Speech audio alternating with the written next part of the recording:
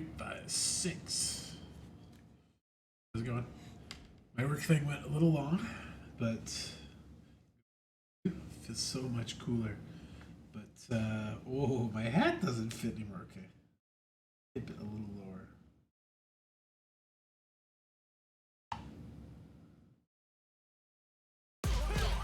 Tight.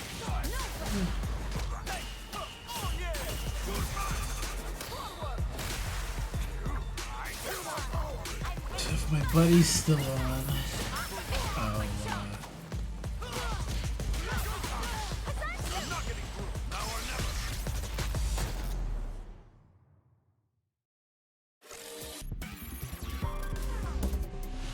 Street Fighter 6.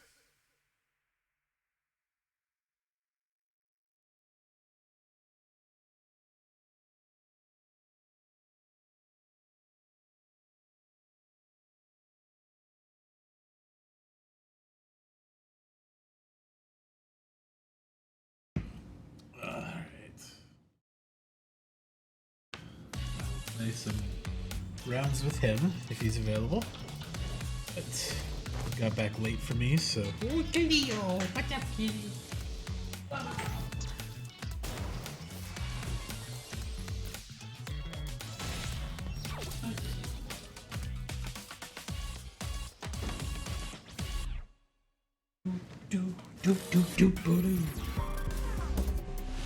Street Fighter 6. See if he's still on.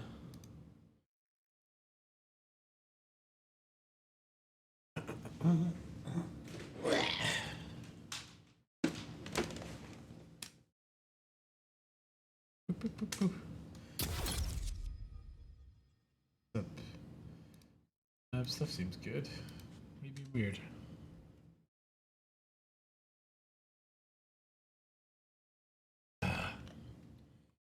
Nice, ice cold water.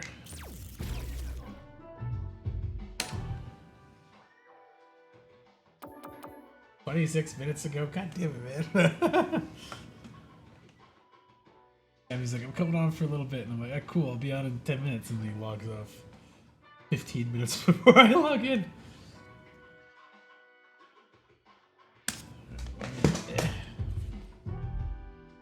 Get cozy. Do I want to just go grind the... Hello, Cleo, hello. Max? Oh, I can just pick stuff.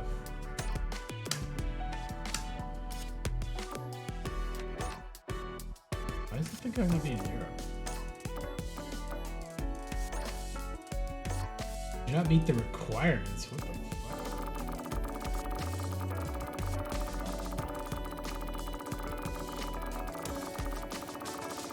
Are there requirements to joining lobbies? Or can I not just join a... The fuck? Join Asia, but I can't join North America?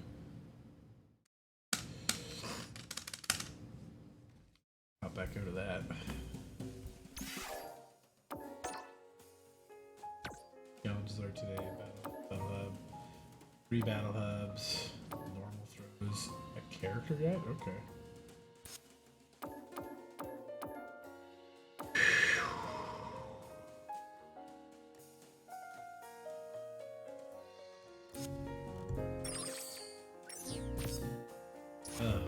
Too many options. Too many different menus. Ah.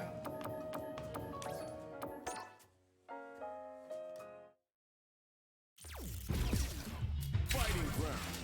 Do the character guide then. Practice. Character guide.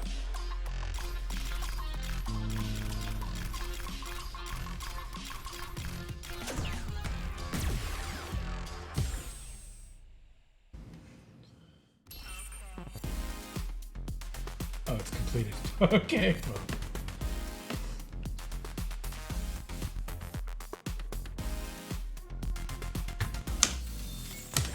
Oh, that was fast. Yeah,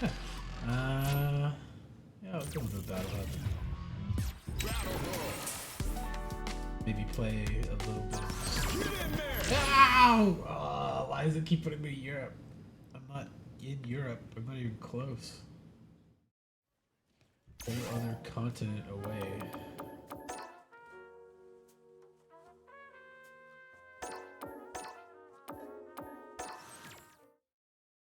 Join this one? I can't join 500? I don't get it.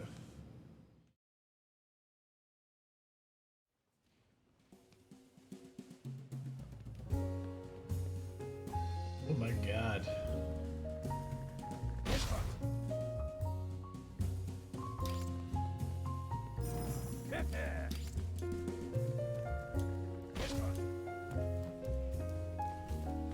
Can I grab somebody with SPD?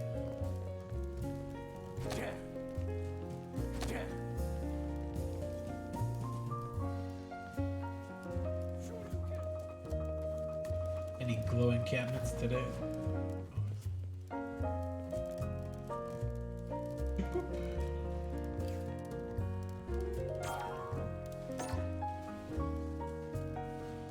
Cammy versus Cammy.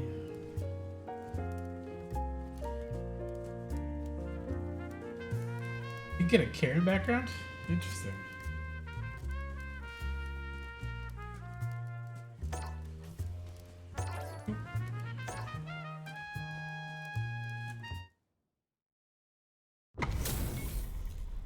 And they've gone for the same character. Neither side's gonna want to lose this one. Fight! What are both fighters plotting? Player 2 pushes the opponent into the corner. And a super activation, looking to score some juicy damage. The super hits, and this looks like it's gonna kill. Taking no prisoners. Good job. Player 2 is the last. Oh. I've merged with this person. Here comes a new challenger.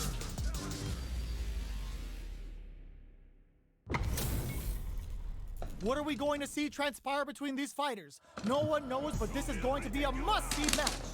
Round 1. Fight! The fight's now underway. This is Vicious with the play-by-play. Blocks the jump in. Lots of aggression from both sides. Gets the jump in. You can open up chances to do big damage by baiting something out, getting that opening, and then jumping in. Gets backed into the corner with pressure building. Sticks the jump in. Sticks the combo. Life lead opens up. Good Player job. 2 Good combo. takes the round like a thief in the night. What else can they get away with?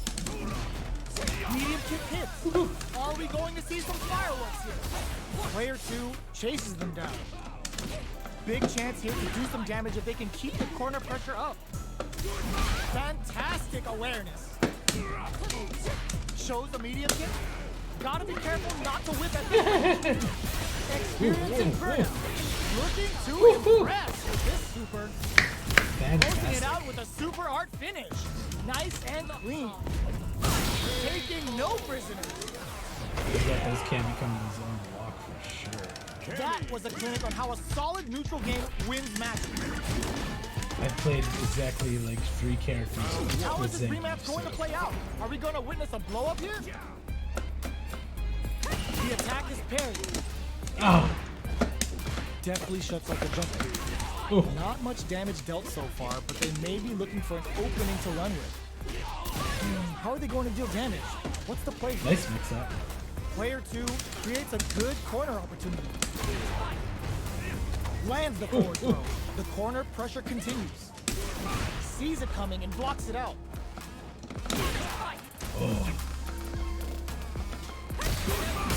Punish counter. This could lead to something big. In a dire situation, they can't afford any goes for the super. Whoop. They were not going to take off. Bad read. Player Bad 2 read. picks up the always important first round. They'll want to keep the ball rolling. Medium kick hits. The next round is beginning. What's gonna happen now? Shows a medium kick. Backs them into the corner in a hurry. Chases them into the corner and will now look to do some damage. Dashes up. Genius reads. Oh, the back and forth reads are unreal. They trade hits. Oh, what Oh no! Good read. can't squander this punish counter count. Oof. Experiencing burnout. Oof. Ends the meter. Hoping for a good return. Oh, that's Question neat. whether this super art is going to kill or not. Like 2-hit combo drive rush, 2-hit combo drive rush, 2-hit combo drive rush, and the super. Very good. Player 2 brings it home. Let's see if they can build themselves a streak. He's got the pokes down on lock too. How is this rematch going to play out? Are we going to witness a blow up here?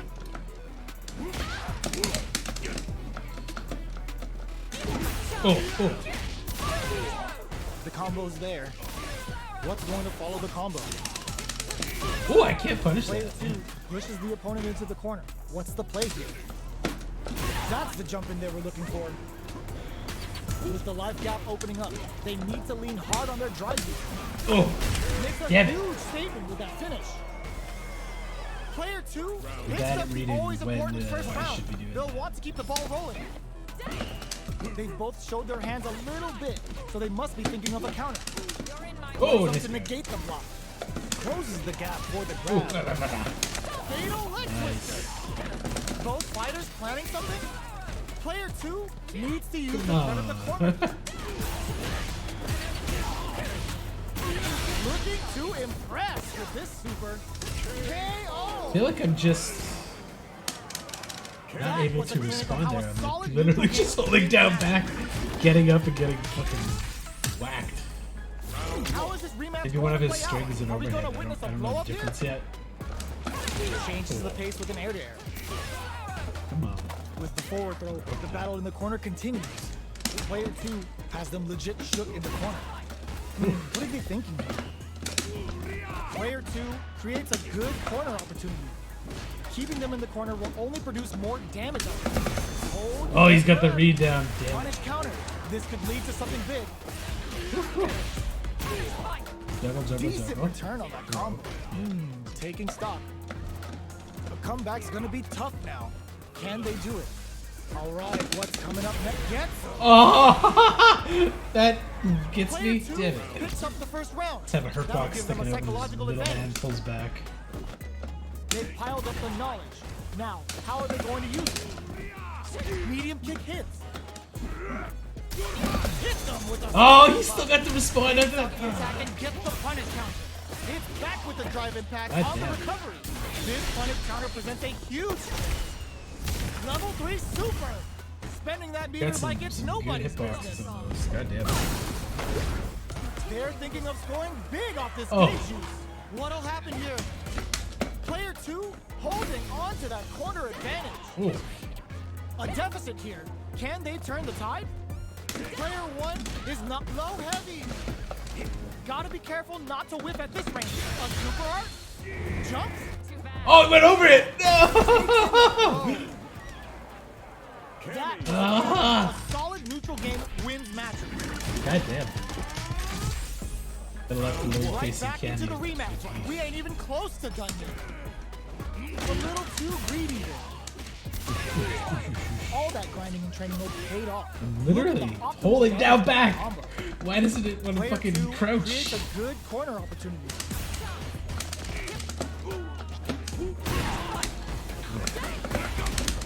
Throw misses. This is a tough spot. This is the range where things get messy. Can they utilize their reach or baiting Oh, the fuck. KO? Player 2 sets the tone with that win. Let's see if they can keep it up. How will they take advantage of everything that's happened up until now? Connects with medium kick. Rushes that off and keeps going. Medium kick hits. Ooh. Knockdown and... Oh, they're in the corner now. No running away. Player 2 holding on to that corner I advantage. can't stand that he Smart has no play good with the jumping throw. for that. Going in. Gets the... It's too much. Oh. That was a clinic on how a solid neutral game wins matches. Gotta let him How stop is this doing what he rematch going to wants. play out? Are we going to witness a blow up here? Goes for the command grab. They gotta escape from the corner before the pressure builds up. Player 2 Fuck has off! them legit shit in the corner. throws them to negate. Oh, All right, what's coming up next? That attack landed for a counter hit. They'll have to get some. Player 2 sets the tone with that win. Let's see if they can keep it up. Got their eye on the air. Doesn't miss a beat. Took him to the corner in a flash. Chases them into the corner and will now he's look got to his do some ranges damage. down so Throws good. them It's forward and crazy. maintains the corner game. Oh, Players experiencing burnout. Uses the gauge for a super art. No question whether this super art is going to kill or not. LOTR. Perfect KO. They were in full control there. That was a clinic on how a solid neutral game wins matches. I want to take a round. I got him close a couple times, but Right back into the rematch. We ain't even close to done yet. fuck. I don't even think I can even bait properly with. Okay, we're in the early stages of the round. Any developments early in the round will set the tone Oh. for the rest of the fight. Deal some damage with that quick combo. Taking stock. Oh, Player 2 is maintaining the corner position for some juicy damage. That's one huge life lead. Is this going where we think it is? So they break forward to pressure the opponent. KO! I'm just throwing shit out now. I don't know Player what 2 works. sets the tone with that win. Kit Kat? Let's see if they can That's keep it up. cute. Okay. They block the overhead and hits them with a Oh no, not 3 hits. Fuck. takes them all the way to the corner with that. Good job here in giving themselves a chance to Ah. win again. Player 2 will need to play it conservative until their drive refreshes. Connect experiencing God. burnout. Player 2 holding on to that corner advantage. I tried to do the overhead flip kick and she just kicked me right out of it. Playing around here. Player 2 is up flawless round. They got him What the fuck's so his leg counter? Well, listen, when you're locked in, you're locked in. That was a decisive win. Give me another one. Yeah. Right back into the rematch. We ain't even close to done yet.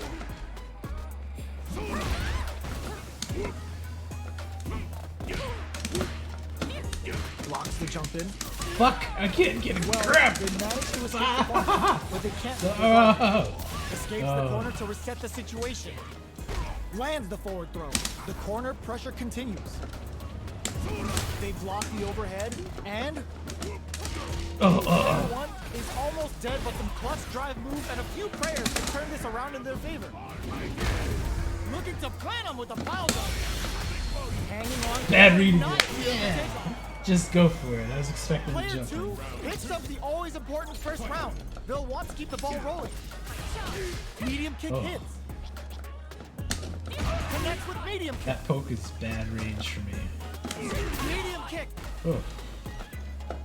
Player 2 can build off this lead. There's been some back and forth, but no one has dominated the fight. Come on with that is throw working shit, with a man. better game. What can they do? Ah, no. Untouchable, impetuous, impregnable, Bananas. and perfect. Player 2 I don't brings need a it big fucking home. thing. I need to see what Let's the see if moves. they can build themselves a streak. Right back into the rematch. We ain't even close to done yet. There we go. Parries the attack, and parrying attack like that is risky, but the reward is the drive gauge building up. Oh, I dashed Player out 1 first. has the life advantage. There's still a lot Why? of If that's supposed to have armor. anyone's match. Oh. Player 2 creates a good corner opportunity. All right, what's coming up next? Life lead opens up. Reads them. I knew that was a throw. Very solid corner switch. KO. Tried to jab out of it. Player 2 picks up the always important first round. They'll want to keep the ball rolling.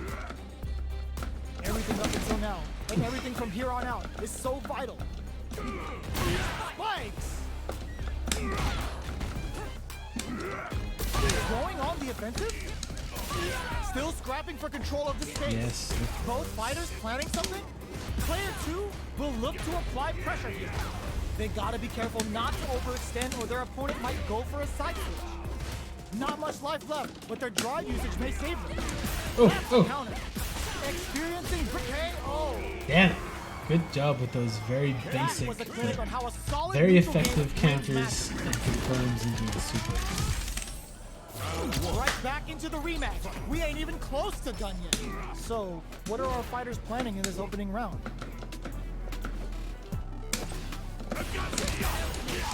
It's the start of the round. How will they start their approach? They gotta escape from the corner before the pressure builds up. Very nice anti-air there. They read their opponent like a book. Consistent anti-air is huge because shutting down the air game will let you dictate the pace of the match much easier. He's got her range so good. Takes the chance to hurt him. Was looking for that jump attack. In a dire situation, they can't afford any mistakes. And that's Damn it! KO. Damn it! Time down. Player 2 on the board first with the win. They'll want to keep the pressure on. They've piled up the knowledge. Now, how are they going to use it? Can't tech the Nice throw. throw. Good work staying in throw range there. But hits them. Oh. Stop and buy. Player 2 holding on to that corner advantage. What's the next move? Jeez, how can they read each other so well? Get out of there with the backdash. Their life is hanging by a thread. They gotta come be on. heavily on their drive moves now. Let's see, play with the grab. Gotta be careful not to. They're going for the super art. No, I missed! Oh, why did it? How did that whip on her? Oh With the no. super. Now that's how you take a Good round. job. There it is. They knew it. Should have went for the air super and just yanked her in the air. Player 2 brings it home. Let's see if they can build themselves a streak. Right back into the rematch. We ain't even close to done yet. Time to get down to business. Oh, the come punish counter for the first hit. They gotta escape from the corner before the pressure builds up. Good job here in giving themselves a chance to gain the upper hand. Player 2 has the life advantage. Taking stock. Neither of them willing to back off. Come on. Slips the grab. Player 1 can't afford to get hit again, but still has a what-up finish. Great. I can't drive believe gauge he gets there. the drive gauge back so Player much when 2 he uses that picks combo up the always literally important all the first time. round. They'll want to keep the ball I rolling. also hate that layer of characters there. They've piled up the knowledge. Now, what? Thunderstorm? Get that stanky footsie out of here. Dashes up. Big Nice, throw. throw, A throw, quick throw. breather. Checks with a medium kick. Player Ah, that was so long recovery. Oh. breaks the block with a throw. Knockdown and player 2 holding on to that corner advantage. Crowns him from above. KO. Player 2 brings it home. Let's see if they can build themselves a streak. Right back into the rematch. We ain't even close to done yet. Oh, Big come on. low reaching heavy. Oh. Throws him. What's next? The move works Damn it. and they get nailed with the punish counter. That's how you capitalize on an opponent's mistake. Get the punish counter by waiting for the opponent to whiff an attack and then strike without hesitation. Player 2 is going to have a hard time managing their drive. How much damage can they deal before the opponent's drive gauge replenishes? Knockdown. Neither of them come willing to back off here. Player 1 is almost dead, but some clutch drive moves and a few prayers could turn this around in their favor.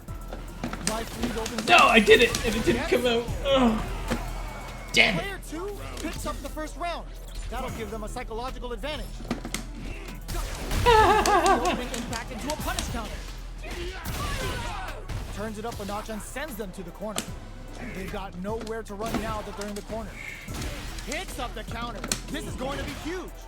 Quick breather. A super art? Player 2 is working with a better gauge. What can they do with it? Going in? Can they keep on him? Hits them with a stop. Oh, come on! Baits out and gets the punish counter. It's a good spot to use the super. The super hits and this looks like it's gonna kill. Locked How did he get to There respawn it is. first out of They that? knew it'd be enough. It's like a perfect Air counter for that. Player 2 took no time to finish that fight. I'm learning your tricks, Cammy. Gotta break your flowchart. Oh, it stopped. Oh, damn it.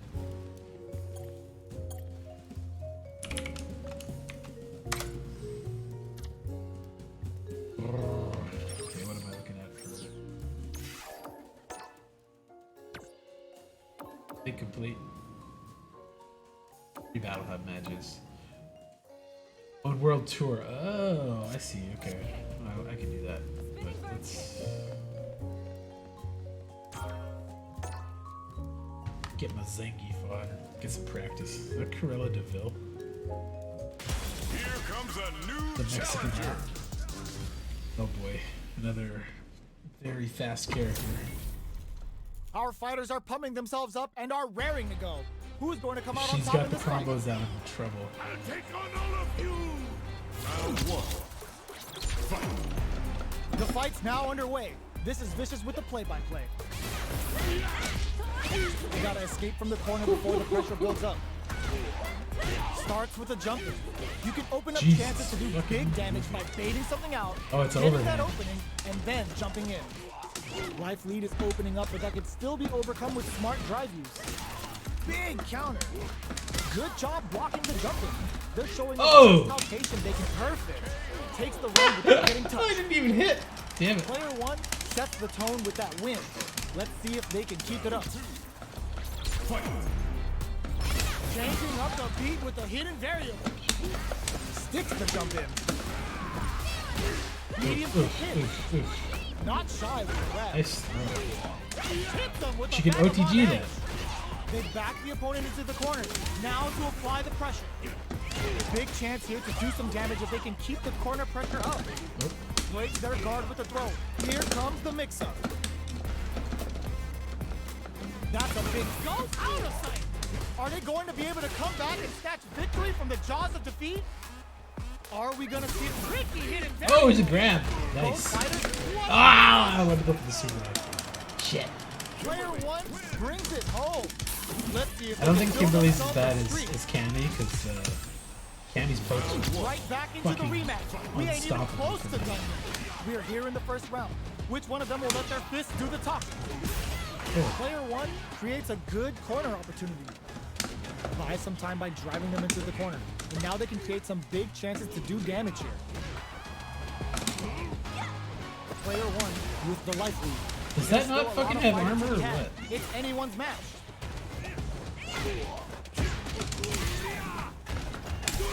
Brushes off the impact. Gets the jump in. I fucking stood block that. God damn it. Reads them. So they break forward to pressure the opponent. Experiencing burnout. Player 1 has completely used all of their drive gauge, but they still have enough punch from behind to pick up the win. They took advantage of every chance. Player 2 with the first strike, but they can't get complacent. Opts to create space to start. Oh, Vagabond and sends them flying. Timely side switch there, which will let him go on the attack. Avoid getting cornered. Plus out the parry. oh, perfect parry. God damn. Big throw. That throw will do some good damage. Player 2 needs looking to impress Oh, God. with this super. Damn it. Start the tune. I'm not dead, am I? I He's don't ready think to so. beast. Bushin Ninja Star Cypher. And this is only the beginning. Their will to win is really being tested here. Time to reassess the situation. Oh, could be the start of Oh. Mainly. 2 hits so Here's the fast. final round. The real fight starts now. Good thing her son is great. Otherwise, it just was not that fun to fight. Corrects them. Final round. Who will the fighting game gods favor here? Oh, come on. Tricky hidden variable. A parry? Player 2 is working drop throw. Good judgment there. They may be planning to spend their drive game here. Finds the target. Jump reads the jump in perfectly. What's next? Cross super hard incoming. Next the counter. Player 1 overhead attack. Arcs it. Connects with the throw. Oh, here we go. Full drive on goes out of Oh, oh, Vagabond forever. oh my god. I guess it's fair that she gets about that much damage in her combo when I could do that with an SPD. Is gonna be watching replays of this one for a while. They really took it down to Because, the yeah, wire. one or two good SPDs It's turn that not around over like yet. most. Let's believe it's time for that run back. Overhead, but it won't work. Doesn't miss a beat. Can't tech the throw. Player 1 chases them down. Keeping them in the corner will only produce more damage opportunities. Oh, Player 2 with a sliver of drive gauge left. They may be in for a tough time. The load doesn't connect. Their life is looking Oh. good. KO.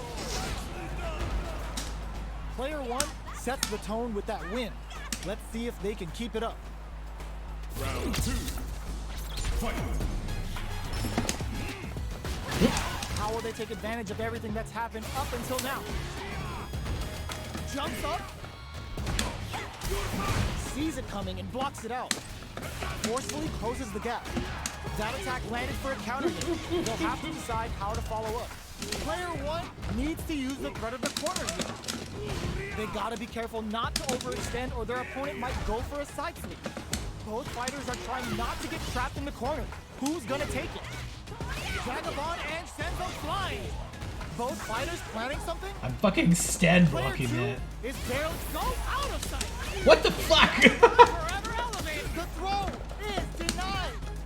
A real test of nerves here.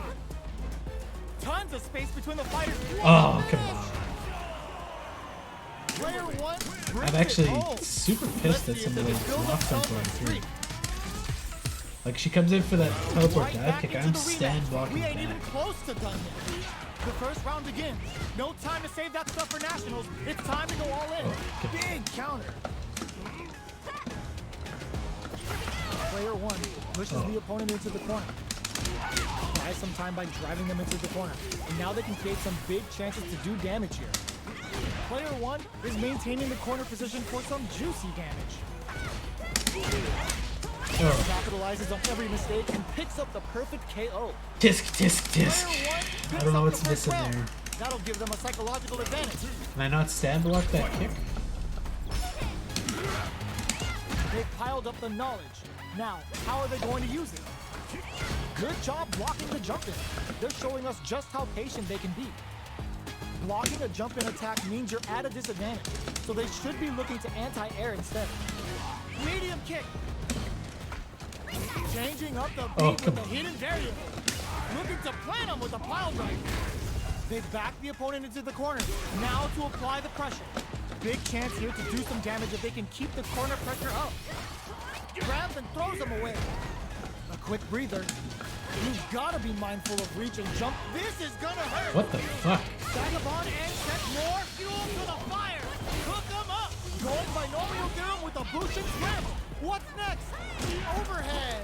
Player 1 can't let this simmer. What a finish. I don't understand why those blocks are Player going 1 through. brings it home. Or how I can't recover out of a Let's see if they can jab build themselves a streak. before getting fucking punished. and Right stuff. back into the rematch. We ain't even close to done yet. The first round begins. No time to save that stuff for nationals. It's time to go all in. Had the radar up and running. Still slugging it out here.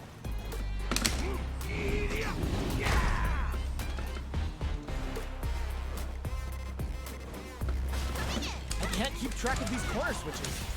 All right, what's coming up next? Somehow pushes back all the way to center stage. Parries the jump in to shut it down. Life Nice. lead is opening up, but that could still be Good overcome with response, smart good drive. reads. Life lead Oh, opens no. up. Player 1 is Getzo. Player 2 picks up the first round. Let me hit a That'll jab. give them a Do a psychological advantage. There it is. Round 2. Fight. Are we going to see some fireworks here? Player 1 creates a good corner opportunity. Huge opportunity here with no way to backdash out of danger. Going binomial theorem with a boost and scramble. Will that super be the turning point? Player 2 is in a pretty good situation with a meter advantage. They're in the corner and the beatdown continues. Fucking do the thing, man. Ups the damage on Jesus. that by opting to go for the overdrive ult. Barely blocks the jump in. Player 2 has the chance to win the round if they can put their drive to good use. Big opportunity in there. We're going into the final round tied up. Which fighter has it? I can't tell if that's OTG or not, or if it like forces a quick stand or something. Nothing but air. Vagabond and sends them flying. Protect your neck. Watch your step. Target combo into forward throw. Oh my God. Laying the pressure on Thick. Crowns them from above. They are in a real battle. Oh, come on! She had to be close enough for that. Elevator. Player 2 over in a flash. Very good job. Player 1 was an absolute beast in that match. I need to learn more They're still about hungry. Seigi. Both sides stepping up What for moves the can do rematch. what. Changing up the beat with the hidden variable. Adds on a bit extra to that to make sure the opponent walks away with a full plate. Was that a good decision? Player 1 has them legit shook in the corner. Taking stock. So they break forward to pressure the opponent. The grab misses. Oh. In a dire situation, they can't afford any mistakes. Adds a little super juice into this combo for more damage. Comes crashing down on. What a finish. Great lead Fantastic. in the life gauge there. Player 1 hits up the always important first round. They'll want to keep the ball rolling. Round 2. The connection's been great the whole match though, so. Ooh, it looks like they're waiting to see what the opponent wants to do first. Player 1 creates a good corner opportunity. They gotta be careful not to overextend or their opponent might go for a side switch. Damn it! Good heads-up decision opting for the drive impact. It's back with the drive impact on the recovery. This punish counter presents a huge chance. Still scrapping for control of the space. Not much life difference. Connects with the throw. Both fighters planning some just go for it at this range. Player comes Ah, come on! Bushin beast. Damn it! Some hot and spicy damage with a Bushin beast. Flatline zone. Jesus Christ. Player 1 brings it home. Let's see if they can build themselves a streak. Oh, you quitting? Come on, man. Let me get to that win. I'm getting closer. I swear.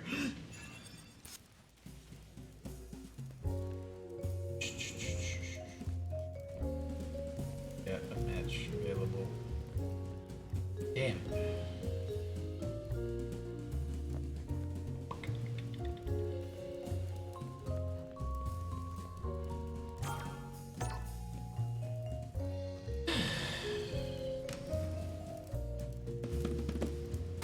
Here comes a new challenger. Right. And I'm facing all the fast characters today. Our fighters are pumping themselves up and are raring to go. Who's going to come out on top in this fight? I'll take on all of you. Most jarring colors. Holy shit. Let's see what they try to do here in the first round. Checking their opponent.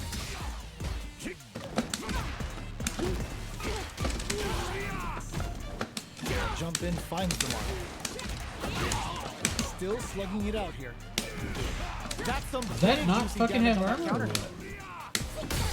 I wonder how both fighters will adapt to what we've seen so far. Starting to sweat a bit. Somehow pushes back all the way to center stage. Nice tech. Good job blocking the jump in. They're showing us just how patient they can be. With the life gap opening up, they need to lean hard on their drive usage. So they break forward to pressure the opponent. Throws them. What's next? Going in? Oh, got No! I hit them to put blocks Player on them. one Maybe that's just takes the a bad round like a idea. thief in the night. What else can they get away with? Brushes that off and keeps going. Looking to plant him with a pile drive. Player 2 has a slight life lead. There's been some back and forth, but no one has dominated the fight. Their spacing is so on point right now. But who's gonna blink first? Both fighters have a full super meter on deck. The winner will be the one who manages it best. Player 2 needs to use the threat of the corner. This Shit. is gonna be bad news. Go, starts to pry them open. A quick breather. I jump. Oh, Holy the shit. throw connects. Closing moments of the match. One hit's gonna do it. Looking for a hole. They're low on both life and Oh, life. nice. They both decide to ease the tension that Oh, way damn it. I've ever seen. Couldn't get this. I can't get the air super. Brings it home. Let's see That's if they can frustrating. build themselves a streak. Can I not do it on wake up? 'Cause I It's feel not like I over should. yet. Best believe it's time for that run back. Box him with a target combo. Well, they managed to escape the corner, but they can't let their guard down. What's the play here?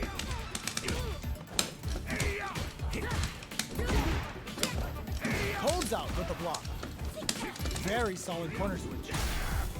Life lead is opening up, but that can still be overcome with smart drive use. Life lead opens up. Sees it coming and blocks it out. Impact's a no-go. Switches it up. Does a good job of pushing back.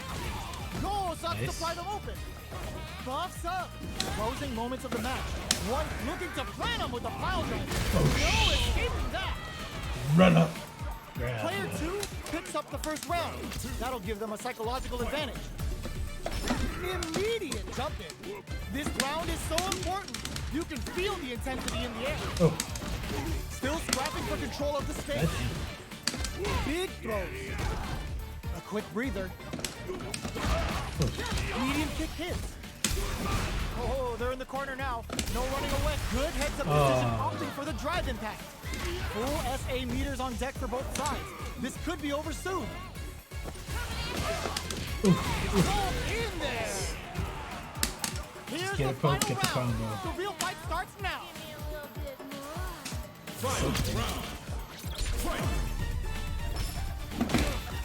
Medium kick. What? Thunderstorm? Get that stanky footsie out of here. Player 1 took that round comfortably. No need to bring out the big guns yet. An explosive move like this is why you play Zangief. Buckle in. We're going for a ride. Player 1 needs to take advantage of this gauge disparity. Turns out. Player, yo, critical art now. What'll be the plan here? Back into the corner. What a finish! I wasn't sure if I could get a throw into that, so I figured I'd just go for the hit. Fight for that one. No shortage of drama. It's not This is over not the yet. most absurd Best jury believe stuff it's I've time seen, for that so- run back. They're trading attacks. Impact's a no-go. Blocks the impact, but they're still pushed back. Neither fighter wants to get stuck in the corner as they continue to duke it out mid-stage. There we go. A dangerous range here. You don't want to get jumped on a long recovery move or you're going to eat tons of damage. Heading into the end game now. It's getting tense. Oh Opt for the shit, road to that would close be it the out. end. Player 2 takes the round like a thief in the night.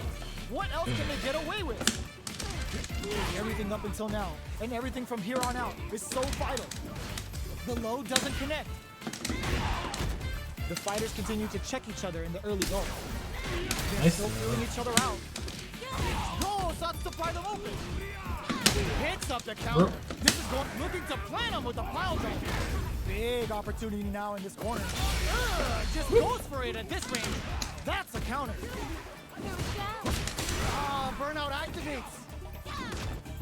Medium kick hit. All the throw connects. Kaboosh. Big throw. Oh man, this is a scary. What? Ah, I tried to go for the tundra Here's the again. final Damn round. it. The real fight Maybe starts I'm being now. too cheeky with that. Rules them out on top. The low kick hits. Shows the medium. Both players look for something to work with, but neither are getting the opening they want. They're waiting for the opportunity to bust this match wide open.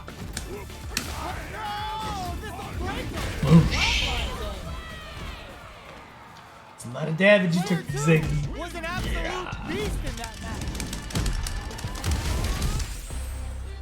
They're still hungry. Both sides stepping up for the rematch. That's a Oh. counter.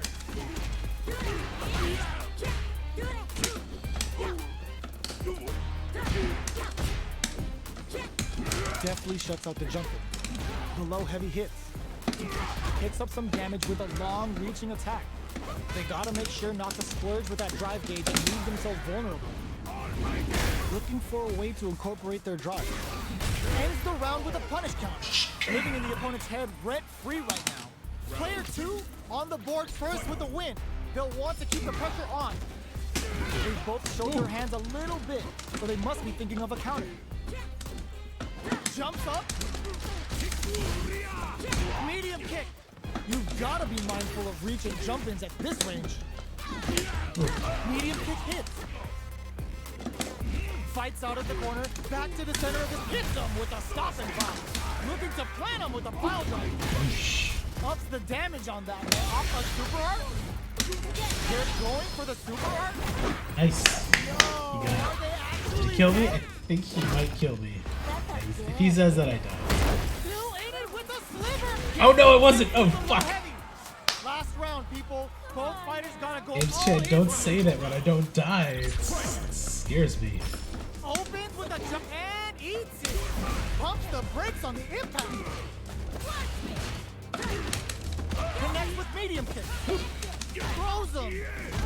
That throw will do some good damage. Player 2 is working with a better gauge. What can they do with it? Looking, meets them air. Oh, Next with the throw. Okay, here we go. These guys are not giving each other any time. Will the super art do anything? Damn! Just look at the damage. Oh, putting the cherry on top. oh. Final push at the end paid off in spades. When you have a chance to finish things, you gotta take it. Player 2 gets the win in a convincing I'm not fashion. doing good with saying. But a win's a win. Take it. Not over yet. Best believe it's time for that run back. Overhead, but it won't work.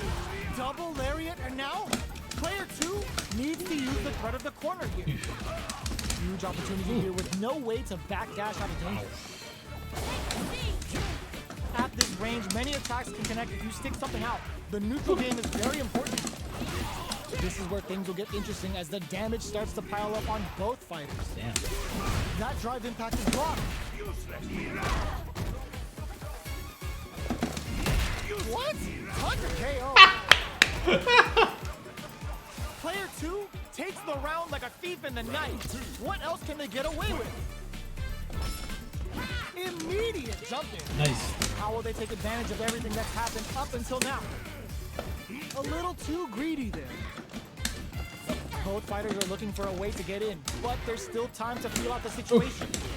Oh. They're waiting for the opportunity to bust this match wide open. Not much. What? doing that? Thunderstorm? Get that stanky footsie out of here. They're facing the low. Gotta do better than that. Jumps in, hits him with a stop and pop. Through pile driver. Oh. There's no what a finish. He's not using Jury's Player moves 2 here. brings it home. He's got the Let's back see if kick they can build themselves to a streak. swat away pokes. And charge up Right for back into the full rematch. zone. We ain't even close to done yet. Big low reaching heavy. Can't catch Nice the throw. throw. They can open up this round big by converting this punish counter. That's your teaching. You can't just throw out moves. Ooh, will they hit, whiff, or even charge in? Down to Oh. the wire. I didn't even mean to do that. That was just bad They reaction. gotta escape from the corner before the pressure builds up. Good job here in giving themselves Ooh. a chance to gain the upper hand. Nice tech. Oh. In a dire situation, they can't afford any mistakes. Well-timed corner switch. Threads it. He's clean. got that walk away kick Player down 1 very takes well. a round like a thief in the night. He's What learning. else can they get away with? How will they take advantage of everything that's happened up until now? Medium kick. Picks up the counter. This is going to be huge. grabs and throws him away. Takes advantage of the hesitation and gets some good damage in return. Player 2 will look to apply pressure. Finds the target. Both fighters planning something. Life lead is there. Oh. Finishes with the throw. Here's the final round. The real fight starts now. Shows a medium kick. What? Thunderstorm? Get that stanky footsie out of here. The low. The next with the Nice throw. throw. Wow, sat and waited for this opening. Good But his reaction. body sets the table. Nice. That's not gonna kill, but it'll put him in a This good would spot. really tip the scales. That felt good, didn't it? Lands the super. No, this will break him. Player 1 is in a very good spot now. The low kick hits. Oh my God, they just choked it up. Both fighters are hurting. Uses their drive gauge.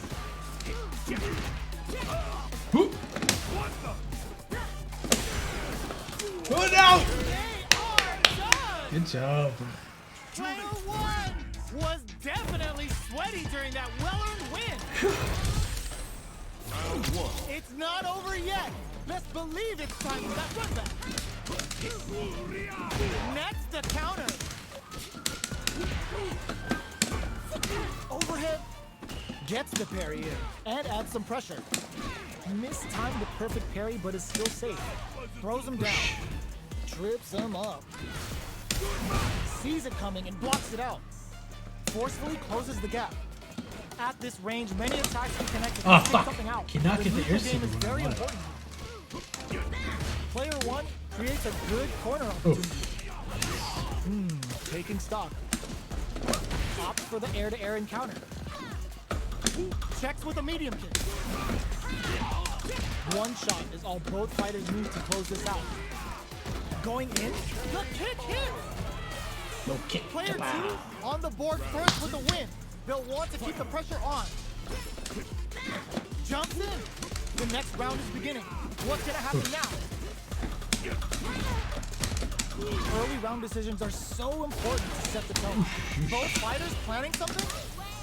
Risky up-close scrap still going. Knockdown and player 2 needs to use the threat of the corner here.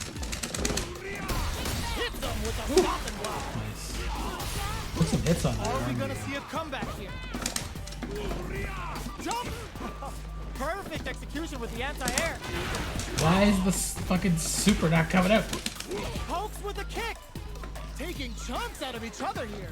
Even the oh, yo, Ross super here. Puts the blood up finish. He ran into that. He didn't know how to deal Player with it. 2 brings it home. He's Let's doing see good, if but they I can build don't know if themselves he a knows how to streak. use projectile. Right He's back gotta into the learn. rematch. We ain't even close to done yet. Ooh, it looks like they're waiting to see what the opponent wants to do first. Can't take the throw. Steps in for the throw. Ooh, will they hit, whiff, or even charge in? Tricky territory here. Will they incorporate that full drive gauge they have into their game plan? Knockdown. Neither fighter is willing to back down from this exchange.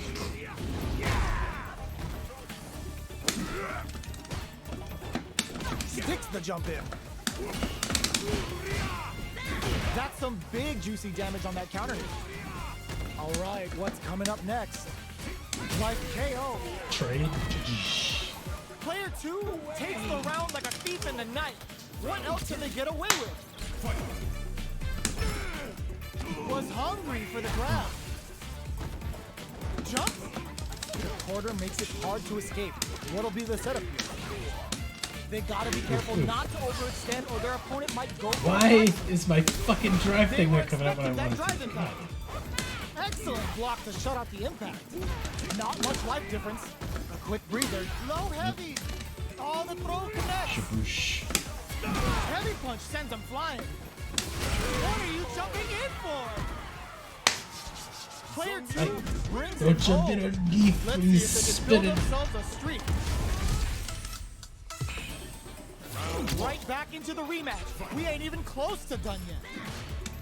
Medium kick hits. Gets the jump in. Holds out with the block. Neither of them willing to back off you. All right, what's coming up next? A little too greedy there. Heading into the end game now, it's getting tense.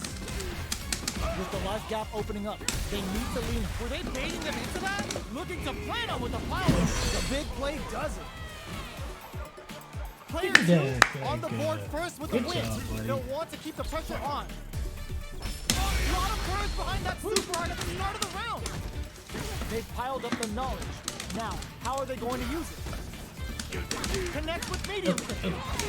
Go, sucks to pry them open. Still scrapping for control of the stage. Big stage blows.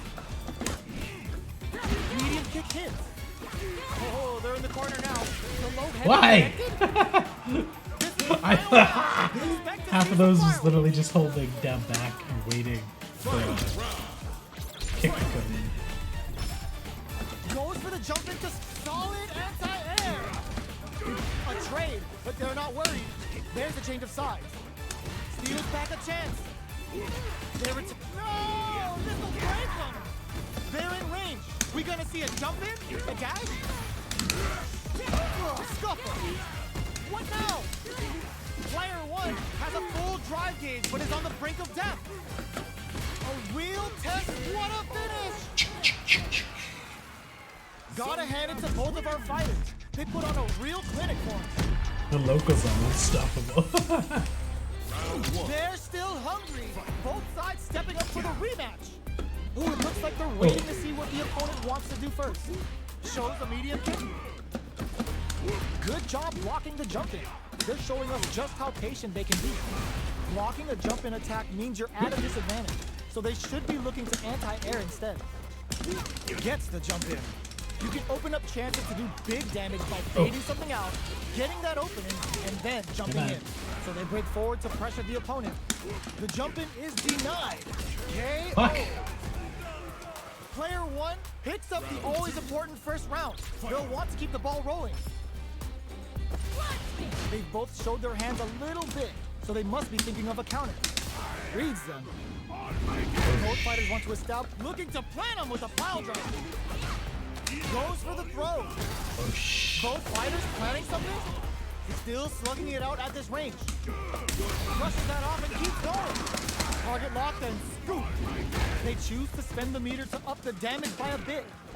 Hugs nothing but air. Low heavy connected? This is the final round. Expect to see some fireworks. Final round. Fight! Checks what finds the target.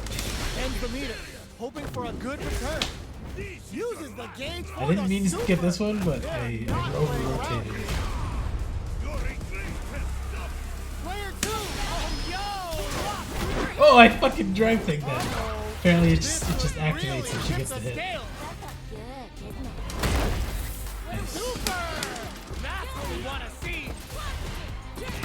Scuffle. Come on, man. Oh, the throw connects. Noticeable life lead is a comeback still connects with the throw. Player one is in a very good spot. Oh, they got him. Player two was definitely sweaty during that well-earned win. Give me 2 more. They're still hungry. Both sides stepping up for the rematch.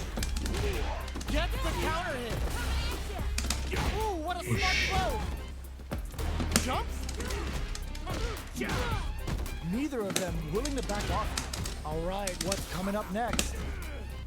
The command grab doesn't make it. We've reached the midway point of the round, and both fighters are at about even life. Player two chases them down. Oh. Medium kick.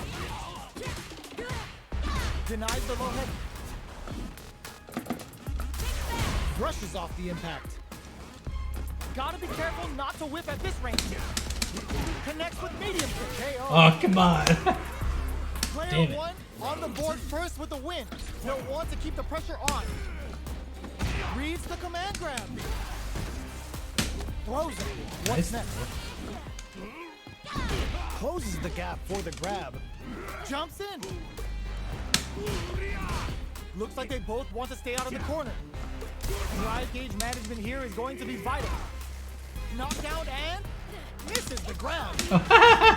3 whips on the ground. Air throw. Nice. Jumps. A quick breather.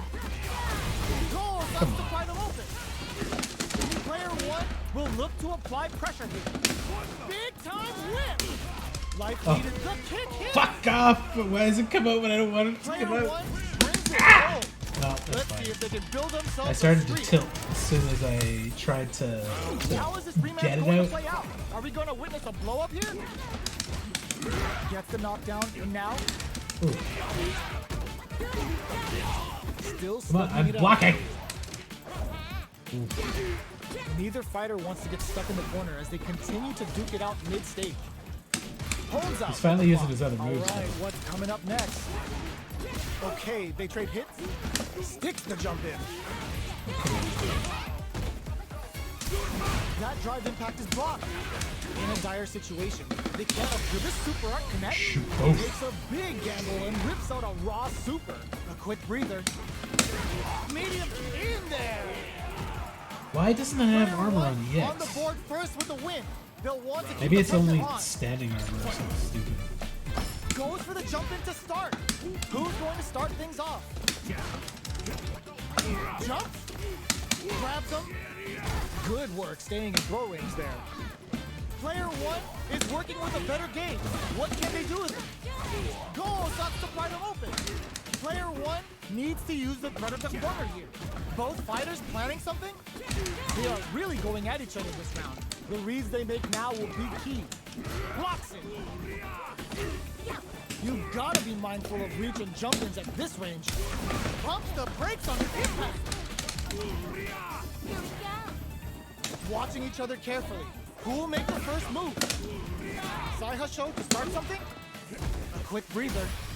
Medium kick, low heavy. Just go for it. What are you jumping in? Splash! Here's the final round. The real fight starts now. Jury has projectiles. You should use them. Harry connect. Knockdown. Here comes the mix-up. Oh, the throw connects. Big throws. Player 2 has a slight life lead. There's been some back and forth, but no one has dominated the fight. They trade hits. Across nothing but air. Amazing. Drops that off. Oh! Player 1 is in a very good spot now. A real test the low. Both sides getting ready. Oh, not dead. Here to avoid that huge chance. Are you kidding me? Player 2 really had to fight for that one. No shortage of drama. He's learned a little bit. It's not over yet. Let's believe it's time for that run back. Whoa, you didn't learn about that armor. I guess it must be high armor. Jumps in. Whiffs the throw. Good job blocking the jumping. They're showing us just how patient they can be. Player 2 chases them down.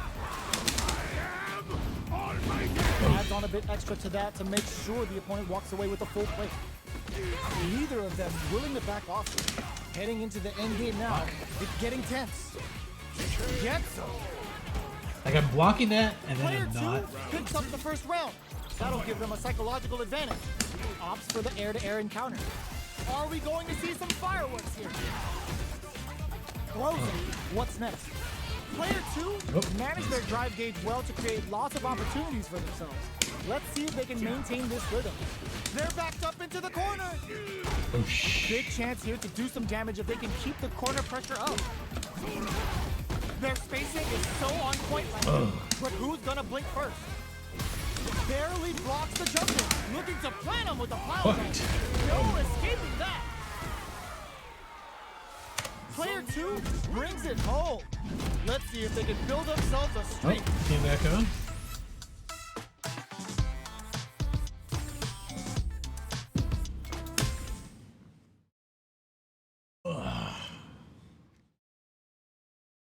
Play a little bit with Dylan.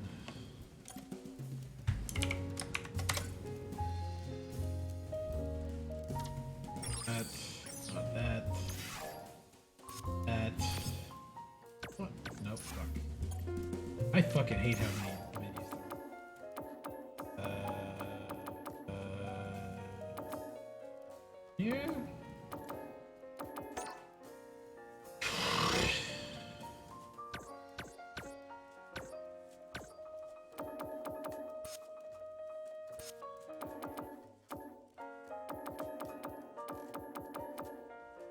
I'll fucking get it. Oh, the invitations. There we go. Okay.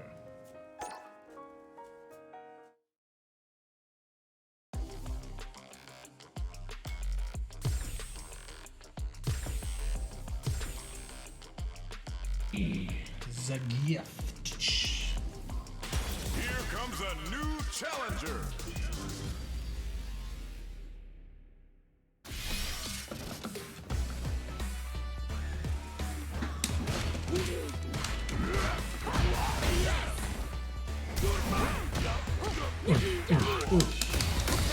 Oh.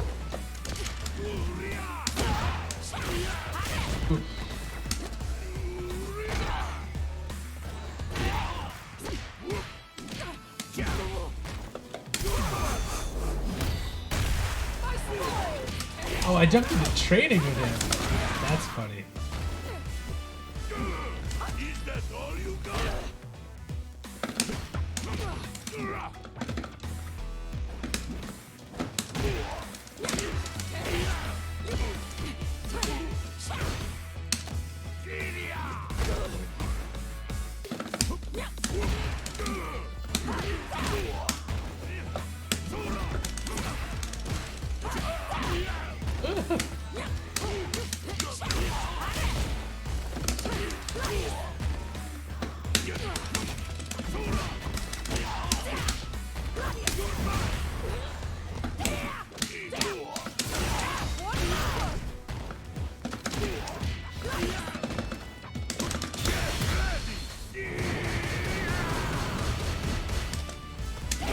Oh.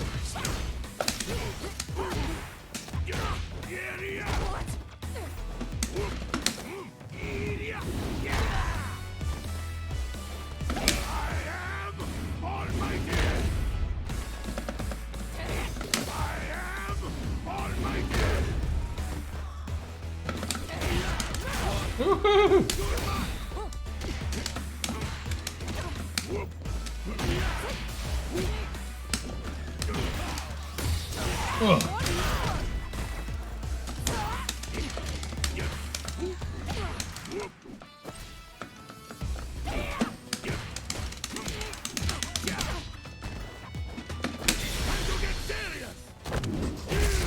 This is your last try. Let's go. Your great test done.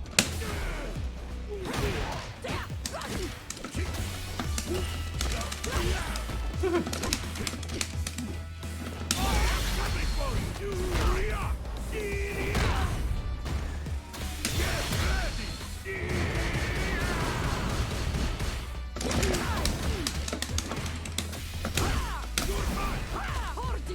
Oh. Where are you going? Oh. Sweet dreams!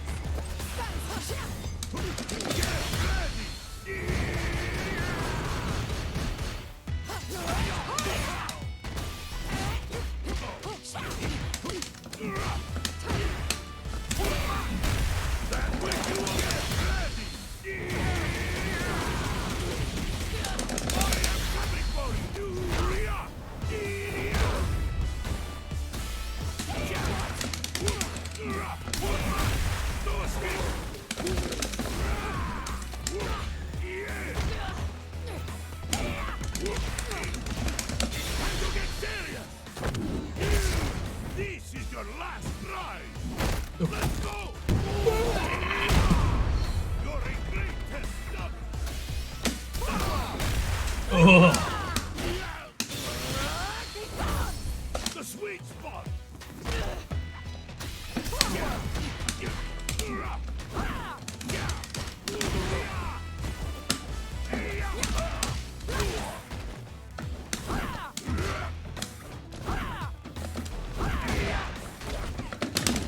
Fuck.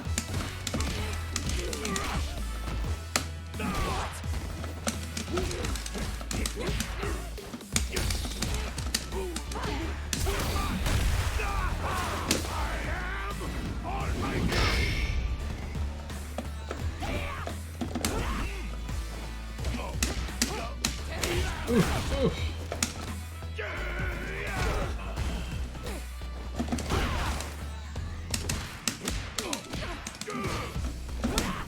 I've got you!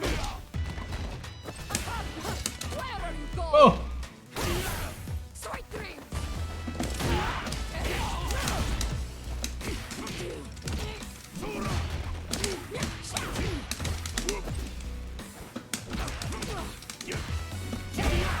Oh!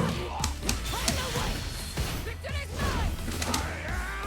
On my game!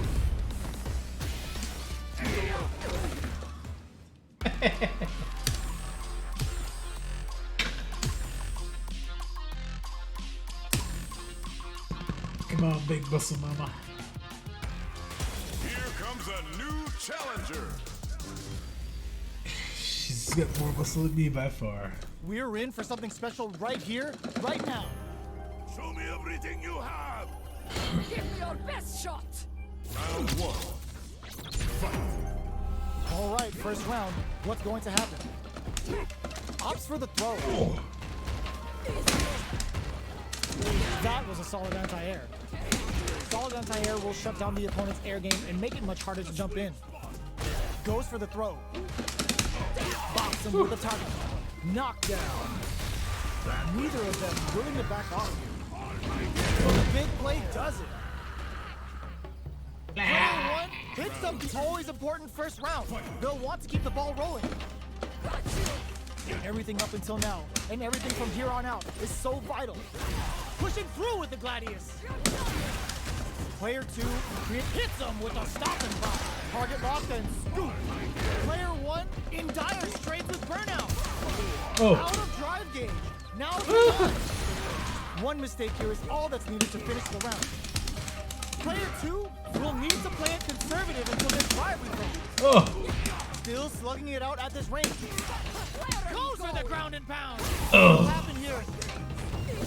What a finish! Nice kick. Here's the final round. The real fight starts now. Opens with, oh my god, they just choked it up. That's a counter. Cross-up attack. Excellent jumping. Plenty of health, full gauges, let's go. Rails them with the Gladius. Big time whip. Looking for a hole. Oh, putting the cherry on top. Hugs nothing but air. Connects with the throw. Oh, here we go. Drive in fact misses. Screw pile driver. There's no escape. Ugh, puts a bit of stank on that with an overdrive arc. Big, this can lead to some big damage. Ugh, take a seat. I called it. I called it. Oh! I've Forgot seen a about lot that of last fights hit. in my day, but nothing even comes close to this one.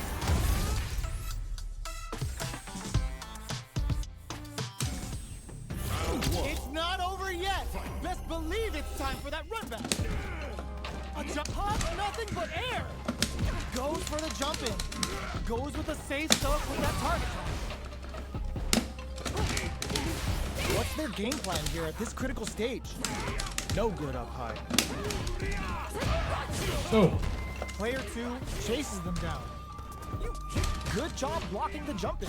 They're showing us just how patient they can bait out the attack and get the punish counter. Looking to plant them with a pile driver. Knockdown. Player two can't use any more drive without burning out. Ooh! Ooh. Closing moments of the match. One hit's gonna do it. Gets the Ah, win. damn. They're so good at whip punishing. Player two wins the first round and is now riding a huge wave of momentum. Reads the command grab. Big, low, reaching heavy. Uses a long-range attack there to zone them perfectly. Player one needs to use the threat of the corner here. Oh, not too eager. Smart play with the throw. In with the phalanx. This is gonna hurt. Noticeable life. Oh, no. Sneaks in the throw. Player two brings it home. Let's see if they can build themselves a streak.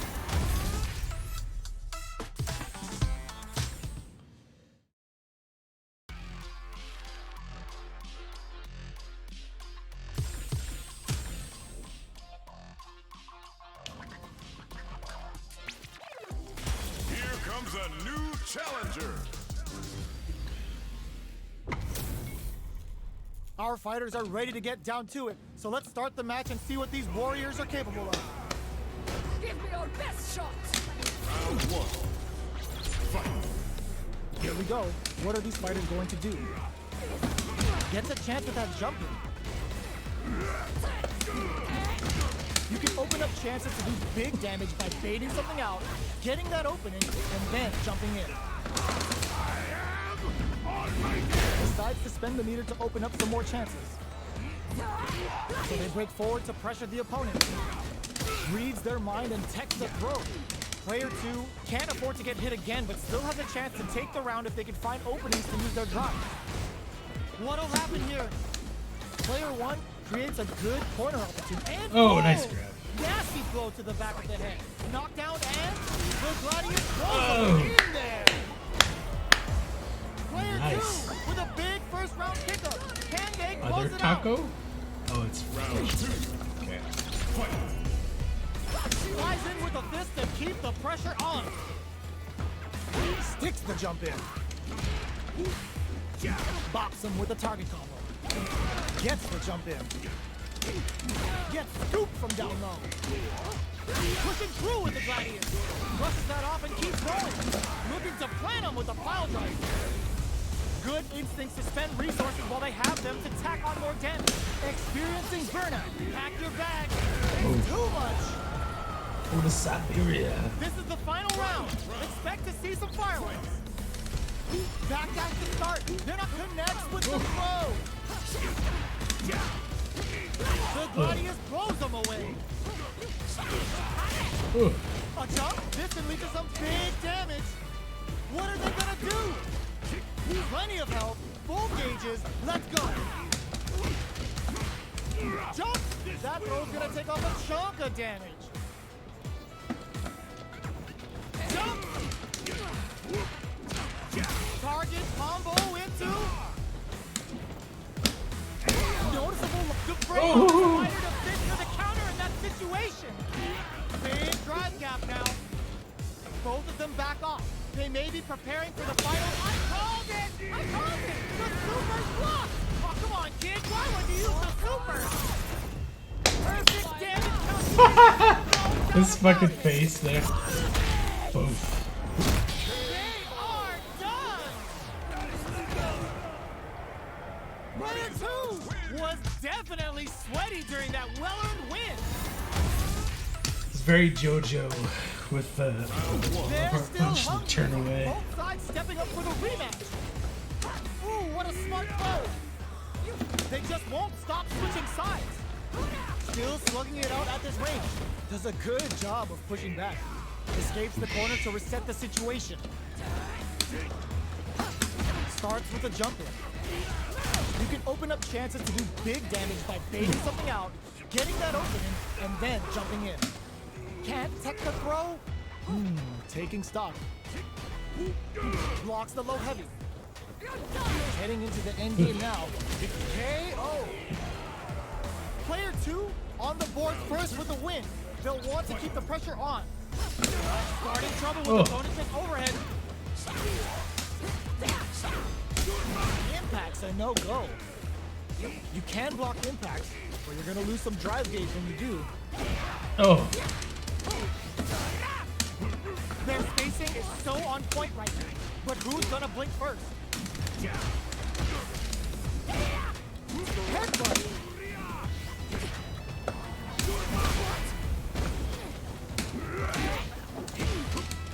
Low heavy, but no go. Hug nothing but air. We're at a standstill, but we may see an eruption soon. Players, this is gonna hurt. Fuck. Ooh, what a smart blow. Gotta be careful not to whiff at this range. Almost no drive gauge. There's a burnout. Raw super hard incoming. In there. Oh.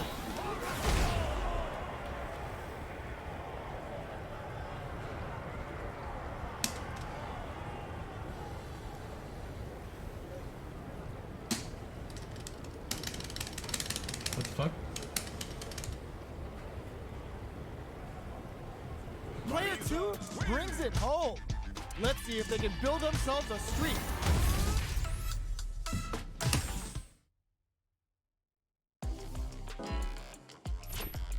Let me.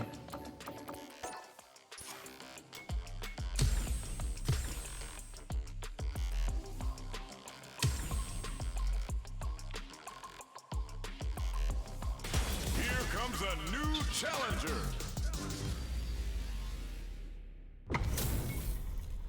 This isn't about just winning the match. Pride and bragging rights are at stake here. Fucking Both fighters purple will need to people bring their in there. A game to the table. Round one. Fight.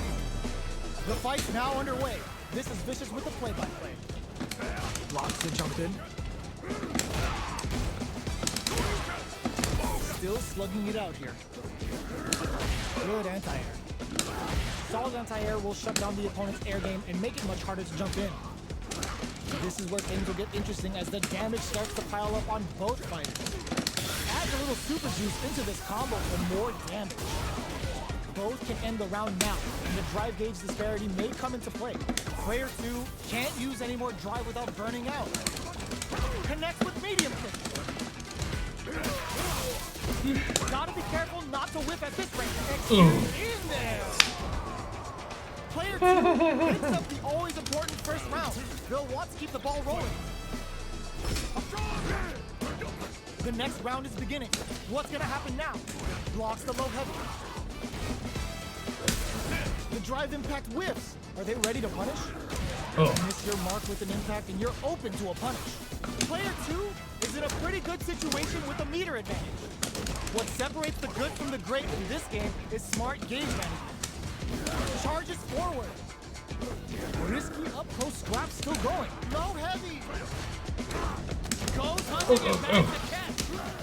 Can they create an opportunity for drops of hard? Pokes with a kick. What a finish! Player 2 brings it home. Let's see if they can build themselves a streak. Right back into the rematch. We ain't even close to done yet. Jump. The low kick is blocked. Definitely shuts out the jump. Player 2 has the life lead. They've got a small life lead, but it's not over. On dangerous turf. Easy to get tagged at this range. That drive impact is blocked. You can block impact, but you're gonna lose some drive gauge when you do. Life lead is opening up, but that can still be overcome with smart drive use. Hits with the overhead. Holds out with the block. The grab miss KO. Player 2 on the board first with a win. They'll want to keep the pressure on. They've piled up some knowledge. Now, heats it up with a combo into super. How is this round going to develop? Shows a medium kick. Nice vertical roll there. Charges forward. Backstep rolling attack. Denies the jump in. Player 1 is in a pretty good situation with a meat. Reads the jump in perfectly. Like low heavy. Light lead is there, but still anyone sneaks in the throw. Player 2 brings it home. Let's see if they can build themselves a streak.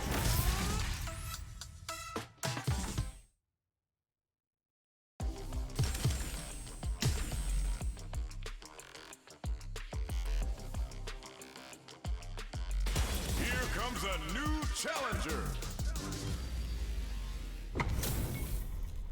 They're all fired up. We're almost underway. Let us begin. Showtime! Round one. Fight. Here we go. What are these fighters going to do? Throws him down. Steps in for the throw. Goes for the fireball. Jump in, finds the mark. You can open up chances to do big damage by baiting something out, getting that opening, and then jumping in. Gets the jump in. Knocked down. What's their game plan here at this critical stage? Life lead opens up. Reads. Oh, fuck. Ends the round with a sick combo. Amazing. Player 2 takes the round like a thief in the night. What else can they get away with? Jumps up, blocks the ambiguous crossover. Medium kick. Goes for the jump in.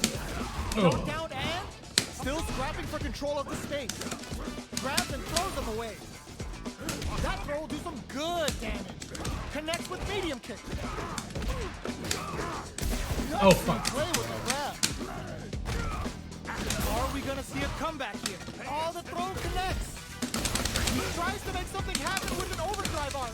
The low drop. Drives in fact misses. Low heavy, but no go. Player 1 is in a vet burns the game on the super. Dashes out the cage right there. Player 2 can't use any drive moves. Denied. Locks him out. Breaks through with the throw. Player 2 was an absolute beast in that match.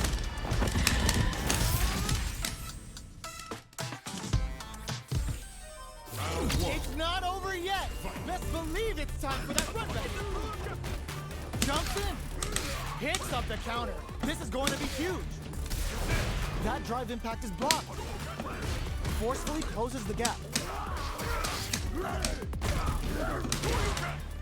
What's their game plan here at this critical stage? Knockdown. Somehow pushes back all the way to center stage. Life lead opens up. Taking stock. Player 1 is almost dead, but some clutch drive moves and a few prayers could turn this around in their favor. Where's their opening? Both fighters planning something? They decide to hang back and rethink their game plan.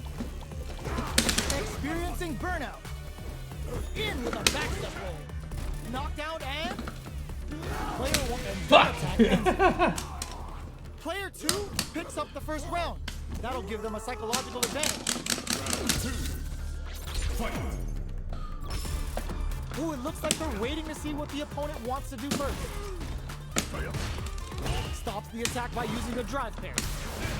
Mistimed the perfect parry, but is still safe. That attack landed for a counter hit. They'll have to decide how to follow up. Taking stock. Looking for a chance. Backstep rolling attack. The low heavy is denied. Hits with the overhead. Player 1 can't use any drive moves without burning out. They are really going at each other this round. The reads they make now will be goes and bags a catch. What'll happen here? You've got to be mindful of reach and jump-ins and face out the low kick. So little life gains are about to get wild here.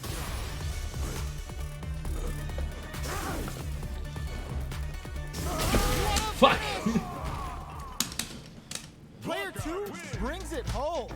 Let's see if they can build themselves a streak.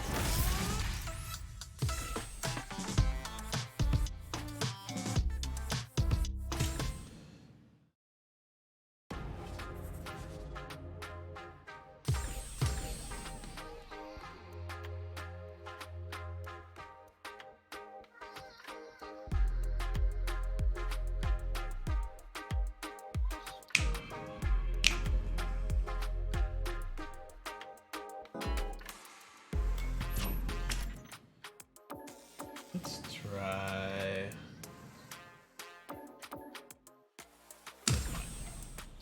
Honda versus Ryu. Japan versus Japan. Here comes a new challenger. This is gonna be a 5-star match. Get ready for history to be made. I'm number 1. Round 1. Here we go. What are these fighters going to do? Checking how their opponent reacts to Fireball. Saw that low heavy coming. It's the start of the round. How will they start their approach? They get the distance they want. Let's see their approach. The fighters take a step back to reassess. Time for a new game plan. Will they incorporate that full drive gauge they have into their game plan? What are they thinking here? Maintains composure and pushes out of the corner. Gets out of the corner and creates some distance. Jump in, finds the mark. Taking stock. Checks them with the projectile. Player 2 can't afford to get hit again, but still has a chance to take the round if they can find openings to use their drive. Knockdown. Hits with the overhead. Player 1 will have to fight back here without any drive. Their spacing is so on. That was a well-placed projectile. Player 1 picks up the always important first round. They'll want to keep the ball rolling. Checks with a medium kick. Underhand slap. Slow escape. Jeez, how can they read each other so well? Pokes with a medium kick. Shoots off a fireball up close. Knockdown, and they may be planning to spend their drive gauge here. Player 1 needs to use the threat of the corner here. Scrapping it out up close. Super hard on deck for both fighters. Ooh, what a smart close. And whiffs. They're wide open. Manages to block the jump in attack. The bull's over. Okay, here we go. What are they gonna do? Medium kick into. Drive it back, misses. They gotta do better than that. Both avoiding the wall like a plague. Hit them with a quick low kick. Player 1 was an absolute beast in that match. They're still hungry. Both sides stepping up for the rematch. Manages to block the jump-in attack. From up above. Hits with the overhead. Lots of aggression from both sides. Big counter. Takes a trip. Player 1 chases them down. Tries to keep the pressure on the opponent by zoning with fireballs. Knockdown. With the life gap opening up, they need to lean hard on their drivers. They're taking stock. The jump-in is denied. Gets the parry in and adds some pressure. Uses the parry. Lethal throw. Oh. Can't let him close in like that. It's too much. Player 2 picks up the always important first round. They'll want to keep the ball rolling. Butt smash. Who's going to start things off? Projectile to try and change the situation.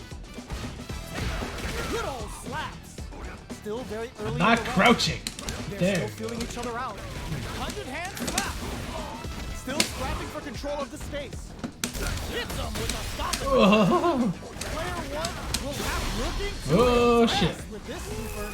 Might be Get dead. ready, because it's time for the final bout. Cashes out the meter to get a ringside seat. What'll happen here? Overhead. Tries to act quickly, but with the attack. Player 1 is not in a good place held in. That's what happens when you capitalize on all of your chances.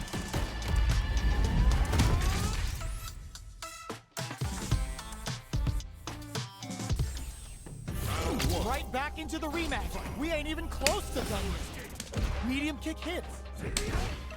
That's some big juicy damage on that counter hit. Deals some sick damage there in exchange for some meter. Was that a good decision? Tries to throw but doesn't connect.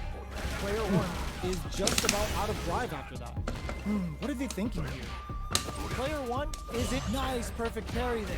What'll Oh, they I do can't next? fucking Throws parry it. that much. What's next? Heading into the end game now. It's getting tense. With the life gap opening up, they need to lean hard. Delivers the pain right to their doorstep. KO. Player 1 picks up the first round. That'll give them a psychological advantage. 100-hand slap. The low heavy's blocked. Gets the parry in and adds some pressure. Are they trying to bait a throw? They may have something up their sleeve. At this hits them with a stopping block. Show of force. Both fighters planning something. Dashes up. Good old slap. Side switch in the corner. Going in. Sets up with the jump in. Player 1 finds the target. Opts for the critical art. This is going to hit for a critical art. You gotta imagine that not only gonna wreck their life bar, but also their nerves. Big gauge difference here, and both fighters are almost done. Judgment goes unpunished. Easy This is punish. the final round. Expect to see see some fireworks. Final round. Fight! Open, nothing stops this train. Who will come out on top in this final round? That combo did decent damage. Just goes for it at this range. Quick medium poke. Baiting out the low kick. Not over. Yes, sir. There's a burnout. Solid anti-air. The low kick hits. Overhead. Oh my God, they just bumped it up. Reads the jump in perfectly. Throws up a bump. Hits them with a quick low kick. Player 1 was an absolute beast in that match.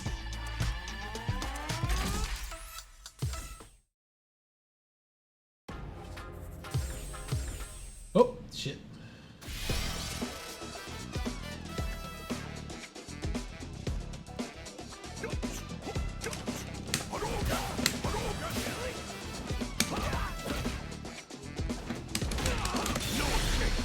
Oops, that's not what I wanted.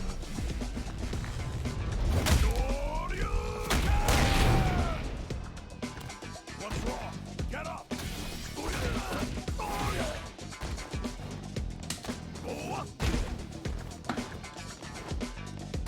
Here comes a new challenger. Our fighters are pumping themselves up and are raring to go. Who's going to come out on top in this fight? Prepare yourself. Round 1. Fight! Let's see what they try to do here in the first round. Checking their opponent. This is a good range to test the opponent's reaction to fireballs. Trying to control their opponent here from a distance. Uncomfortable space here. Can they clip each other on the edge? Both sides have full drive and plenty of health. Let's see how things open up. Will they use their drive to break through or to turn up the heat? No good up high. Blocks the jump in.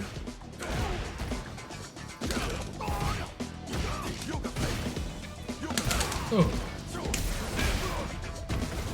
Player 1 creates a good corner opportunity. Taking stock. The jump in is denied. Can't tech the throw. Knockdown. Life lead opens up. So they break forward to pressure the opponent. Medium kick. Shows the medium kick. Next hit will end the round. Fights out of the corner, back to the center of the stage, finishes it with the anti-air. Player 1 takes the round like a thief in the night. What else can they get away with? Starting off with fireballs right from the get-go. Long low attack hit. Sees it coming and blocks it out. Forcefully closes the gap. Who will gain control of the match in the early going? Gets the jump in. You can open up chances to do big damage by baiting something out, getting that opening, and then jumping in. Big opportunity coming. Hit them with a Oh! Inferno to turn up the heat. Now, can they finish the job? Watching each other carefully. Who will make the first move? A super art? That's not gonna hit. Turns out. Ooh, what a smart throw. Both fighters planning something? Life lead is there, but flatlines them. Player 1 brings it home. Let's see if they can build themselves a streak.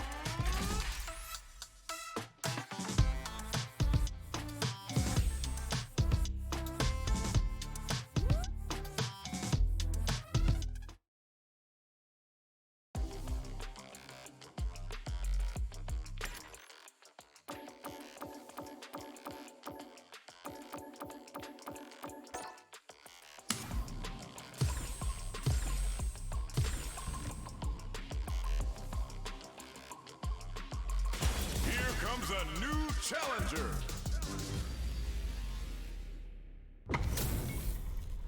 We're in for something special right here, right now. Here's to a fair fight. Prepare yourself. Round 1. Fight. The fight's now underway. This is Vicious with the play-by-play. Starts with a jump in. Okay, we're in the early stages of the round. jump in finds the mark. All right. Throws a fireball here, maybe as a simple zoning strat. Are they trying to beat out the jump? What are these fighters thinking now? Trying to read each other here? Feeling out the spacing.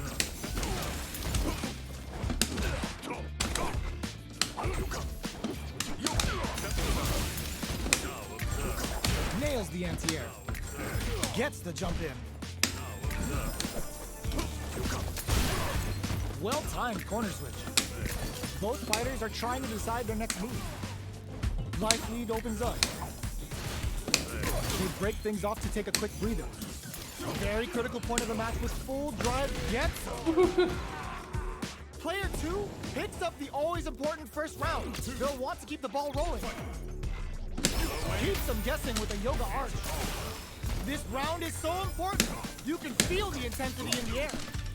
Blocks the low heavy. Goes for the jump in. You can open up chances to do big damage by baiting something out, getting that opening, and then jumping in. Departure set. Blocks it. Baits them and goes in for the hug. Time to reassess the situation. Yoga fires it. Throws them. Breaks the block with a throw. Oh, this can lead to some big damage. Presses for a reaction with a fireball. Bazooka! Throws them in the minefield. This is solid. What a finish! This is the final round. Expect to see some fire. It's a fake. Duel crowns him from above. What were they thinking? Anti-air in the clutch. Player 1 took that round comfortably. No need to bring out the big guns yet. This can lead to some big damage. Both fighters have meet them air to air. Good judgment there. Tons of space between the fighters now. What are they cooking up? Where's this going? Drops them. This is gonna hurt. Oh, here we go. Player 1 needs to use their drive moves to have any chance of a comeback. Low heavy, but no go.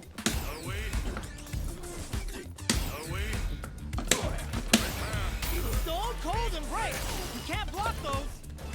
What are they gonna do? Nothing stops this train. Sunbird! Going to, are you kidding me? Time to resist. Player 2 comes out on top of that fierce battle.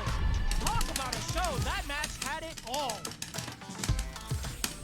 Round 1. They're still hungry. Both sides stepping up for the rematch. Ooh, it looks like they're waiting to see what the opponent wants to do first. Departure set. Both fighters want to establish themselves early on. This is the range where things get messy. Can they utilize their reach or bait each other out?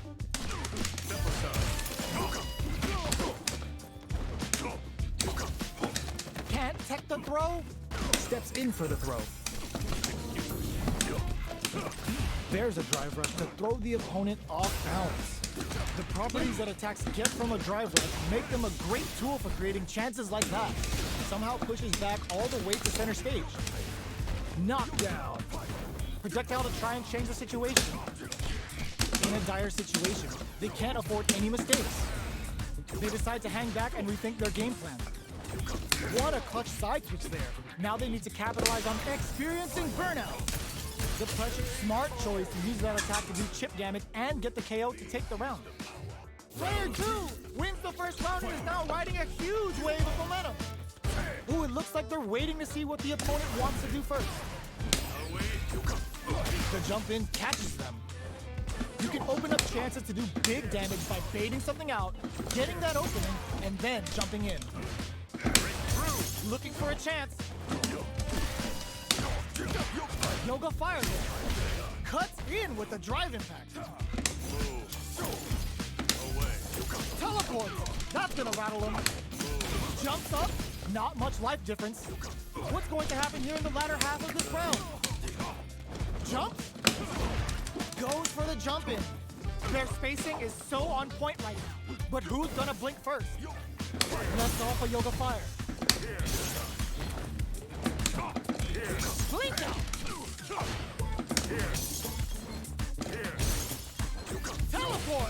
nowhere safe. Noticeable life lead. Is a comeback still possible? A single hit will... No! This is Trent. What a finish! This is the final round. Expect to see some fireworks. Opens with a jump in? Who's going to steal this win? Let's Alpha Yoga Fire. Player 1 managed their drive gauge well to create lots of opportunities for themselves. Let's see if they can maintain this rhythm. Ooh, use the low kick hit! Smart stuff, poking at that range to zone the opponent. They are not getting close to each other. Fools them and locks them in embrace. Okay, here we go. Got him! Mix-up time! Blink up! This is gonna hurt! Can they use their drive to stage a comeback? Connects with the throws! Looking for a hole. Noticeable life lead. Is a comeback still possible? No! Critical art now? Meaningless efforts. Oh no! Caught by the intersection! Doesn't matter how far you run, he's gonna get you! And the damage is unreal! I called it! I called it! Are you kidding me? Player 2 is gonna be watching replays for this one for a while. They really took it down to the...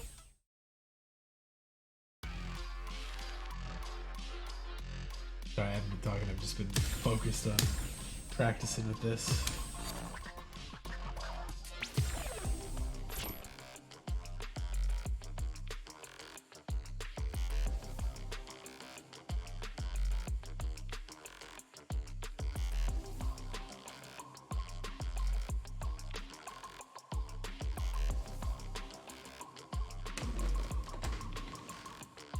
Alright, I'll take a very short break.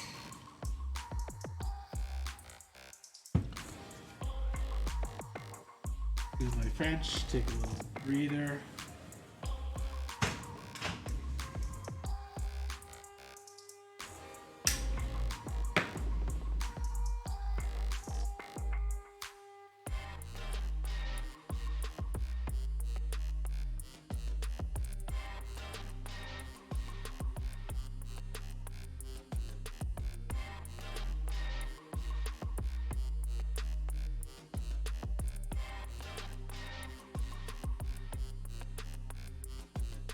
Voyage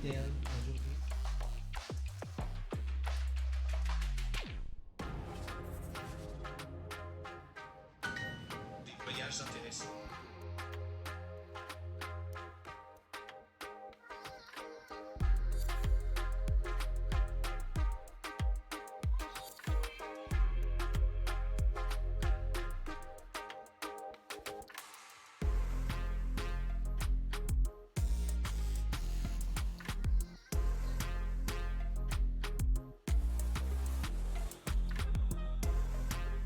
Yeah, hey, get your flipping butt off. What are you doing up there?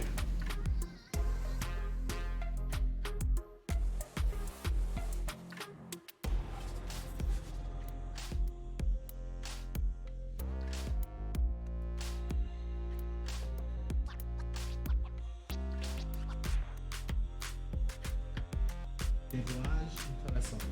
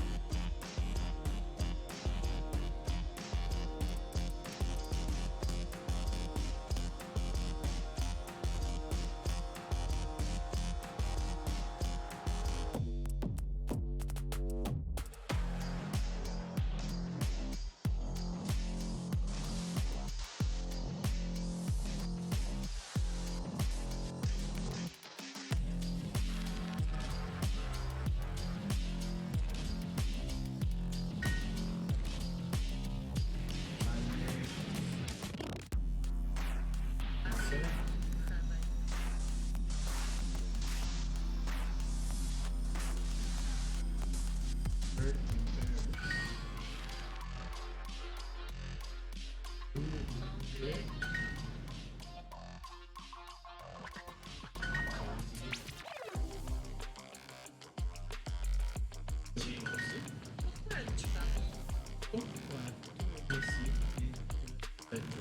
blah blah blah blah.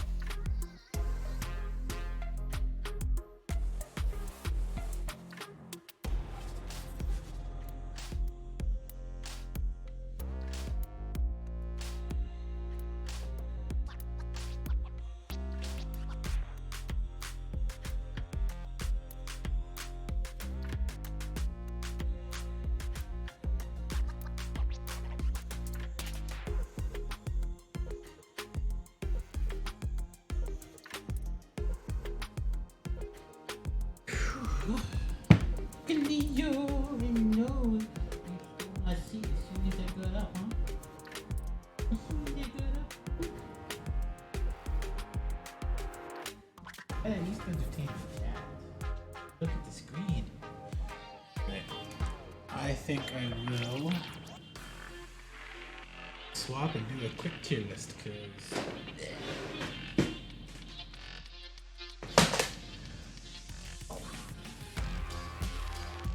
I gotta practice a little bit.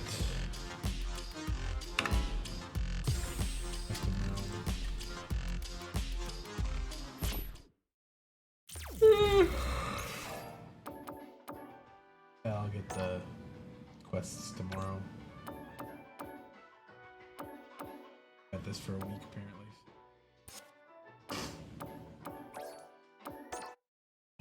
Let's see if there's a good way to do a tier list right now.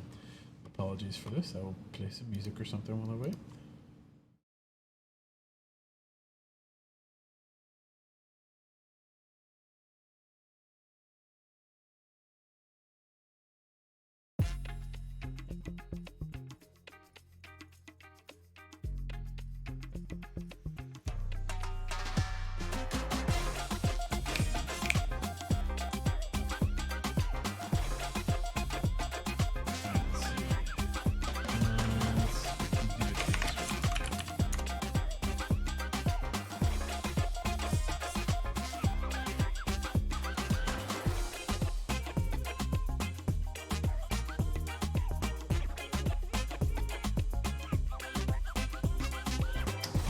Oh, cool. We can do it on there.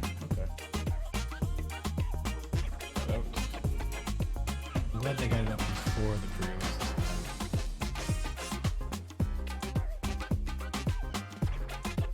Let me just quickly change the game to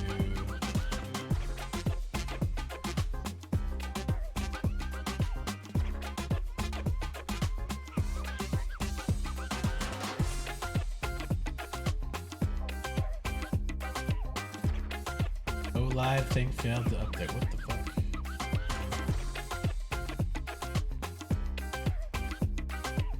Gotta refresh to see why it doesn't work.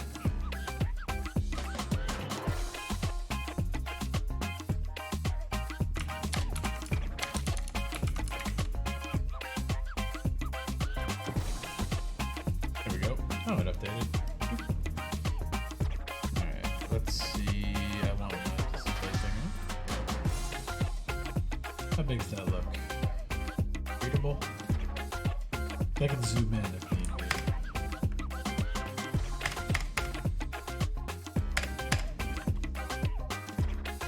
That's a little better. Okay.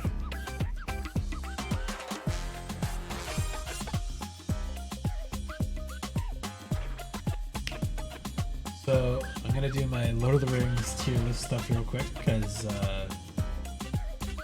I'm just wanting to prep myself a little bit to play a couple games this weekend.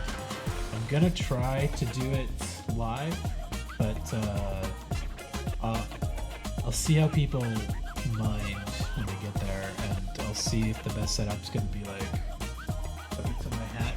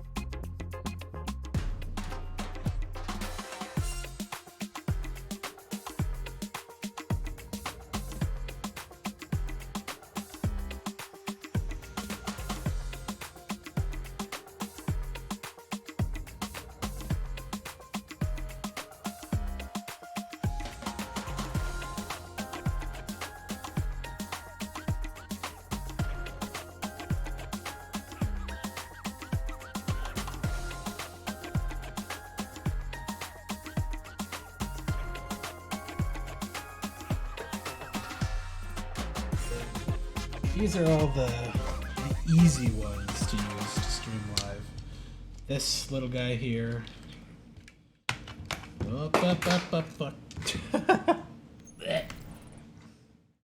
I also have a little tripod I can use, but this one is a little nicer for table games and stuff because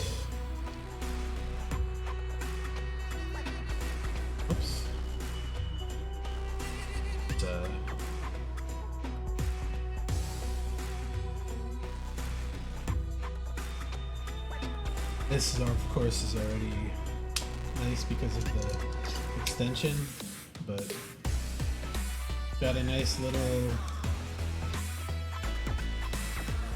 hidden tripod underneath, which does let me get some pretty decent angles of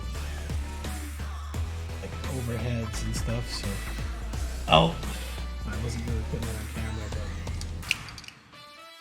it's normally just like a little mini selfie stick for the GoPro, but you can use it in a lot of different ways, either just like a selfie cam or really get over top of something.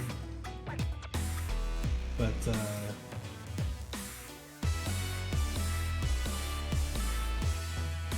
at the very least, I'd like to experiment with doing it with my friend on the two-headed giant one. She's really apparently got into Magic after the last time we played two-headed, so something like that. Just put it off to the side of the table so they can see the deck building and they can see the matches. The other option, I plain and simple chess mount. Just goes here, camera here, I could play and look at what's at the table.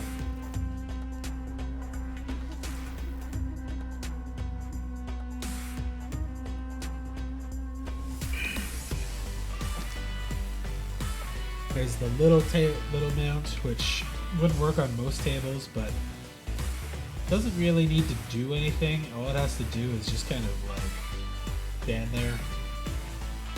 And I can adjust it a little bit up or down to kind of see what's going on, but I don't think this one's going to be very good unless I'm playing with it right in front of me on the table looking forwards. But this is likely going to be the best option to try and do the live play.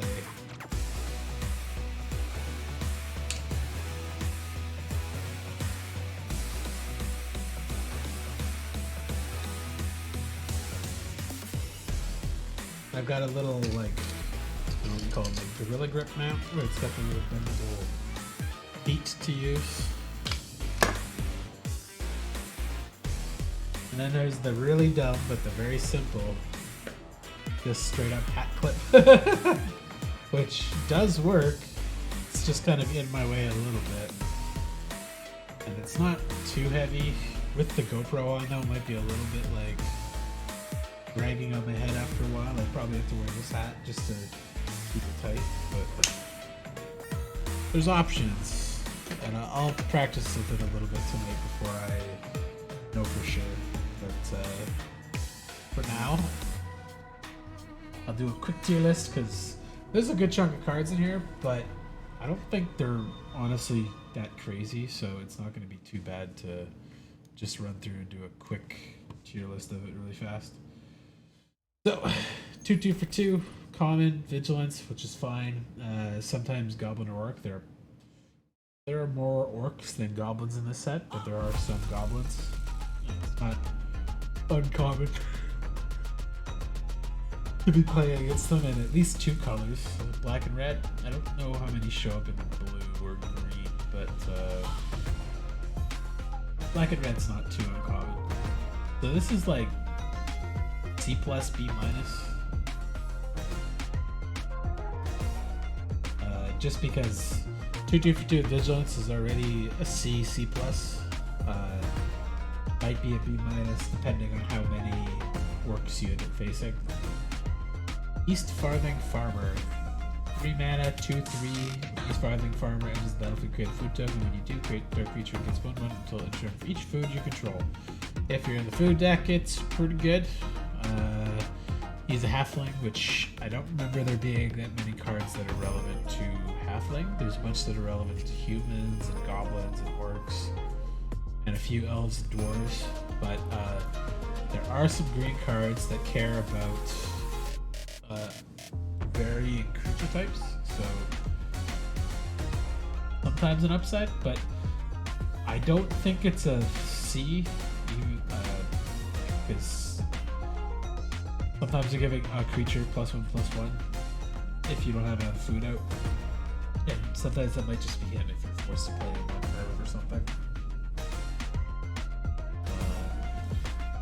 And he's not even a 3/3 for 3, so he is a C. Eagles of the North, 6 mana, 3/3 flag. When Eagles of the North on its battlefield you control get +1. Creatures you control get +1 and first strike. So it's a field buff when it hits the field. 6 mana is a little heavy. Plane cycling for 1 is really dope. If you're stuck on a 1-land hand or you don't have planes, you can pitch it out pretty early. I like these cycling cards a lot, even in the last set in Mercenary Machines. Having 1 or 2 in your colors is really nice, because you're not really unhappy if you get them in the opening hand. You can do something with it at least. So it's not a C, because 6 mana for a 3/3 flyer is not great. The field buff is nice, and the first strike is actually really good. But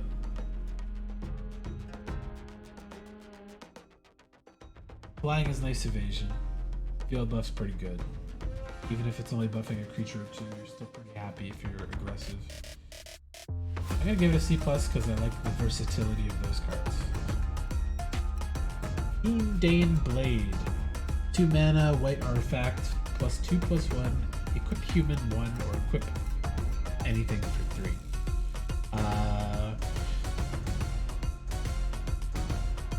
Look, I'm tired really.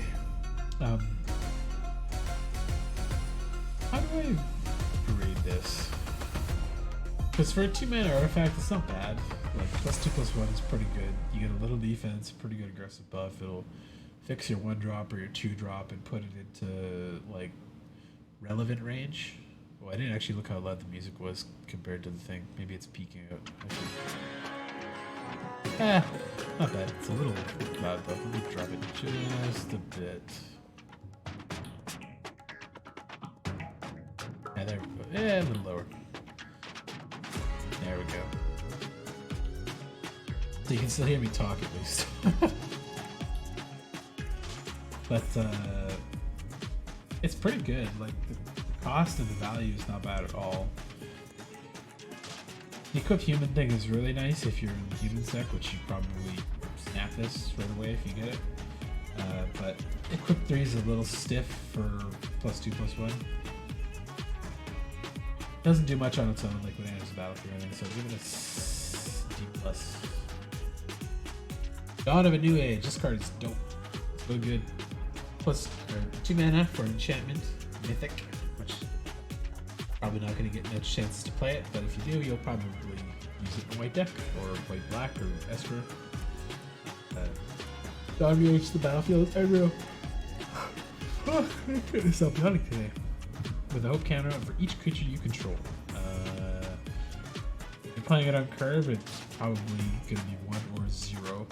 Beginning end step, remove a hope counter, draw a card if you remove a hope counter. And then if it has no hope counters on it, sacrifice it, you gain 4 life.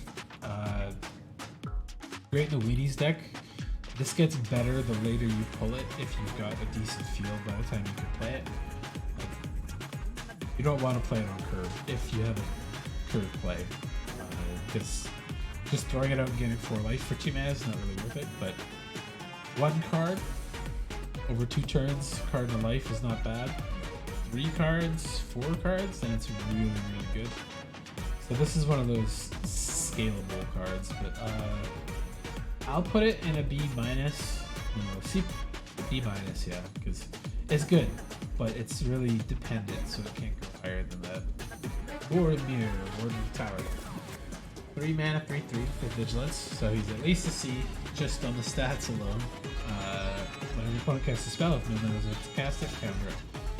There's a couple cards that it matters for, but not many.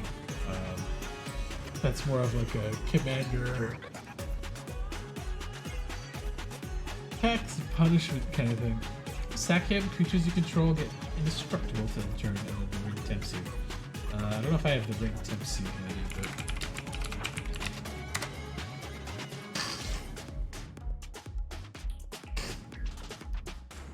there we go.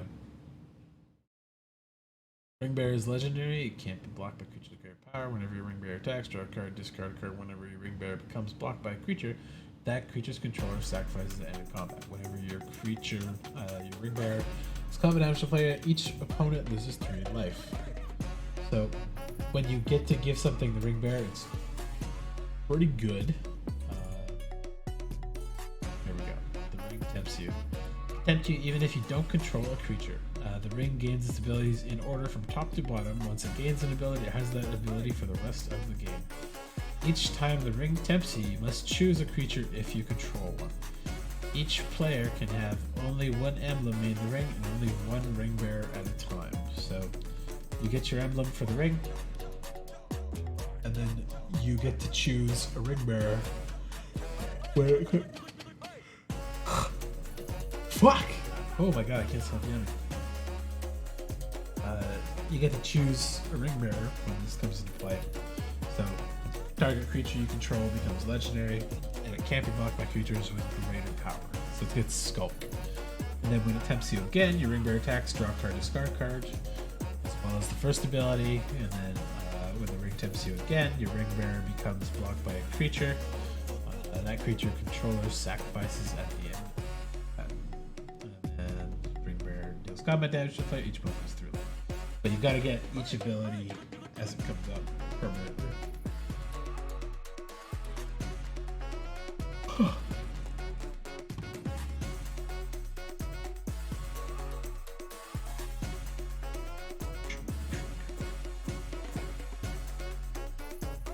Nice that it gives you a little reminder there, because if your creature dies and you get the next ability, you can choose a new ring bearer, or you can continue to keep it on the same creature. You can still choose.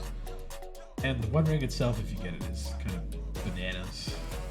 Yeah, I love it. Big picture. we'll get to it on there anyways. But the ring tempts you is good.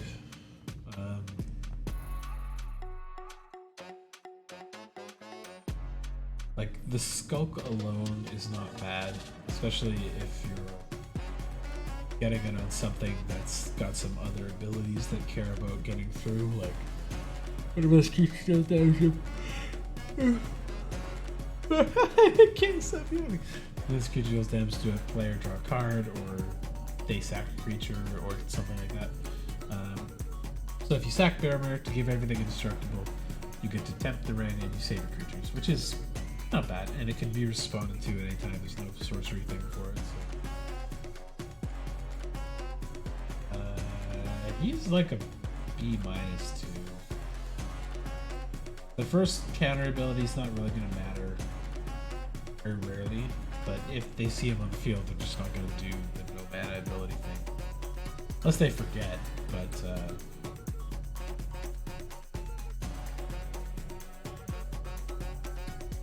sacking him to save your field if it's board wipe is a nice choice, or particularly spicy combat tricks.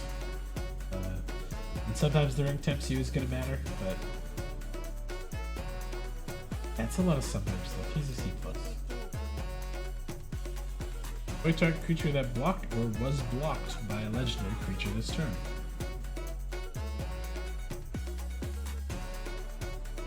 So, there's a lot of legendary creatures in this. There's like 4 or 5 versions of all the main characters, like Frodo and Sam and Wizard, Aragorn, and some of the others.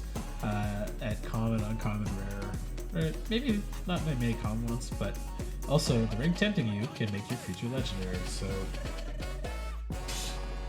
it's pretty good most of the time. 1 mana, destroy a creature before combat damage once blockers are declared is really good. Legendary makes it a little less good, so I won't call it a B. I'll a C+ again too. It's just not B good yet. I like this creature.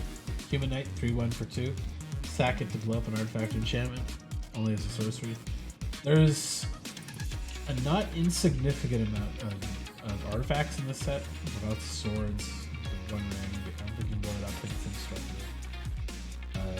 And then there's some enchantments here. 3/1 for 2 is really good stats too. Like, it's technically a C because there's everything will kill this, but I'm gonna give it a C+ because I like the sacrifice anytime.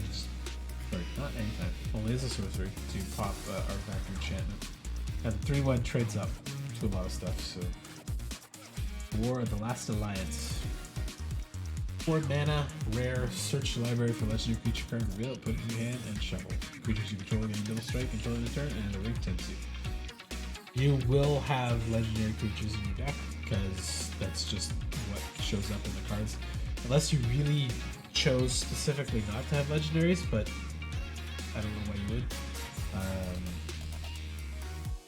If you drafted really bad, you might not get any legendaries, but you're probably going to have a couple. Assuming you pick the right colors and stuff.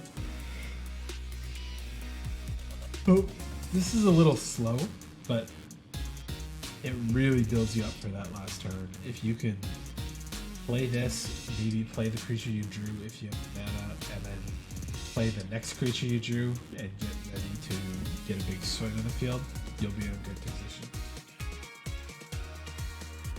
Because this doesn't do anything other than add a card to your hand, though, it can't be higher than a C for me. Doesn't give you a token, doesn't increase your battle on the field, doesn't let you blow up a creature, doesn't do anything for 2 turns. It all depends on what you draw and what you put in your deck. So, could be really good, could be a B. If like your finisher in white, basically. Took Creeper, 2 mana, 2/1. It's alright. When Took Creeper dies, the ring tempts you. It's a halfling, which sometimes matters, but yeah, this is a good card, but it's a C- because it doesn't do anything until it dies, and it's a 2/1, so it can't be see. Tale of Tinuvio at uncommon, 5 mana. Creature you control gains indestructibles as long as you control this. Target creature card from your graveyard on the battlefield. 2 target creatures you control each gain lifelink with its own turn. This is pretty good. Indestructible at sorcerer speed for 5 mana is not great, but bringing back a creature, any creature, is really good.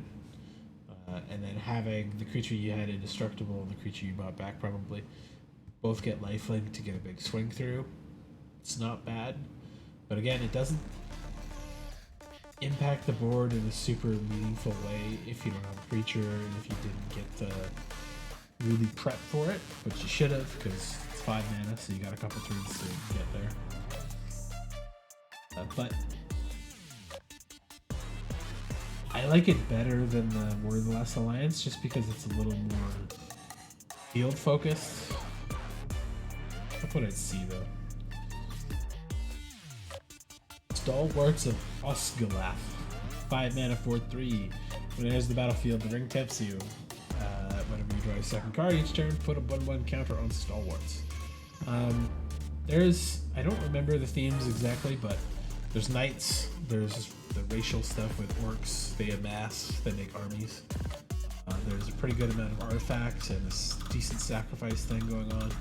The elves have like a scry theme, where if you scry when certain creatures in green are on the field, you'll get like +1/+1 counters or buffs or gain life or draw cards and stuff. There is like a draw second card theme, and there's a couple cards that care about it. These guys are okay. Again, the ring tempting you at 5 could be like your final pip to put it right up to the top, or you're just choosing to get a new ring bearer at a certain point. But the ring tempting you, good, bad, depends a lot on your deck. Sometimes just having that extra buff though is not going to hurt you. Like being able to choose another ring bearer or just trigger the next ability of this is not bad. And draw a second card each turn. If you've already hit the second level of the ring bearer, that's going to trigger pretty often as long as you're swinging. So, yeah, it's a C. The stats don't really stack up really good, but the abilities make up for it a little bit. Load of the Grey Host, 4 mana, flash flying. When it enters the battlefield, target creature gets +2/+0 until end of turn. It's not a flash save your creature, it's a flash let your creature trade with something, or flash this guy in to surprise kill something. Because his ability does not have to hit the battlefield during or before the block step, it can hit it during the block step to buff the damage of another creature. 4 mana is a little stiff for the cost, but the flash is nice, so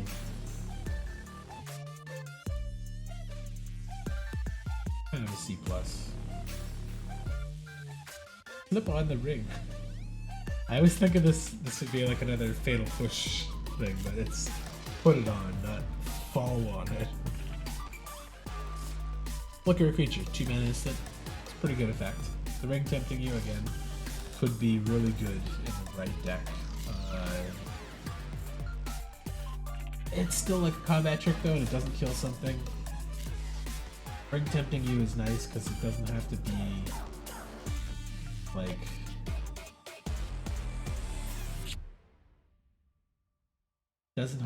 a creature under your control at the current time.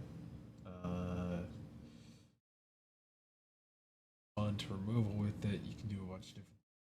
Sometimes you might be like exile a creature that when it enters the battlefield, ring tempts you, and then this will also tempt you, and you'll double pump and throw it on that creature or something. Like, there's some good stuff that you could do with it, but I won't rate it too highly because it's not removal and it's not a deal with stuff spell. Try our Sheriff, 2 mana, 2/2 Vigilance. He's already a C+. As the battlefield, the next sacrifice a token. When you do, exile target creature in front control till Sheriff leaves the battlefield. It's got that prison guy effect on it, which is pretty good.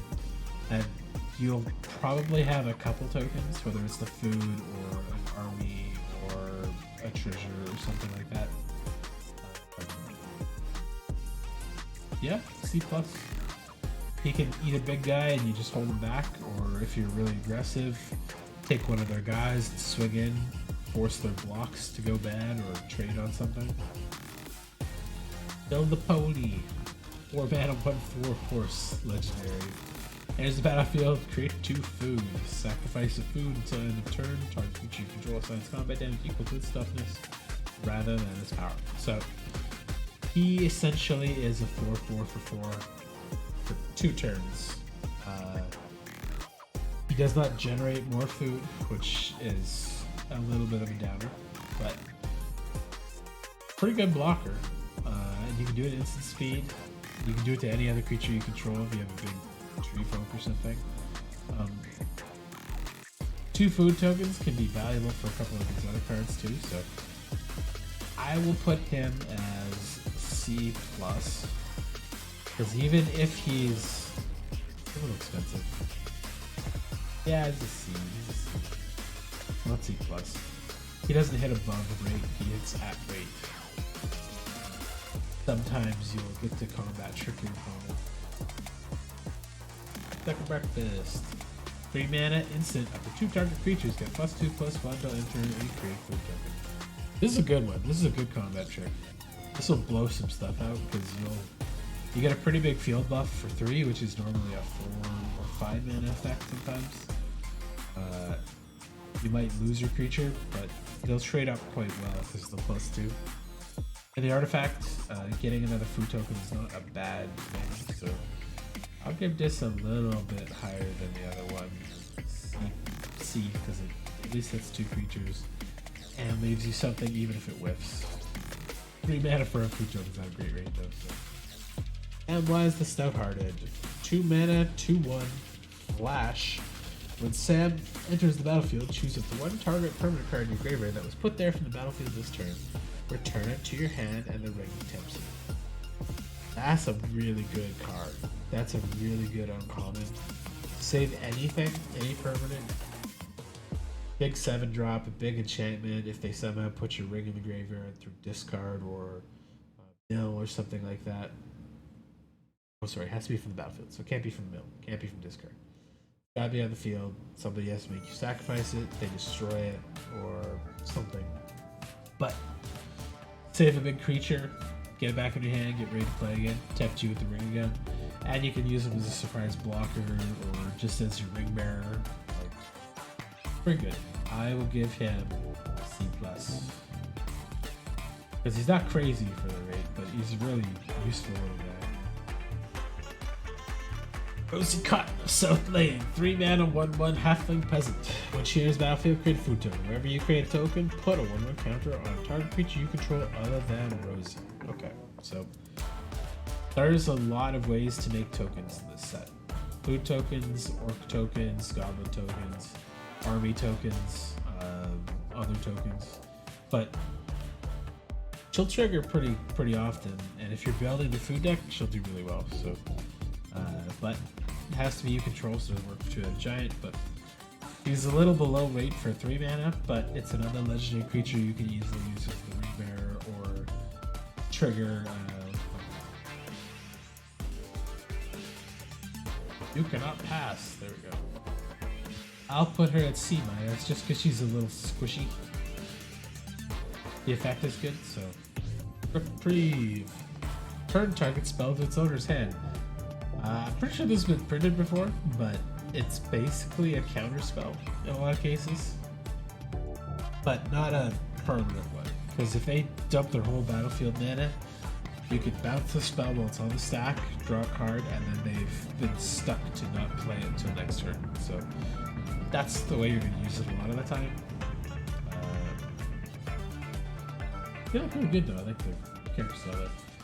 But again, it's a situational thing, but in a lot of cases, you're going to tempo them. You're just going to wait till they cast their creature spell or cast their removal and stuff it. So if you know they've got a combat trick or a removal that they're going to play to blow your creatures up on combat, stop it, win the combat, or time walk them and return their stuff to their hand. So I think this is pretty easy to play in a lot of cases, so I'm going to give it a C because at least it replaces itself and it's not very expensive. Gondor, 4 mana, 3/3. That rate is a C. He makes 2 bodies with 4 power for 4 mana, more tokens, so that could be a nice little bonus card. There's always those knights that come in as a 2/2 and make a 2/2 with vigilance, but this guy does not get the vigilance bonuses, but the token stuff may matter more than you think, so probably good. Now for Wrath, now for Ruin. 4 mana sorcery. Put counter each creature you control, they gain vigilance until end of turn, and the ring taps in. It's your overrun, but it's in white. It's not overrun either. It doesn't give you trample.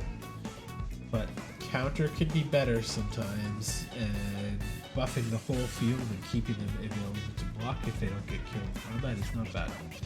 It's a shame it's not an instant, because it's situational, I think, a lot of the times, but Ring also tempts you, so it's not as good if you don't have stuff.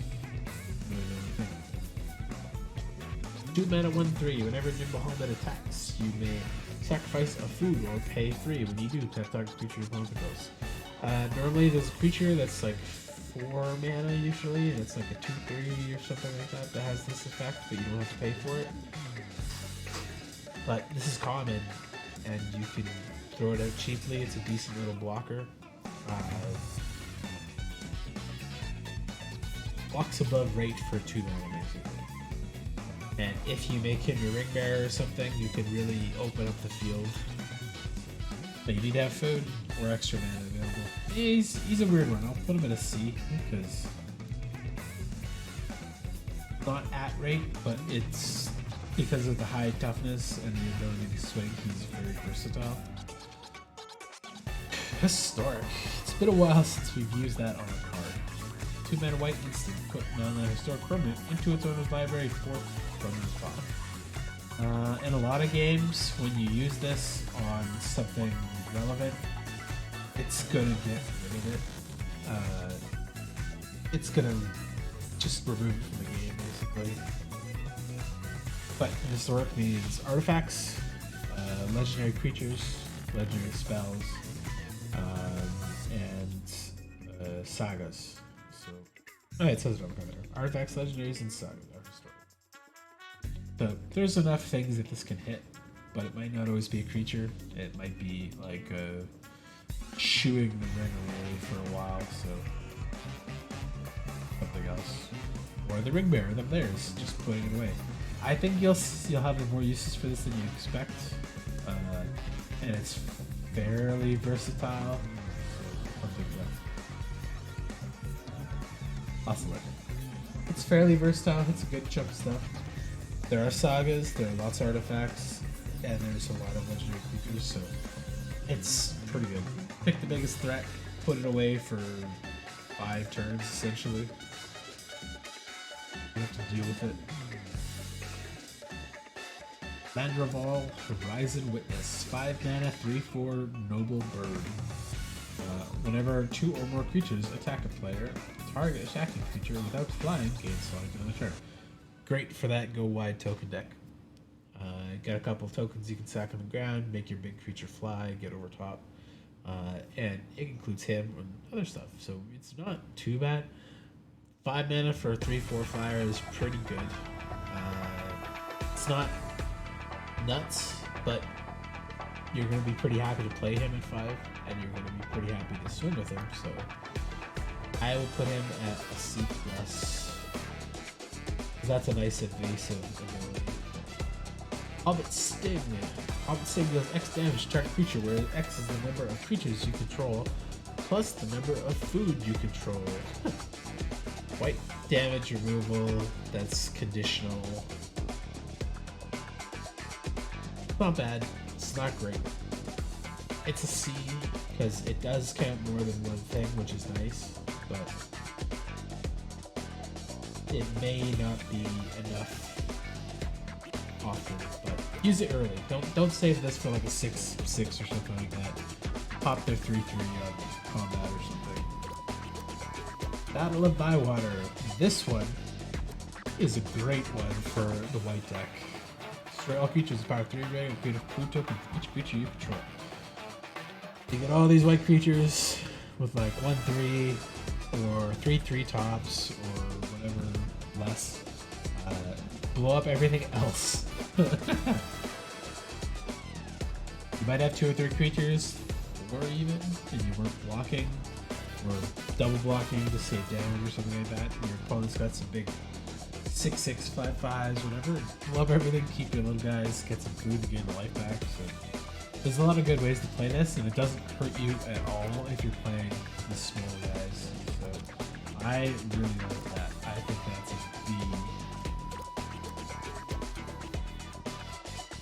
Gandalf the White, 5 mana, 4/5 with flash. That's really good. He's an avatar wizard. You may cast spells and artifact spells as though they had flash. I believe each of his cards gives you the ability to cast something else as with flash. Not as many relevant things for that, but there are a lot of artifacts. There are a lot of legendary creatures, so you'll be able to get some pretty good hits off that. Legendary permanent or artifact entering or leaving the battlefield causes the trigger ability permanent you control trigger. That ability triggers an additional time. So it's the I'm forgetting the card, but double the ETB of the spells that you cast with flash. He's dope. He's a B+. Like, if nothing else, he's a fantastic flash blocker. But giving the other stuff flash means everything else you have is a good flash blocking machine. So if he's a 5/5, I'd probably give him an A, but he's not. So Frodo, Sorin's Bane, a 1 mana, 1/2 halfling citizen. You can pay 2 white or 2 black if Frodo's Sorin's Bane is a citizen. There's a halfling scout with base power and toughness 2, 3, and life. But he's got kind of the level up stuff. If you pay 3 black, if he's a scout, when it becomes a halfling rogue with whenever this creature deals combat damage to a player, the player loses the game. The ring has tempted you 4 or more times, otherwise the ring tempts you. That's really good. So him becoming a 2/3 is pretty good. Just gives you a decent little blocker, decent swing, and it's all on curve too. So you can be Frodo out, level Frodo up, do level 3, which is probably not great because that means you've spent 4 turns essentially pumping this creature up to only a 2/3. But playing him, making him the ring bearer, and having 1/2 or 2/3, he's gonna get to dodge most of the creatures mid to late game and get into swing, and you can ring tempt over and over. He's not above a B- because he's squishy in both halves, but if you play that, you're gonna play the ring tempts you decks, and you can do some really good stuff with him. So I would love to make somebody lose the game with his ability. I would love to do that. For Janu enters the battlefield. It's a 3 mana enchantment. Return target equipment card from your graveyard to the battlefield. As long as it's your turn, you may activate equipped abilities any time you could cast an instant. You may pay 0 rather than paying equip cost the first equipped ability you activate during each of your turns. So bring back a good equipment, or maybe you discard an equipment earlier that's too expensive to cast. You play this, bring it back to the battlefield, and you can instantly equip something for 0. There are some really good equipment in this deck, or this set. This could be your key card sometimes, but if you don't have anything in the graveyard, and you don't have the equipment up, it's dead. It's dead. So I will give it a C+ because it's really strong, and you do get to go off with it, but I don't think it's good enough on its own. Useless on its own. Fog on the Barrow Downs. 3 mana enchantment aura. Enchant creature is a spirit and can't attack or walk, and it loses all of the creature types. This is like the worst pacifism we've seen in a while. It doesn't remove its abilities. It doesn't tax the player for anything. It gives it a creature type and removes its other creature types, which debatably can be relevant sometimes. And it's 3 mana, so like, it's annoying that this isn't as good as just passive.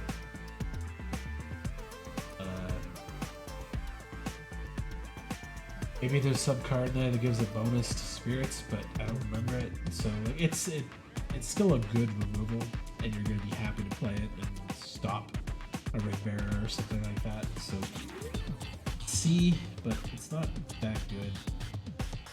Fire of the White Tree. 2 mana Lord effect, +1/+1 to everything.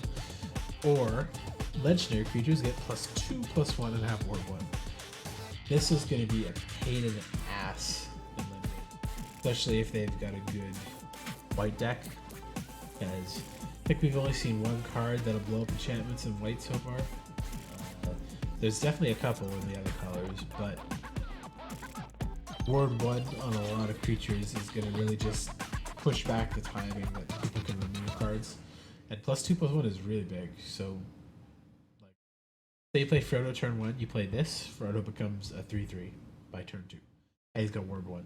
And then turn 3, you're either gonna turn him into a rogue thing with lifelink, making him I think it's a 4/4 with lifelink, which is pretty good for a 1-drop. The feast or famine thing, but not too much famine. It's like feast and a small dinner. It's just a really good card, but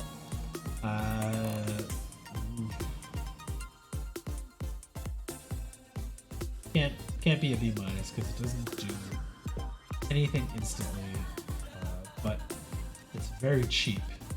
That's the thing that makes it C+ for me, I think.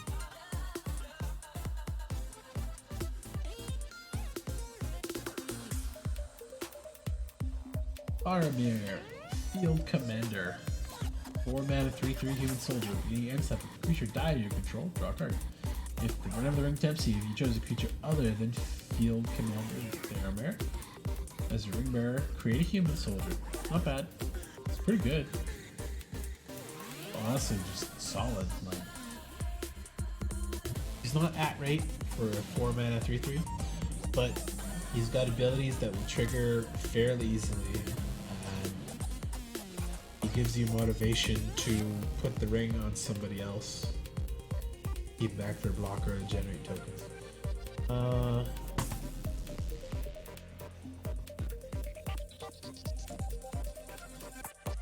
Maybe he doesn't have a reach or something like that, but I'll give him a C+, because the abilities are good and they synergize well with a lot of stuff in the set. So, Esquire of the King, 1 mana 1/1. Pay 5, tap it to creatures you control, get +1/+1. And this ability costs 2 less to activate if you control a legendary creature. Paying 5 and tapping one of your bodies to get +1/+1 is not great, but it's a 1-drop with a mana sink, which makes it a little better than normal. So, but 3 mana for 1-drop 1/1 is pretty good. Like, you can often just use that on your 2-drop if it's a legendary to get some extra damage through in a lot of cases. I gave it a C+, because it's better than a static 1/1 for 1. Escape from Offbank. 1 mana, target creature gets +1/+3, gains flying, and untap it. This is good for blocks, it's good for trick attacks, it's good for saving creatures from damage-based removal. Outside of the removal, this is one of the better combat tricks.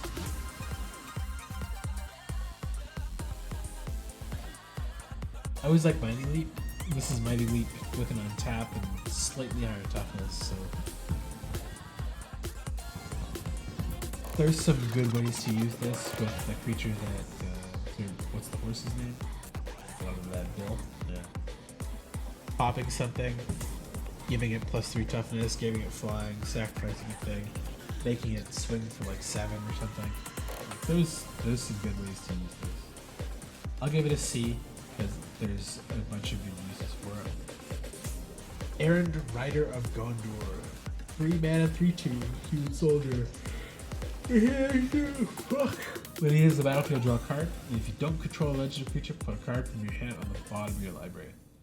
I like that better than discard sometimes. There's a decent number of cards that shuffle. 3 mana for a 3/2 is fine, and then drawing a card on top of that. Sometimes keeping it, and sometimes just cycling a card. Like, I think he's great. He's almost a C+.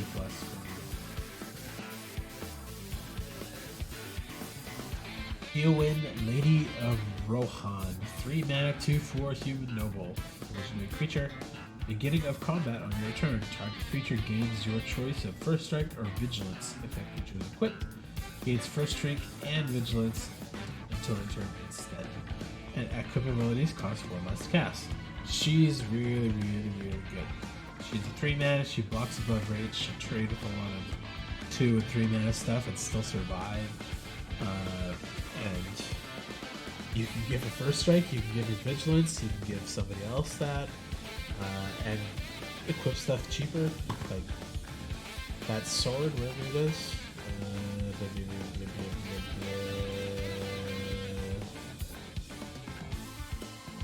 Pretty sure I put it as C.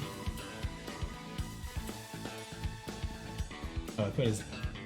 Yeah, it's a C minus.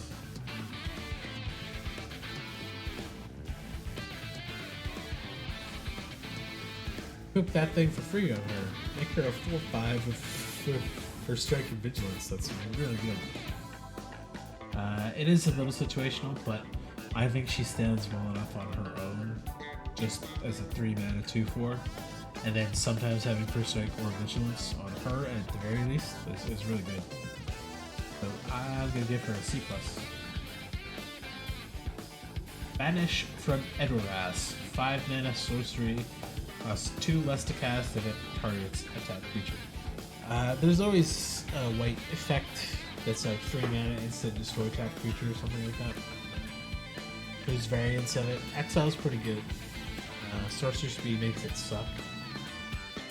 5 mana to do it to anything is pretty standard for limited.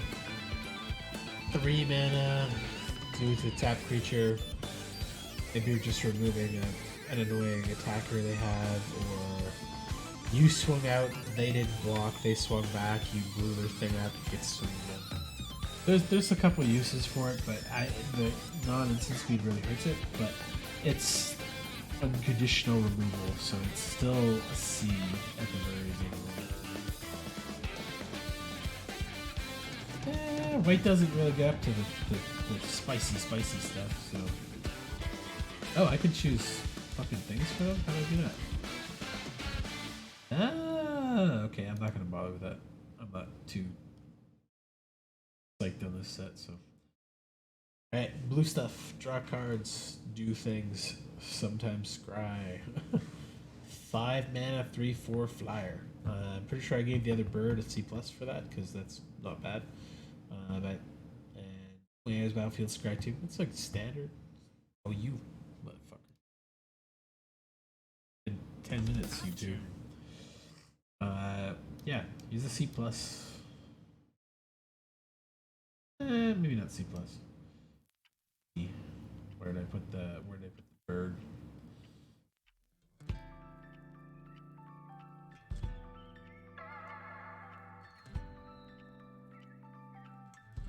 Yeah. He's a C+. This guy's a C. But it's a high C. It's not a C+ though. Try 2 is okay. But 3/4 is like, it's kind of at rate for that kind of creature.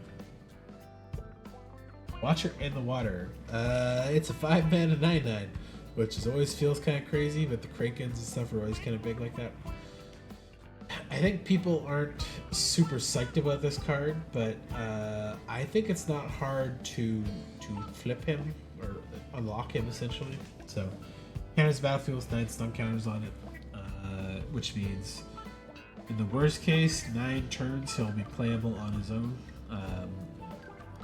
But you play the card, or this cards that let you draw cards on your opponent's turn, you get to make tentacles. Whenever a tentacle dies, you can untap Kraken, which would remove stun counter, and tap something else and put a stun. Or sorry, you don't tap it, you put a counter on something else. So make your tentacles, draw cards, and stun other things. So there's good ways to deal with this. I think in limited it's going to be harder to use than people expect, but I also think the draw 2 cards a turn thing will let you get this pretty good. So limited, it's got to be like a B-. It can't be crazy. We need a C+ because there's probably no way that this is actually going to go off, be untapped during the first turn you play this. So unless you had a bunch of cards stacked up to draw cards to 9 times on your opponent's turn, and then you could untap this guy, and you'd have 9 tentacles. But if Skull Clamp or something was in this, you could maybe do some weird stuff with the guy that lets you activate abilities as though you had Flash. You could make a tentacle, equip a Skull Clamp, make a tentacle, equip a Skull Clamp, make a tentacle, equip a Skull Clamp, make a tentacle, equip a Skull Clamp. Oh wait, no you can't, because that has to be on your turn, right? Where did I put it? It was a rare. There you go. Yeah, okay, you can't even use that. No! And there's no Skull Clamp in the set anyway, so... Yeah, he's a beast. And you build around that draw 2 cards deck, either doing it on your turn or 2 cards on your opponent's turn. Get some bodies. And when they die, you get to stun some stuff. Like, he does build you a pretty good wall in the meantime. Build around him and make him work. Even though the rate is insane, he is not a B unless you can cheat him out without the tokens or something. So, which there's possibility you could do. Play this guy, make a copy of him. That copy doesn't come in with counters. Sacrifice this guy. You got a 9/9 that has the same build. Treason of Isengard. And put up to 1 target instant or sorcery graveyard from your graveyard on top of your library and amass 2 orcs. Or amass orcs 2. You get to make an army of orcs and you get 2 counters. It's from the war set.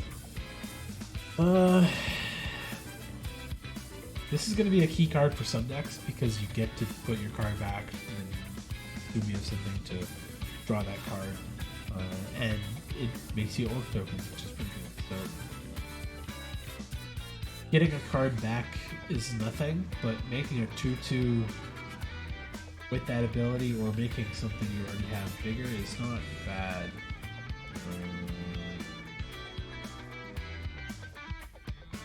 It's like a C- if I treat it just as the creature have. Sorcery that makes you a 2/2. 3 mana is a little below rate. Sometimes putting a card back on top of your library is not a bad thing. And there are cards that you will very much want to do that move with. So. Shadow by Orcs, 4 mana, 3 in blue.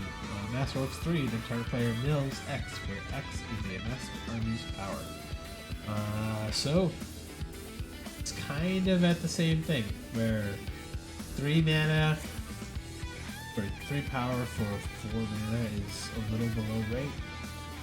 Sometimes the mill's going to be good, sometimes it's not.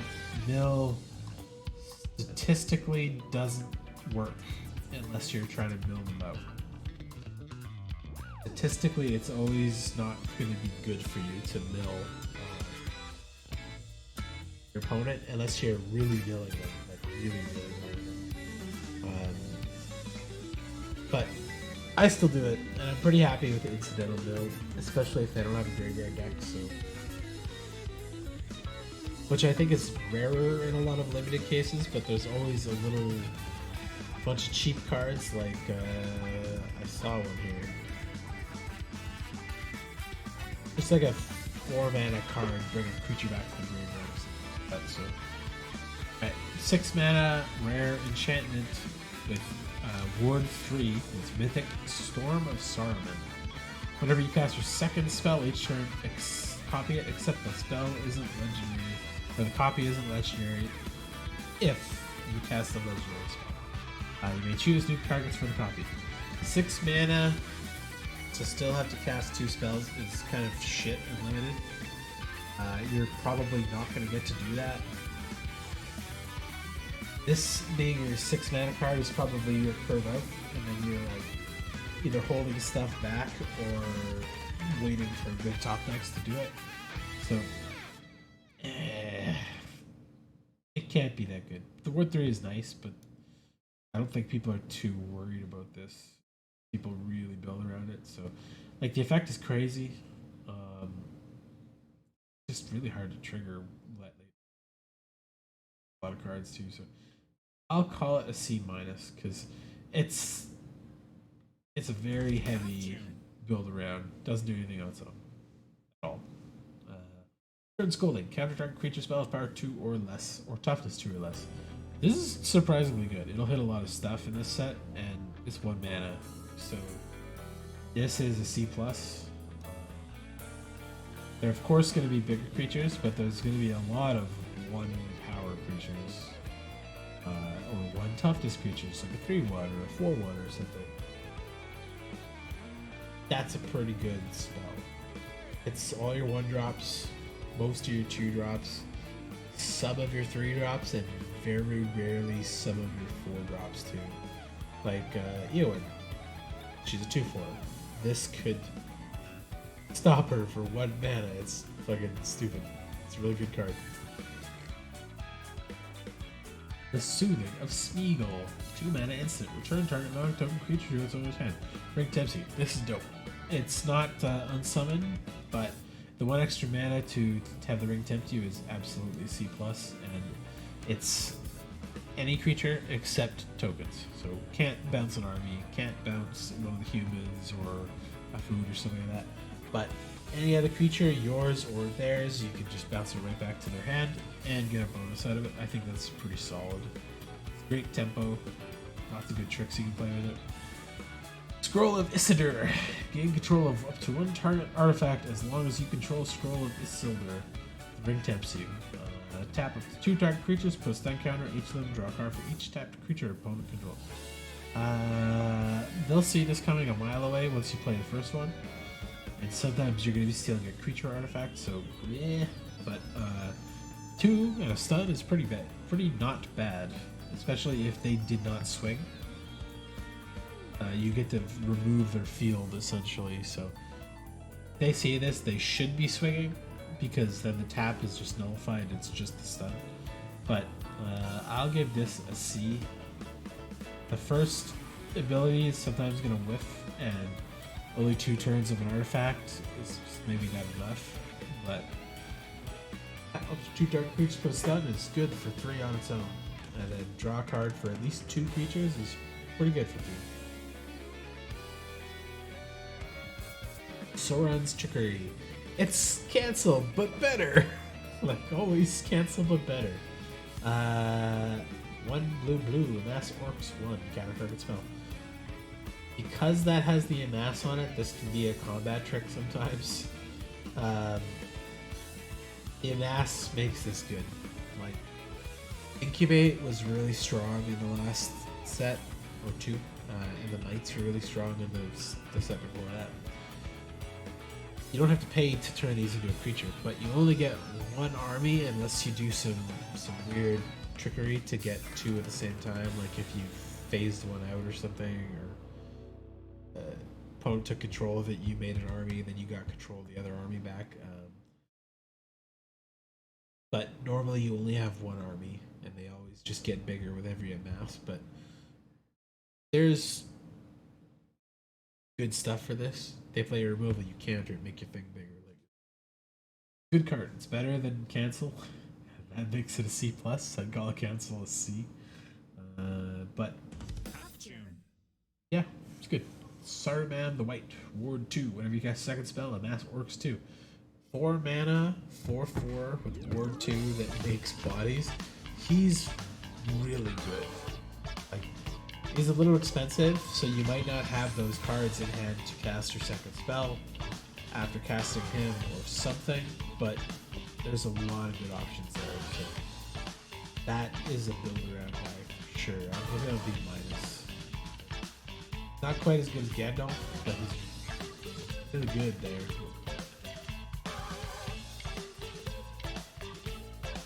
Rangers of Ithilin, rare human ranger, 3/3 for 4 with vigilance. When it's battlefield, gain control of up to one target creature with lesser power for as long as you control Rangers of Ithilin, and then the ring tempts you. That's a pretty good card. Doesn't steal everything, which is unfortunate, but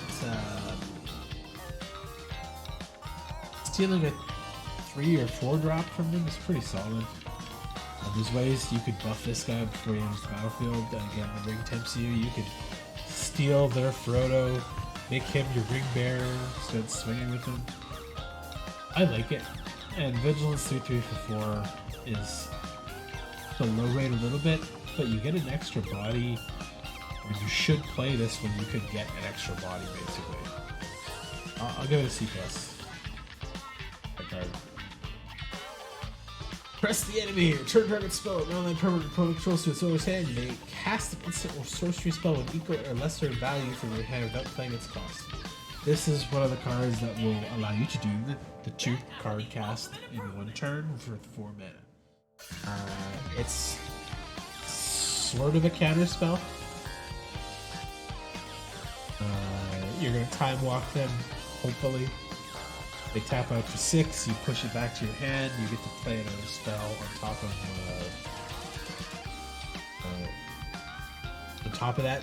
Hopefully it was a big spell they got countered, so you can cast something big from your hand, and then you know that they had that thing again in their hand, so it's probably what they're going to play next turn as well.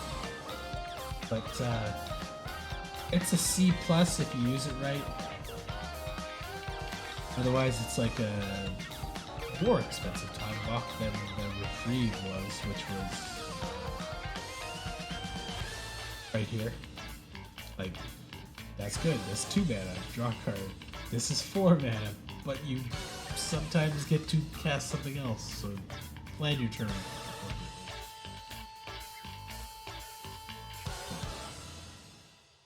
Makes me want to bump Reprieve up a little bit. Pelargir Survivor, 2 mana, 1/3. Human Peasant, add 1 mana, spend only of any color. Mana to cast an instant or sorcery spell. That's pretty good. 6 to target player mills 3 cards. Unless you're playing a graveyard deck, that's not going to happen too often, or unless. What the fuck? That is not on my list. Play my fucking list thing. Play the list when I say play the fucking list. There we go. Shuffle properly, YouTube. Don't be stupid. 2 mana, 1/3 is a decent blocker. Sometimes ramping yourself to casting spells. Like putting this out, and if you had the 1 mana up, and you were able to actually one of their creatures, that's pretty funny. I don't mind that at all. Can't give this higher than a C, but it's like sometimes a Mana Dork is okay. Nimrodel Watcher, 2 mana, 2/1. Whenever you scry, gets +1/+0, and can't be blocked this turn. Ability triggers but once a turn. I don't know, for some reason she doesn't look like an elf to me. She's got the like halfling short limbs and like a big head. I got the elf ears, so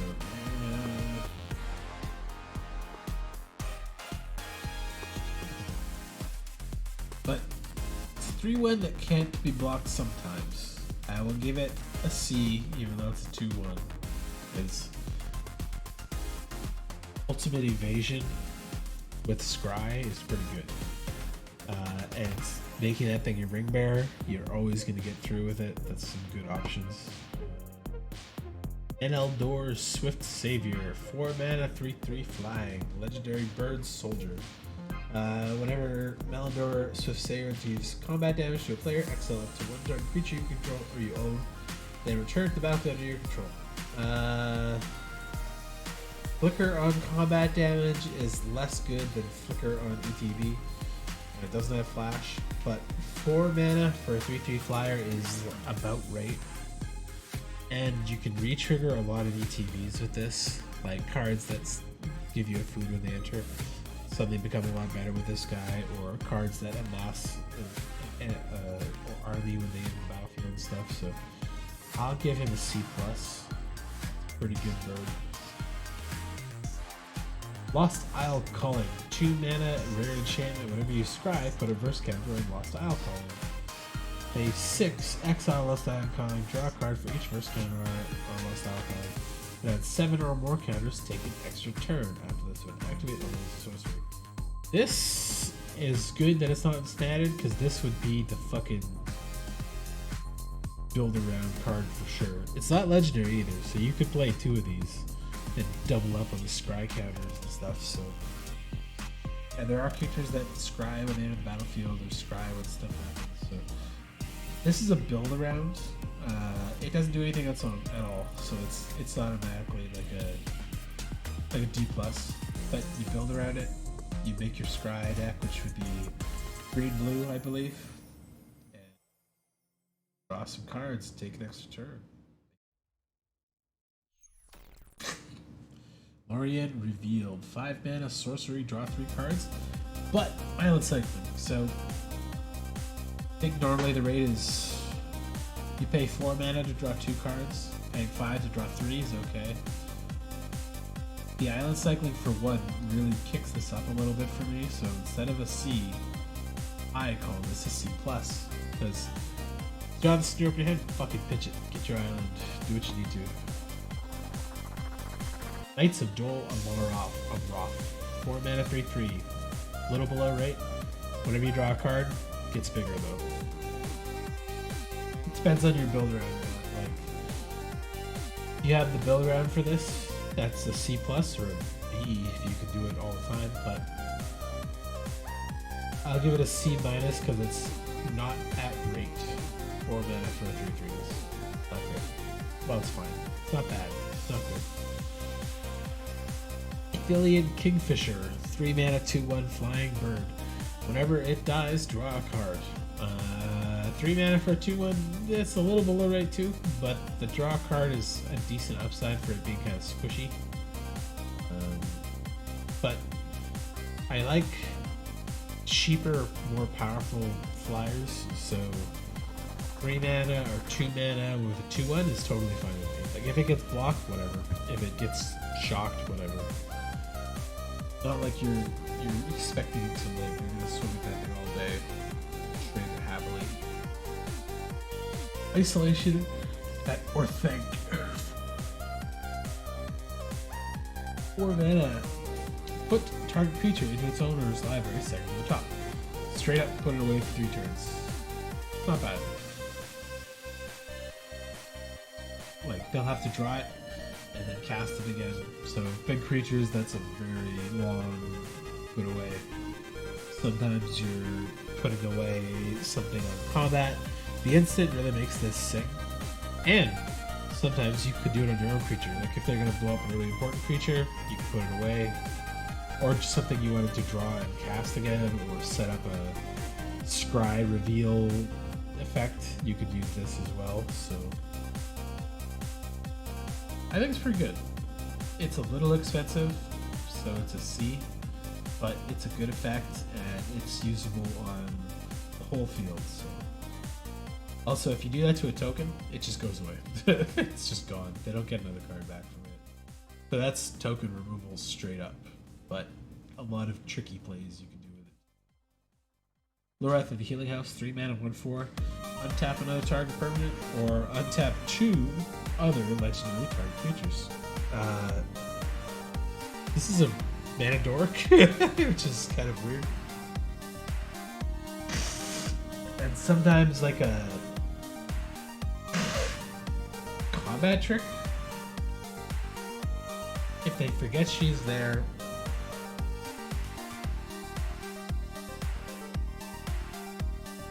you could untap something big or use her to rush out your watcher a little bit, because untapping it makes you remove a thing from it.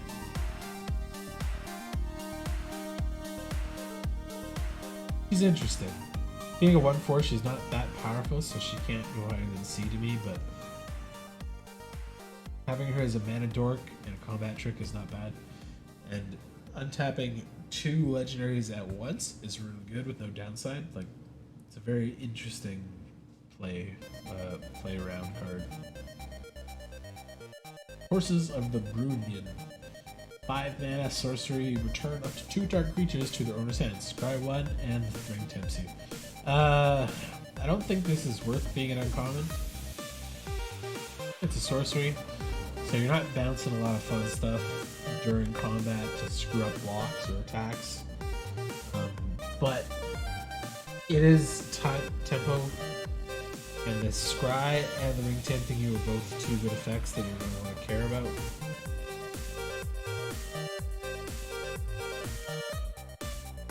This is C. Temporary removal is not bad, but it's a shame that it's an uncommon. Tap target creature, scry 1 and draw a card. Good for the scry deck, good for tempo, good for drawing cards.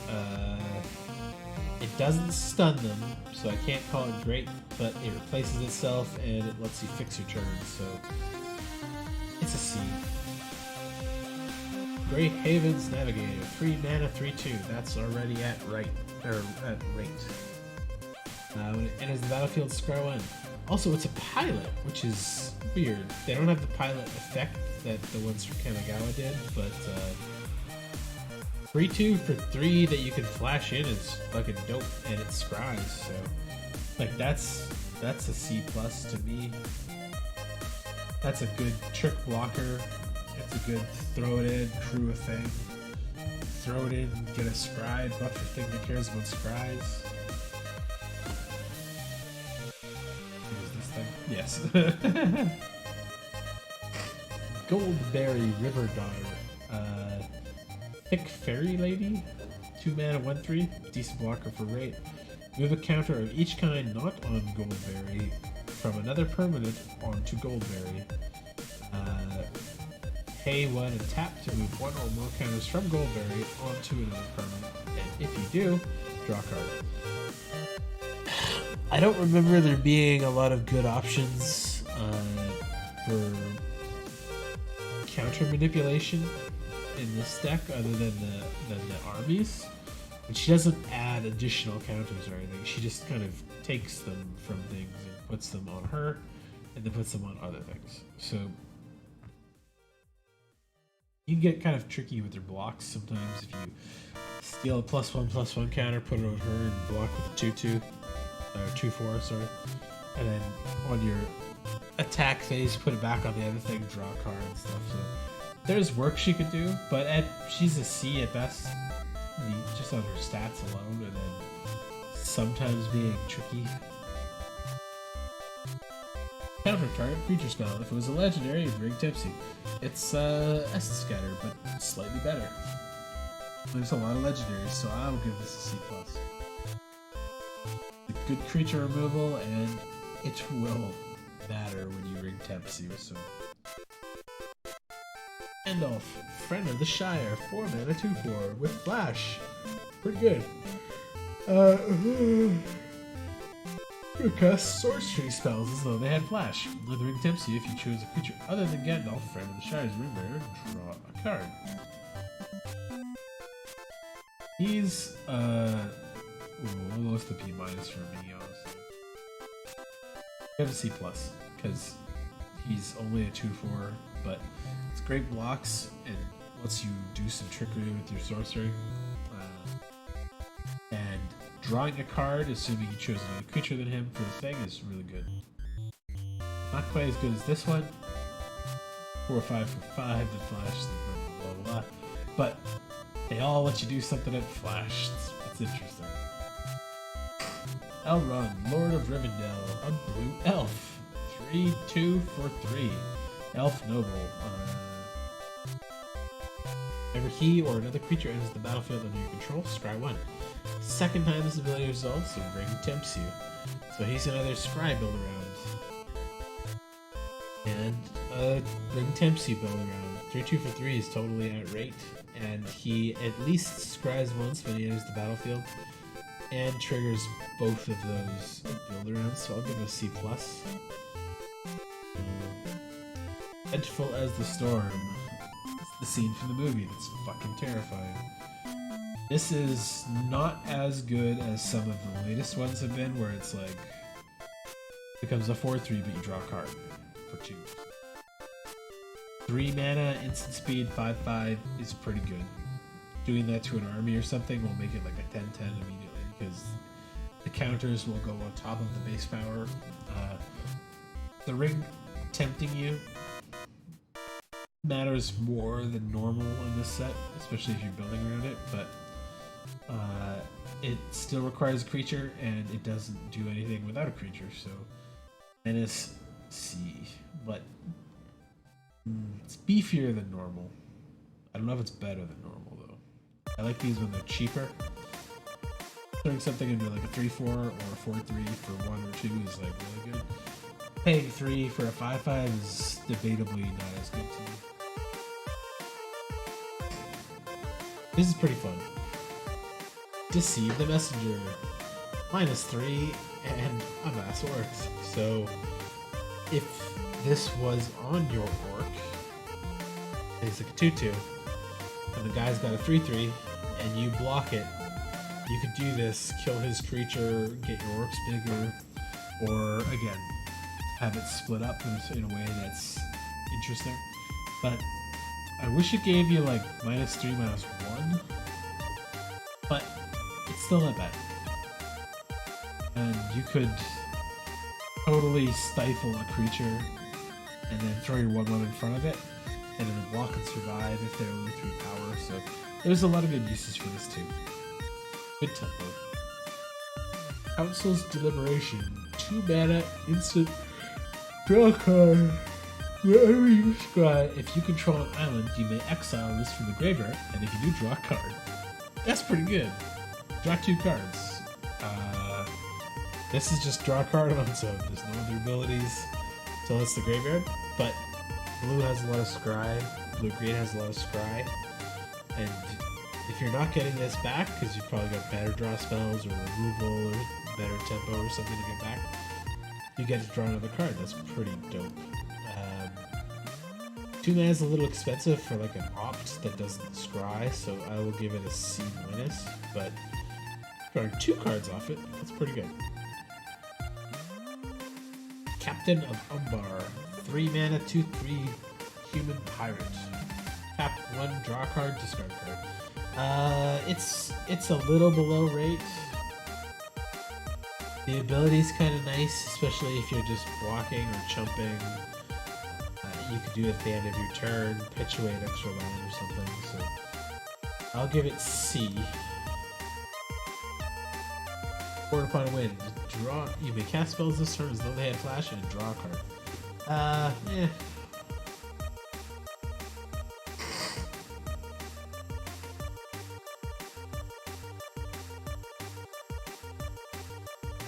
Flash is always iffy because it can be one of the most broken things you could do with certain trickery stuff, but 2 mana is not as cheap as I'd like it to be. You get to draw a card out, which is not bad, but you gotta plan around it a lot. Give it a C-, because again, if it's just paying 2 mana to draw a card, this one's better. Birthday. Oh, whoop, birthdays. Pay 1, draw a card, ring tempts you. That's a good one. It's a sorcery though, which kind of sucks, but it's a cantrip that triggers your ring tempting stuff. You're gonna be totally happy to play that a couple of these things back. Just draw a card. Cool, it replaced itself.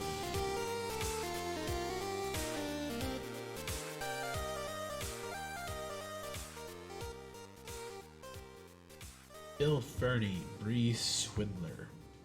Human Rogue, 2 mana, 2/1. Whenever he becomes blocked, creates a treasure, or target opponent gains control of target horse you control. If they do, remove Bill Fernie from combat and create 3 treasure tokens. That's so weird. He worked with Bill the Pony.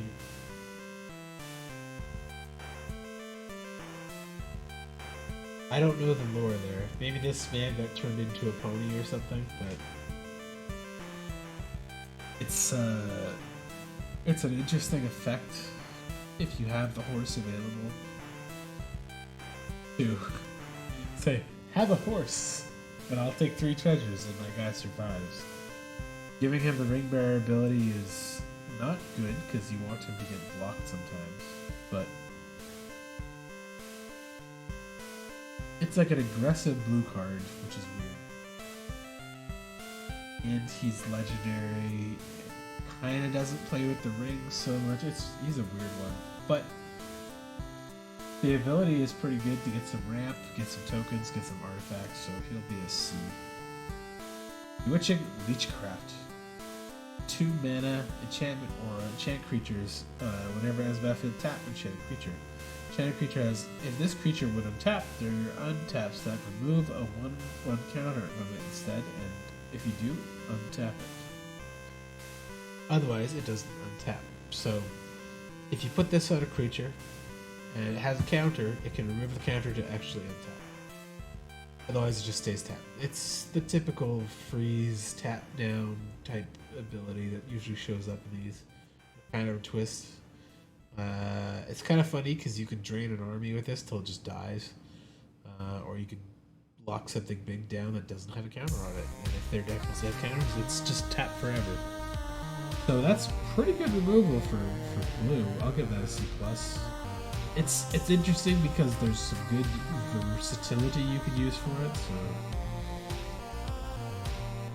Bath Song, 4 mana, draw 2 cards, then discard a card, then do it again. Then shuffle any number of target cards from your graveyard and add 2 mana.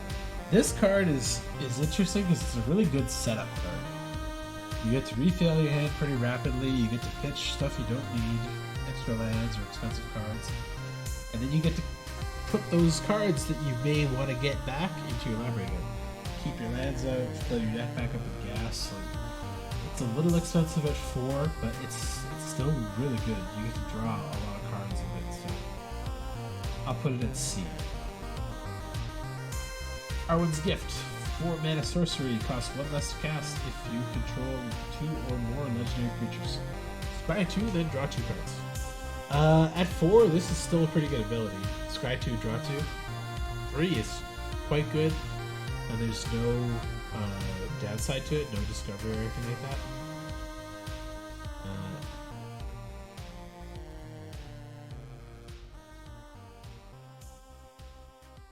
4 mana is a little expensive, but it's still like a C to me.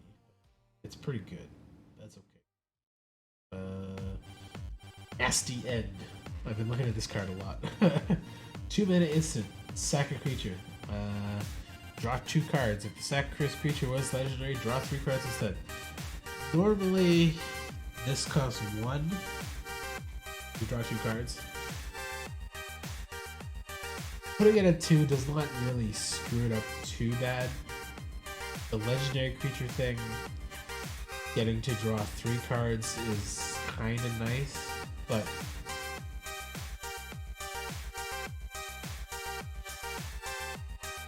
it's still pretty good. I'll give it a C- because it sometimes sucks to use a creature to do that, but sometimes you need to find answers. More Ghoul Knife Room. This card I also like quite a bit. Enchantment, 2 mana. Target creature gets -3 mana, so and has beginning upkeep. Exile it unless you pay 2 life. So if they really want the card to give the effects, they pay 2 life. If it's totally nerfed, like it's a 3/3 and now it's a 0/3, they'll just exile it in a 0. So, it's pretty good, especially if you want to be aggressive or you have evasion. Or this totally nerfs their stuff, so it's like slow removal, which is pretty appropriate for that. I'll give it C because it's versatile, and I like the life loss. 4-door Trebuchet, 3 mana, 1/4 artifact creature wall. It's been a while since we've seen a wall. Defender, whenever you attack with one or more goblins and orcs, create a 2/1 construct artifact creature token, flying named Ballistic Molar that's tapped and attacking. Sacrifice it and combat. This is a neat wall. It's a 3 mana 1/4, which is pretty good. It blocks above rate. Defender sucks a little bit for it, but it kind of replaces itself with a flyer when you swing with goblins or orcs. So it's good. It's pretty good. I'll give it C plus because technically it's gonna swing in as a 2/1 most of the time, but still leave you a blocker, which is the important part. So my nose is just stuffed up. Mordor Muster, 2 mana sorcery, draw card, lose life, mass orcs. 2 mana for a 1/1, it's not great. 2 mana for a 1/1 that draws you a card, loses life. That's played a lot. Like they play those cards pretty well, so it's between a C and a C minus to me. But I like the amass, so I'll put it at C. Milkwood Bats or Mirkwood Bats. 4 mana, 2/3 flying. Below rate a little bit. Whenever you create or sacrifice a token, each opponent loses a life. This is really dope with the Trebuchet. It's really funny with the Trebuchet because you create and sacrifice it, so it causes opponents to lose 2 life a turn. I think it's targeted, yeah, each opponent. So that's a 2-headed giant combo right there. That's a really good one. Especially if you had 1 or more of these and you attack.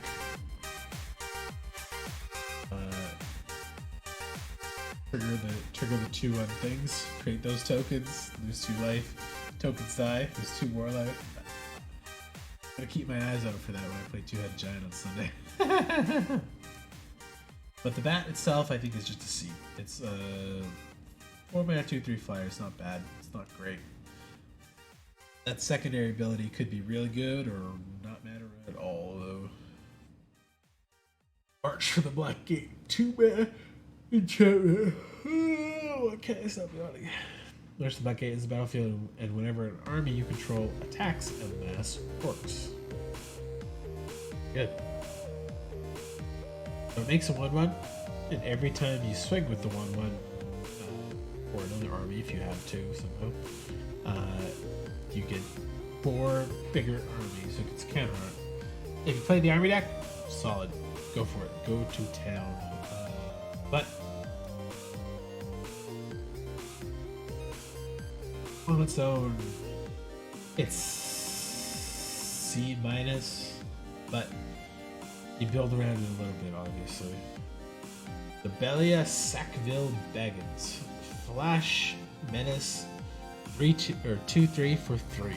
When she enters the battlefield, exile target creature card in opponent's graveyard that was put there from the battlefield this turn. Then create X treasure tokens where X is the exiled card's power. So you can flash her in, block her, or flash her in after blocks or after damage or something to exile something fun from their graveyard and get a bunch of treasure at once. That could be really big and could be nothing. But the creature has to be in the graveyard by the time her ability triggers. So you can't flash her in, block something, then have the ability trigger. In the graveyard, it's narrower than you'd expect. But you can flash her at the end of your turn after combat or something like that. Yeah. She's interesting. 3/2 flash for 3, or sorry, 2/3 flash, menace for 3. In black is interesting space. I'd put her at a C plus just for the flash, the menace, and the good cost ratio thing. Sometimes getting some treasure is okay too. Flash of the Balrog. It's Bone Splinters, but the good version. but not the good version because it doesn't get planeswalkers as well. But it does not need a creature to use it. You can pay the cost and kill something. So I would give this normally like a C- for the one in the sack to blow up the thing, but I will give it a C. Isildur's Fateful Strike. That's cool art. 4 mana, legendary instant. You can only cast a legendary instant if you control a legendary creature or planeswalker. Destroy target creature if its controller has more than 4 cards in hand. They exile cards from their hand equal to the difference. So, you got 7 cards in hand. They exile 3 cards. If they got 4 cards in hand, nothing. Just kills the creature, which is kind of a shame. But 4 mana instant creature is pretty at range for the rare plus removals, but it's weird that this is a legendary instant. Maybe 3 mana. Still a C plus. Oh, I mean, this is easier to trigger in this set because you have a lot of legendaries in the set. Not too bad, but pumped up the Dead Marshes.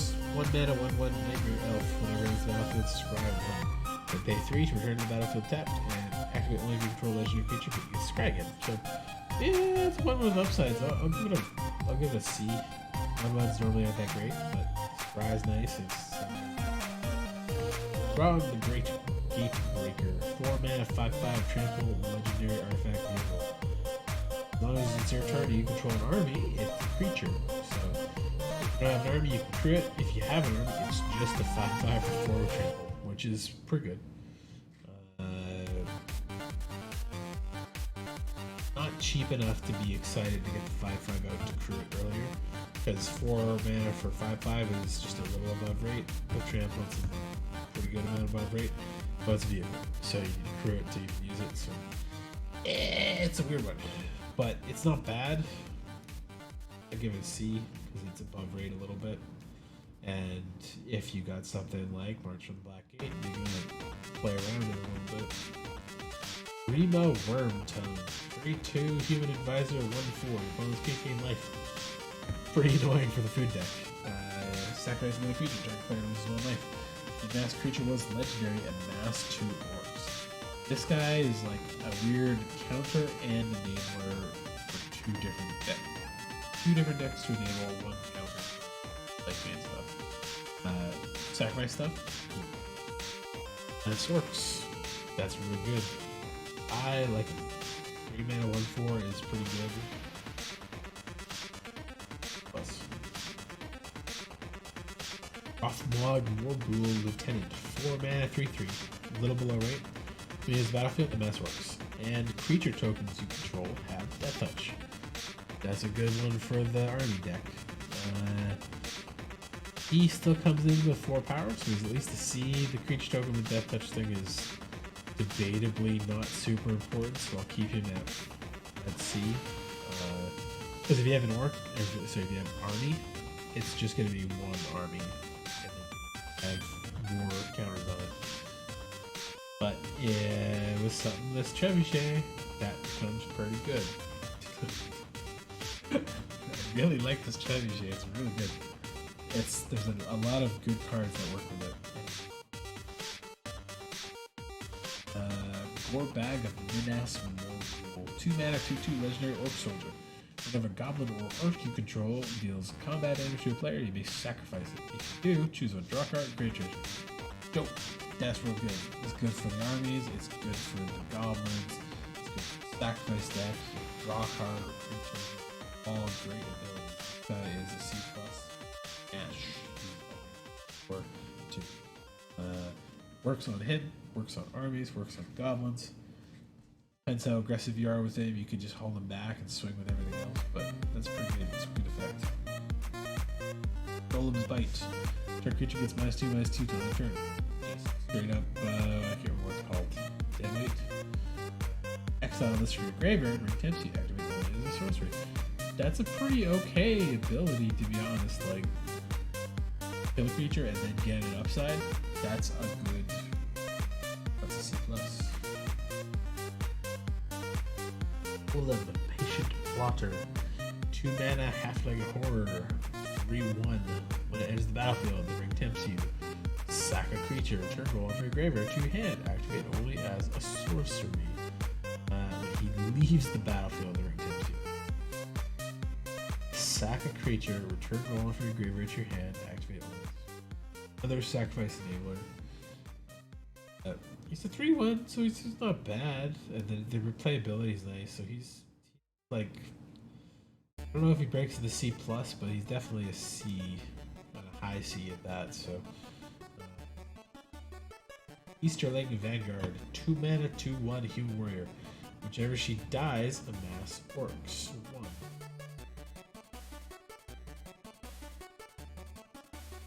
I don't know if she's supposed to be fighting on the side of the orcs or against them, with orcs against something else, but 2/1 for 2 is okay, but when it dies, mass is nice, so she's at least a C to me. Clan Craven, Bird Horror, 3 mana, 1/1 flying bird horror, and it enters the battlefield at mass 2. This is a really good bird. The 1/1 flyer is kind of shit, but you pay 3, you get 3 power, and one of it's flying, and you're buffing up an army. I'll give it a 3 because I like the amass, and getting a flyer or chump blocker is okay. Pay the Precious, destroy target creature, the ring tempts you.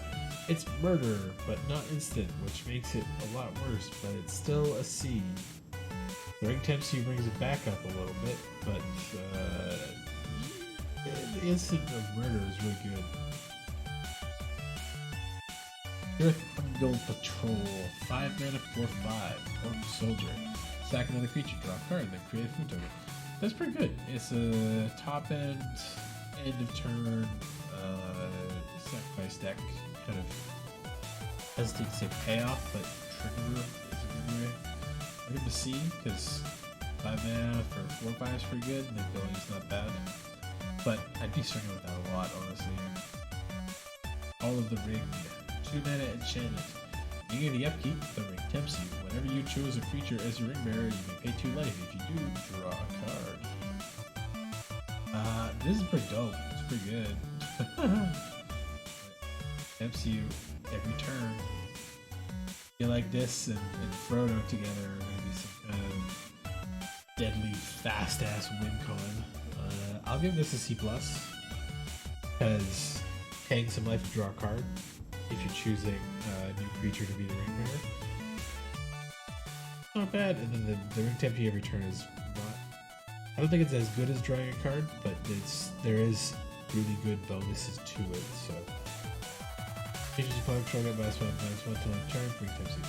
3 mana is about the right effect cost for these, but it's sideboardy to me, because you play it when you find out they have a lot of 1/1s or a lot of tokens. Instant speed, so you can't wipe out a bunch of these rocks flying at you because you have 3 trebuchets on the other side of the field. Bitter Downfall. It's board Varigate based. 4 mana, instant speed. Costs 3 less to cast if targets creature that was dealt damage this turn. Story target creature is 2 life. So, combat, they trick you, you get to deal some damage. You get to cast this for 1 to blow up a creature. Its controller loses 2 life. This is kind of equivalent to... I call this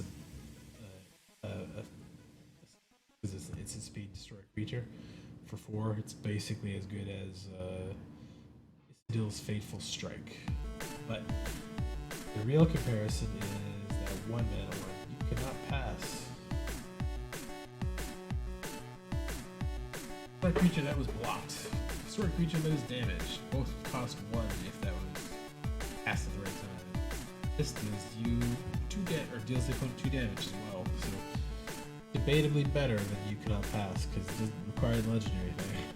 But legendary one, you can do it before damage. This one you have to wait till after damage. So a little worse, but kind of a nicer upside. So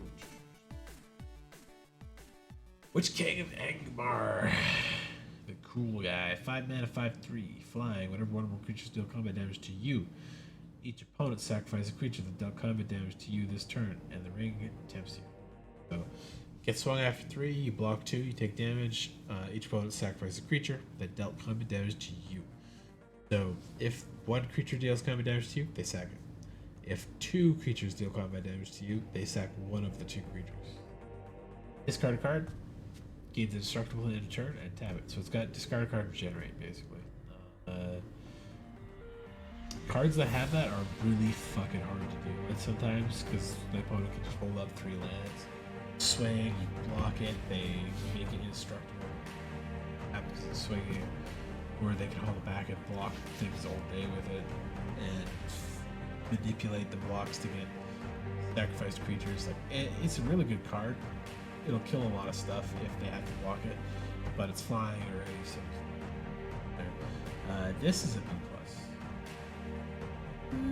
It's gonna be actually. It's protected, which, despite its squishy defense, means you can keep it alive for a decent amount, and it kills stuff that hurts you, which is interesting. Voracious Fell Beast. 6 mana, 4/4. When a Fell Beast enters the battlefield, each opponent selects a creature. Create a food token for each opponent's sacrifice this way. It's better commander. It's better to a giant. 1/1. It's not bad, especially if they're not playing a token deck, so they don't have to just pack them on one way. It's better if you have like 2 creatures on board, and you can remove a creature that is pretty important. 3 food tokens, not a big deal. 6 mana for a 4/4 is not a great rate, but the sack of creature is not bad. The food token generation is not bad, so C+. Urhai Berserker, 3 mana, 3/2. When there's a battlefield, the ring tempts you. That's a C plus a little upside. Not enough to be a C+, but it is a great standard card. Troll of Khazad-dûm, 6 mana, 6/5. When it enters, can't be blocked except by 3 or more creatures. But Swamp Cycling. It's got triple menace, which is annoying. 6 mana for 6/5 with triple menace is not great, but the Swamp Cycling is an upside, so I'll give it a C+. Because I like those cards. Torment of Golem. 4 mana sorcery. Target opponent goes ahead, you choose an online card from that player discards a card, and amass 2 orcs. Too expensive for me, but the amass is nice. It's paying 4 for a 2/2, or plus 2 counters on something you already have, so C-. Hurling War, 4 mana, 3/4. Menace, as long as you control a goblin or orc, it's a 4/4. So 4/4 menace, as long as you got another creature. It's like a annoying downside for it. I put it at a C because you may not always have those. Battlefield's just a decent card. Shelob's Ambush. Dark creature gets +1 to +2, gains death touch on turn. Create a food token as for an order for you. With hideous speed came behind and stung him in the neck. +1 +2 death touch on turn and a food for 1. Pretty good. That even might survive stuff from fuck off. Might make stuff survive combat trades, but more often than not, you're gonna throw out a token and block something big. And get food out of it.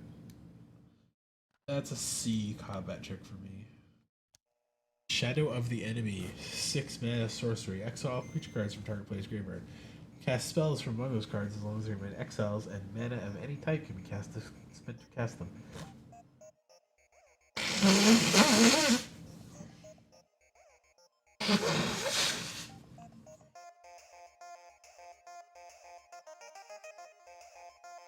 I'd say maybe it's the smoky fire stuff that's making my nose neck, but it was raining for the last little while. This card's dope. 6 mana is a lot, but it triple backs a lot, but if you get to the mid to late point of the game, some games, or at least make your game much better because you're going to get to use all of their stuff for pretty cheap. It's a B-. Not a board wipe. It's not enough, doesn't do anything. Give you options basically. You C plus. Not a B minus. Sauron the Necromancer. 5 mana, 4/4, Avatar Horror. Whenever Sauron the Necromancer attacks, exile target creature card from the graveyard. If tap the attacking token that's copied that card, accepts a 3/3 black wraith from this. You gain next instant exile that token unless Sauron is your ring bearer. He's real good. 5 mana, 4/4 is pretty solid, but it makes it a little nicer. Getting a copy of a card from your graveyard, less good than having a copy from both graveyards, but that could be a 1/1 getting an upgrade that gives you an ETB battle or a sack battle or death trigger or something. So there's good options there, and he's definitely powerful, especially if you make him the ring bearer. He's a C plus to me. C plus. No. He's a B minus. Not above rate, but he does give you extra power, assuming he survives till combat. And he's got more ring bearer synergies, so.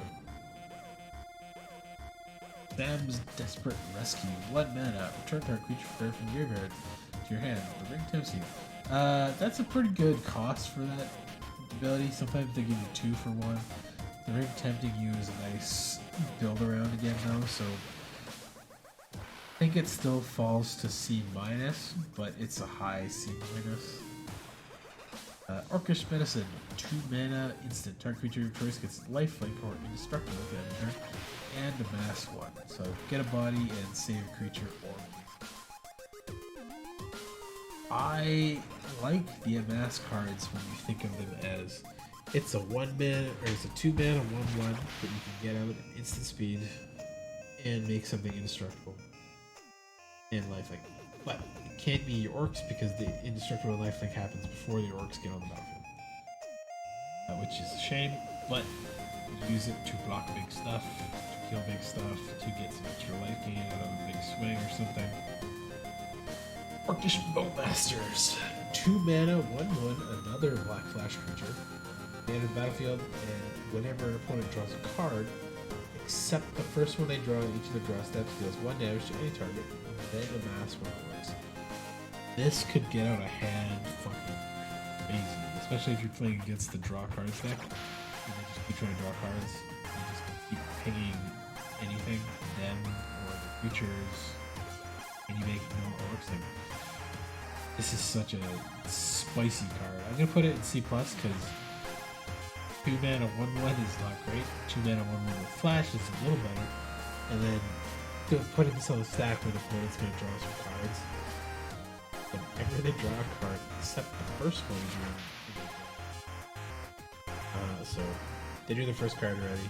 They go to cast the thing once they've drawn 3 cards. You throw this out. Okay, 1, 2, 3. That's pretty good. You can kill some stuff really good with that. 1 ring to rule them all. 4 mana saga. Ring tempts you, then each player mills cards equal to your ring bearer's power. That's spicy. Destroy all non-legendary creatures. Each opponent loses 1 life for each creature card in that player's graveyard. If they're not playing a legendary deck, like they drafted a token deck or just badly, this is a fucking mean ass board wipe. The ring bearer will always be legendary, but you can really fuck them up with this. And the mill card is interesting. Probably just better to consider it feeding your graveyard and not hurting them. There is a good handful of cards that are usable for the graveyard, so I'll give the C because I like the amass. I like the ring bearer, destroy the non-legendaries, and then use on top of that. Oath of the Grey Host, 4 mana, each opponent create a food token. Each opponent loses 3 life, create a treasure token. Create 3 tap, run on spirit creature tokens with flying. It's a weird one. I assume it's more lore based than anything. Each people getting the food is whatever. 4 mana, each opponent loses 3 life, and you get treasure, that's a little better. And then you get some flying spirits. It's okay. Oh god, my eyes are getting tired. Yeah. My drops after this color.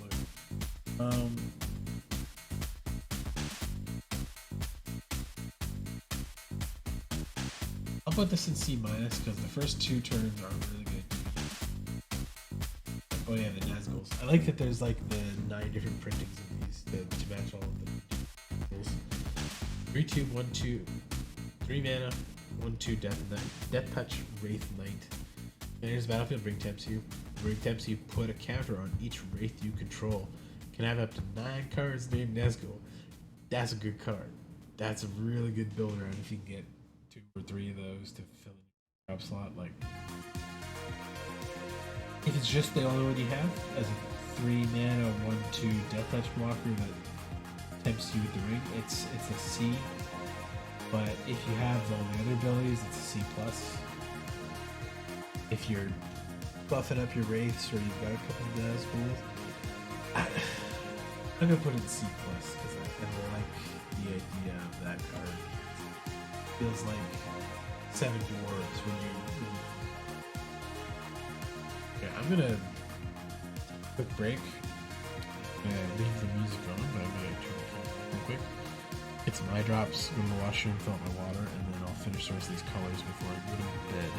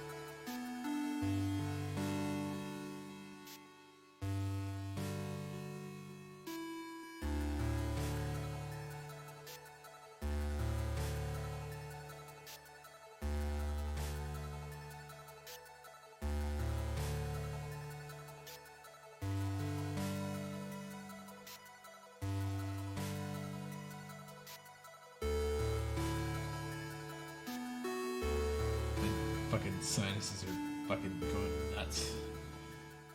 Let's try to get through these quick. War Beast of Gorgoth. 5 mana, 5/4 beast. It really took me a while to notice what the beast was in this photo. Whenever War Beast of Gorgoth, another creature you control 4 power greater dies, and that's 2 orcs. I wouldn't call it a build around, but it's decent. It's at cost and it gives you an upside, so it's C plus. They're back again. 5 mana. Trouble target creature can't block for as long as you control this. Reagan tempts you. Search your library for a battle card on the battlefield and shuffle. Second ability kind of sucks. First ability is alright. Definitely break up a board stall. And then third ability, create a 6/6 red dragon token with flying and haste, and when this creature dies, create 14 treasure tokens. That's dope. That last part's really good. First part's pretty good. The B- because it's slow.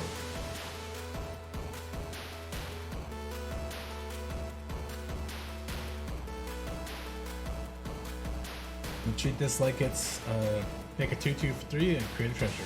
That's okay. It's kind of replacing itself, essentially. 2/2 for 2 and replacing itself. I'll call it there. Yeah. Spiteful Banditry. Red X enchantment. When deal enters the battlefield, does X damage to each creature. Whenever one or more creatures your opponents control die, create a treasure. This ability only triggers once each turn. It's kind of like Mitook Massacre, but not as good.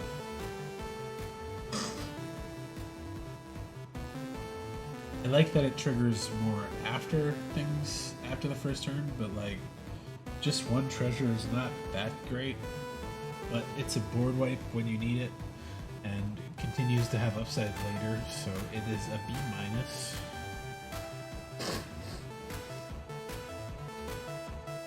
Smite the Deathless. 2 mana, instant speed, deal 3 damage to target creature. Creature is indestructible, and if it would die as exiled, it's no living man am I, the part where the lady stabs him in the fucking face. It's a lightning bolt with 2 upsides.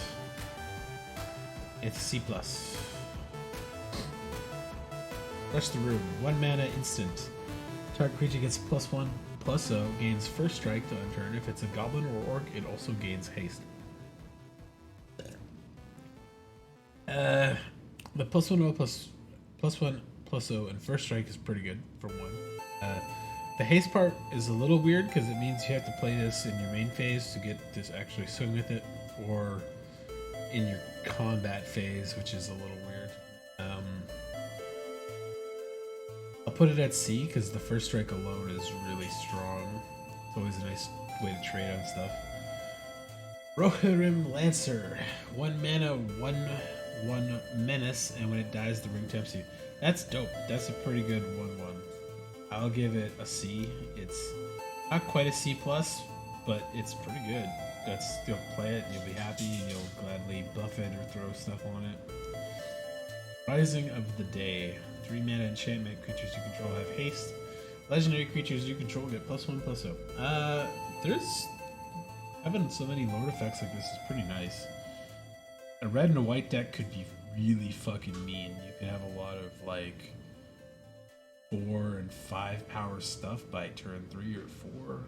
Like if you had both of the lord things and some good 1-drops, like that could be some really strong, aggressive, wide field stuff. It's obviously isn't as good as the white rare version, but it's still pretty good. The legendary creature thing is a little bit of a downside, but the haste is nice, and you're gonna get legendary creatures just from the ring bearers alone, and there's a lot of legendary creatures, so I don't think this will miss as much as it'll hit. Relentless Rohirrim. 4 mana, 4/3 human knight. When it enters the battlefield, the ring tempts you.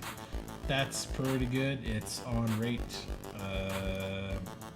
The ring tempting you for 1 less power or toughness is okay. Doesn't have any other abilities though, so he's just a C. Ranger's Firebrand. 1 mana, red sorcery. Deals 2 damage to any target. The ring tempts you. It's shock with the instant, plus the ring tempts you. I hate it, but it's not being an instant drops it back to C for me. But it's very close to a C plus. It's a good thing. Rally at Hornbird. 2 mana sorcery. Create 2 white humans. Humans you control gain haste. That's pretty good. That's one of the better ones of these types of things. Like there's the goblin one. There's other human ones. There's soldier ones. But these get haste too. That's really good. I will give this a C plus because it's just slightly above rate and it affects the field.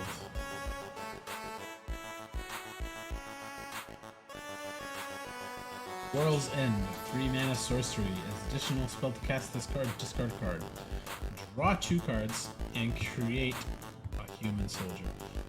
So most of the time these cards are draw 2 cards, discard a card, draw 3 cards, discard a card. But you're paying 4 and it's an instant, you get a treasure or something. But I don't like getting a body more and getting 2 cards straight up. Discarding a card is not really a huge deal. Like sometimes there's stuff you want in the graveyard or it's an extra land or something, especially in the fast red aggro decks like this. And more bodies is good too. So I consider this a C plus.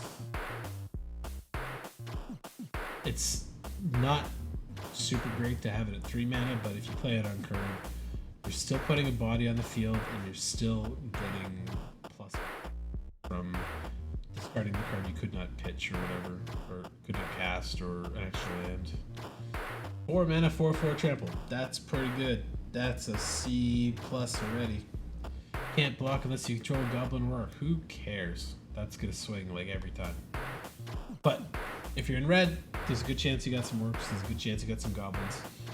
And you're probably playing it with red and black or red and white. White does not have goblins or orcs, but black does. Blue does. Pretty sure green does a little bit too, and there's multicolored stuff that'll get you there. I don't think that's too hard to trigger, but you're probably just going to swing with it all the time anyways. So. The red cycling card. 6 mana, 6/4 trample. That's pretty okay. Whenever it attacks, another target creature gets +2 and trample. That's really good. And Mountain Cycler. This card is... 6 mana is still a lot, so I can't put it too high. But you're pretty happy to have that. You're totally fine getting that turn 1, cycling it away, getting it turn 5, 6, 7, and being able to drop it out. Because it's going to make your board stalls a lot less board stalled. Oria Marauder. 2/2, 1/1 double strike Goblin Warrior. Goblin Orc, you can roll this combat damage to play X top card of your library. You may play that card this turn. Not cast, so you can play lands. It does not last past the turn though, which sucks a little bit. If this guy deals damage, you get to exile 2 cards, because first strike, second strike, or regular strike. But that's a good goblin. Give it equipment, give it a buff. C+, it's essentially drawing more cards. Improvised Club, 2 mana instant. Sack a creature, deal 4 damage to target. It's kind of expensive fling, but you can also sacrifice an artifact, and there's a lot of food in white. There's treasures in black and blue. I still put this at C because it's 2 mana and it's sacrifice something to deal 4, but it is any target, so you could finish a game off with this. You could finish killing something after combat or before blocks resolve, kind of thing. There's a lot of good uses for it, and you're always happy to have 1 or 2 of these, but you don't want too many because you'll cannibalize your own board state to clear the opponent's board state. Hugh the Entwood. This card is not meant for limited, really. You could use it, but I don't think it's that good because you're not going to get so many useful artifacts. Sacrifice a number of lands. Rule the top X cards of your library, where X is the number of lands sacrificed this way. Use any number of artifact and or land cards revealed this way. Put all non-land cards chosen on the battlefield. Then put all land cards chosen this way on the battlefield. Tapped. Put the rest of them on the bottom of your library in the red border. So if you're getting to mid to late game, you have 7 or 8 lands in the battlefield. Sack all your lands. After you pay for this, of course. Float 3 mana just in case. Put all your artifacts that you get, maybe 2, I'm gonna guess. If you're playing a couple of equipment, the vehicle, maybe the ring or that trebuchet or something like that. And then you get a couple lands too. I'm gonna say you hit maybe 2 artifacts and 2 or 3 lands if you sacrifice 8. Could be worse if you hit like 7 lands and no artifacts. That's just straight up loss essentially. But you would be up mana still technically, because if you tapped all your 8 mana, paid 5 to do this, got 7, they would come. They come in tapped. Never mind, you're down mana. But you could still cast some other stuff if you need it. It's not a card for limited, so I'm gonna call it a D+. But somebody's gonna build around it. Somebody's gonna do something stupid with it and make it really, really good. But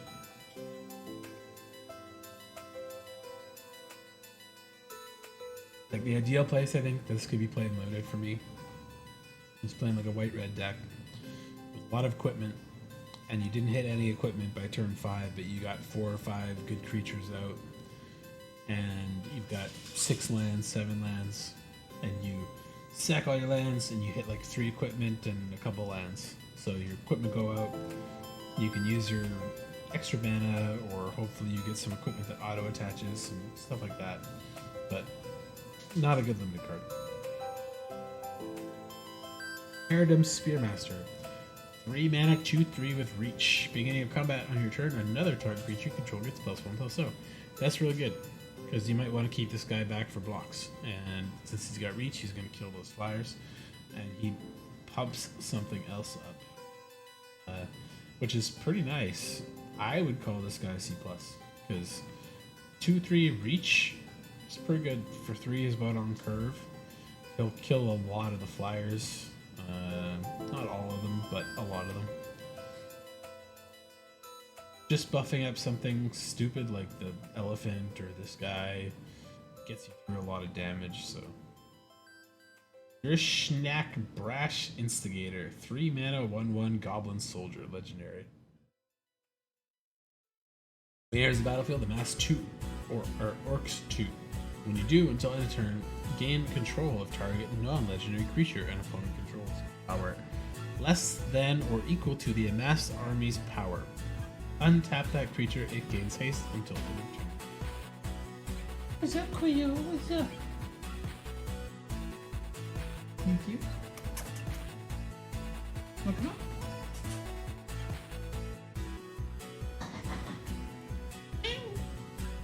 There you go.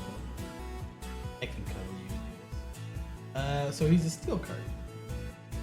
So orcs are ready. You might be able to steal something pretty good. Otherwise, you're gonna steal something with 2 power or less. So he's a little better the later you play him. It is better if you have more armies. You do get 3 power for 3, and so he's a C+. If it's divided across 2 creatures, that's not bad. Where'd you go, Cleo? Here we go. Long day of snoozing and being popular on Twitter with your cute eyes.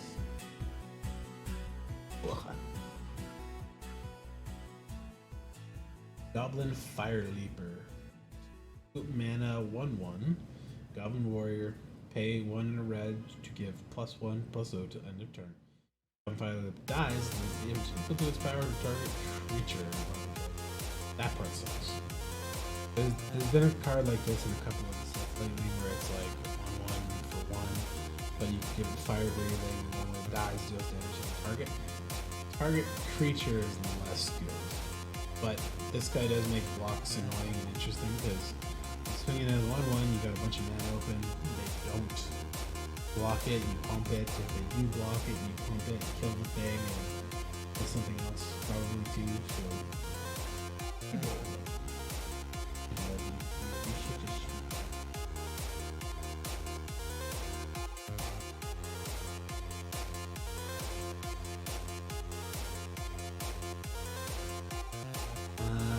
because he doesn't do any target, I think he's only a C. Fire breathing makes him up, but he's very squishy by default, so I can't put him higher. Lloyd, your freezer, 3 mana, 3/3. That's already a C. If you cast a historic spell, create treasure during this spell, choose once a turn. Artifacts, attack treasure, go turn.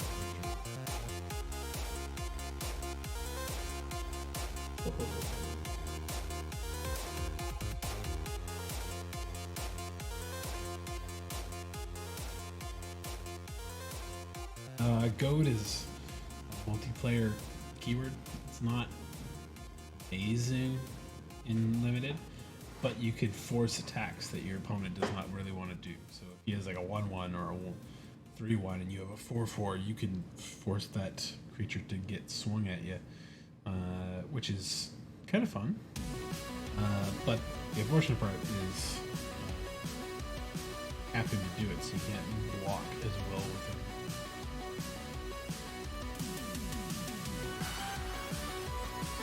He's a C+ just for the token, the treasure regeneration period.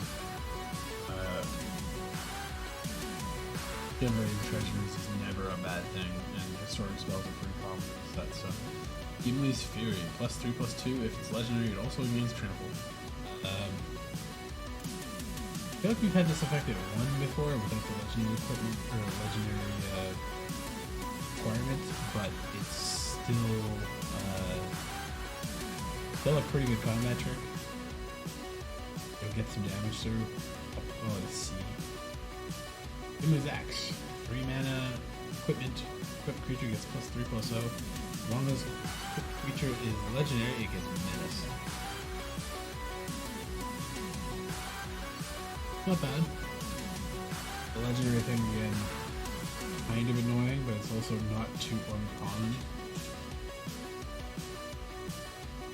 Cheaper to equip than that sword is, which is funny. But the sword also has a very cheap equip cost for humans, so let's see. Gimli, counter kills. 4 mana, 4/3, dwarf warrior with trample. Whenever opponent creature an opponent controls dies, Gimli deals 1 damage to that trigger's control.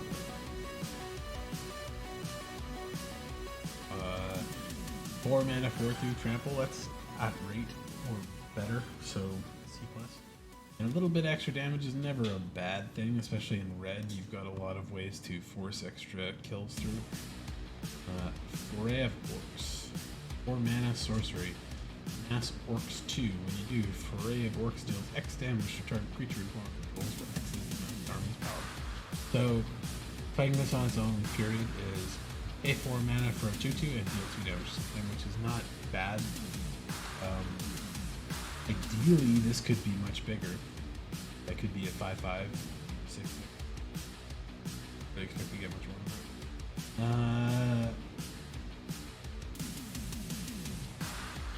It's floating between C- and C+, so I'm gonna give it C.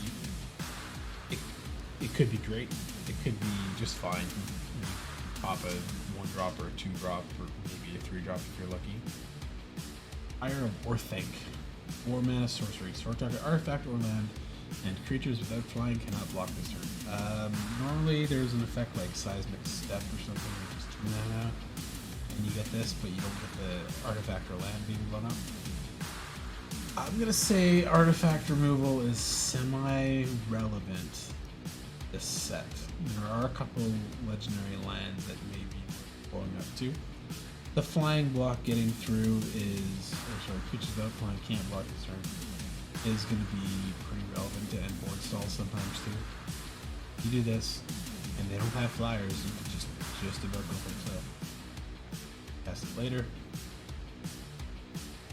I don't like it early, because we only force 4 damage through and you pop one of their lands. If they're playing a multicolored deck though, you could keep them off a color, which is debatably nice too. So maybe more of a sideboard card, but yeah, it's a C-. Destroy lands is not great. Not usually great. I've seen people draft stupid decks based around it and just cripple an opponent's deck by keeping them off their color, keeping them under 2 lands. Fiery Inscription, 3 mana enchantment. When it enters the battlefield, MCU. Whenever you cast an instant or sorcery, it deals 2 damage.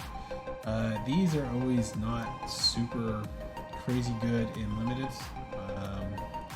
Ring Tempt you a little bit is nice, because in a lot of limited games you're going to play maybe 6 non-creature spells, and they're not always going to be instant sorceries, so you really have to build around this if you want to make it work, and that's harder in limited to say the least. Fire, or Fear, Fire Foes. Red X sorcery, damage can't be prevented this turn. Fear, Fire Foes deals X damage to target creature and 1 damage to each other creature with the same controller.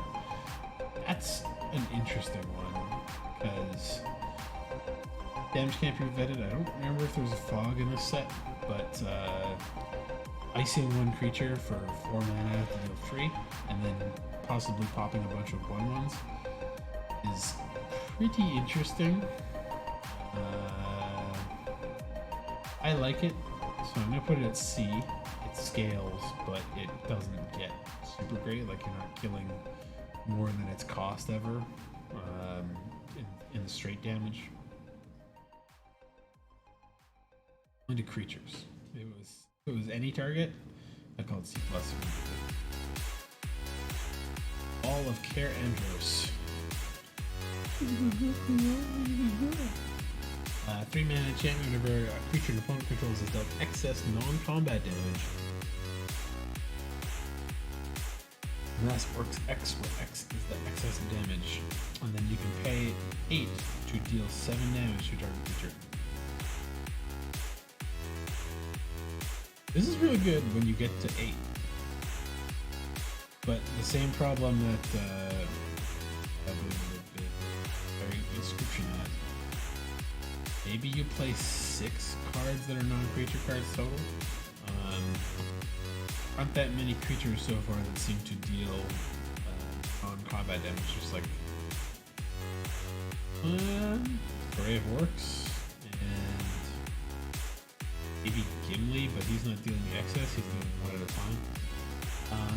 I'll call this a C-, because I think that it's nice to have the mana sink, and if you have a lot of the like lightning strike style cards and a couple of the white ones that do damage, be in a pretty good spot, but this is a very hard build around too, I think.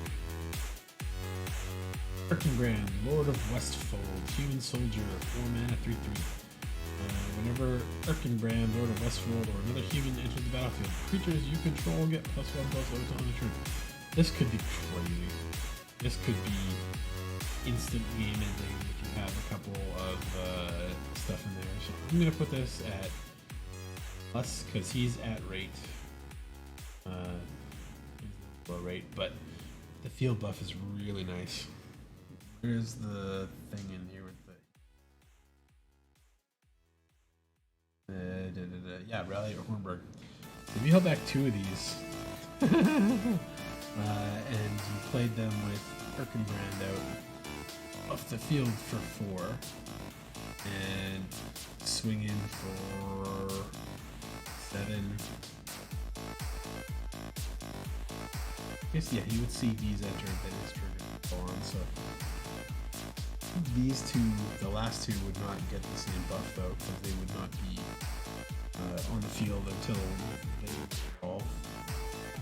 So, the first 2 would be 7.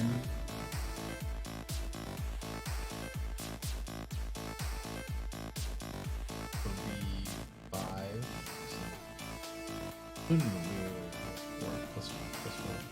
So they would be 5 wounds. It would be a 7-3. The last two would be 3 ones. So 8, 8, 7.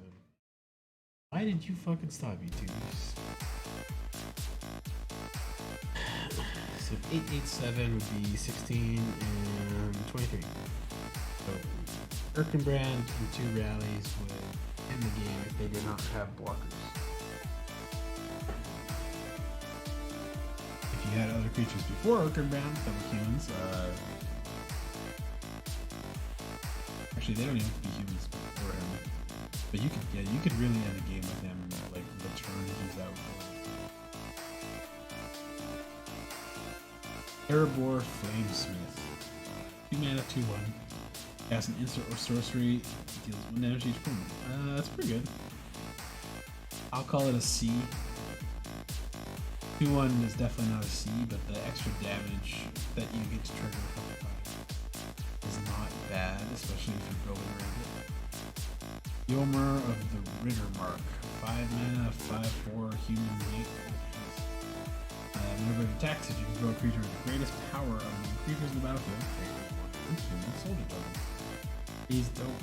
That's no good. 5/4 haste for 5 is okay.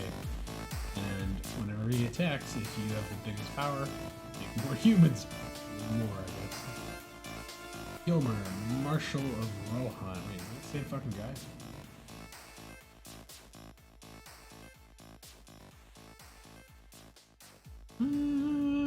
They don't really look the same.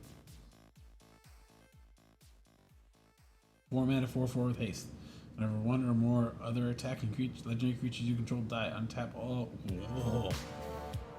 Yeah, baby, that's good for the red-white decks. Play power can't be copied. Copy any number of target instant or sorcery spells. You may choose targets for the copy. That's really fun if there's a bunch of stuff on the stack. So this can be countered, but it can't be copied.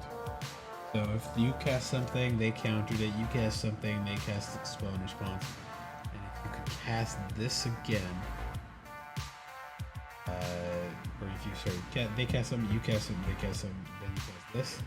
You can copy all 3 of the previous spells, counter their spell, that was countering their spell, get extra damage through, do stuff like that. It's probably not going to be for limited, so I'm going to call it a C-, but I really want it for not limited. Actually, D+ is where it should be. Cast them with a fire, 2 mana, deal 1 damage to each of your 2 targets or exile target artifact. Yeah, it's pretty good. Nice and flexible, it's cheap, it's a C-. Breaking the Fellowship, 2 mana sorcery. Target creature opponent controls deals damage equal to its power to another target creature that player controls. The ring tempts you. It's removal, it's not great removal, it's a C-. Book of Mazarbul. Mass Orcs 1. That kind of sucks for 3. You have Mass Orcs 2, which makes it a 3/3. Creatures you control get +1/+0 and menace till end of turn. So that would make it a 4/3 with menace if you only had the orcs. Not bad. It takes 3 turns to get there, but the orcs always get bigger. This could be later. C- because it's at least on cost, but it takes a while to get there. Battle Scarred Goblin. That's the fucking.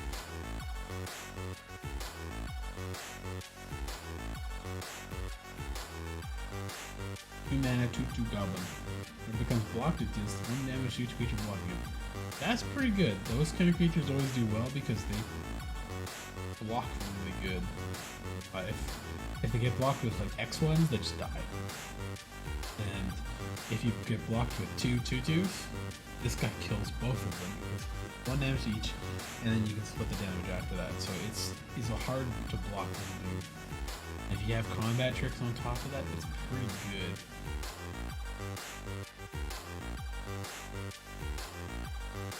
I'm gonna call it C+. Okay, green. Woes Pathfinder. 2 mana, 1/1, add mana of any color, 6 mana, tap. Another creature gets +3 against trample injury. Really good buff. Takes a while to get there. You can't use this card to pay for its own ability though. 2 mana, 1/1 is squishy. But it is a mana dork, which would normally be a C+ for me. But they normally have like 1/2, 1/3, so it's just built. Stew the Conies. +3. Target creature you control deals damage equal to its power to target creature you don't control. Create a food token.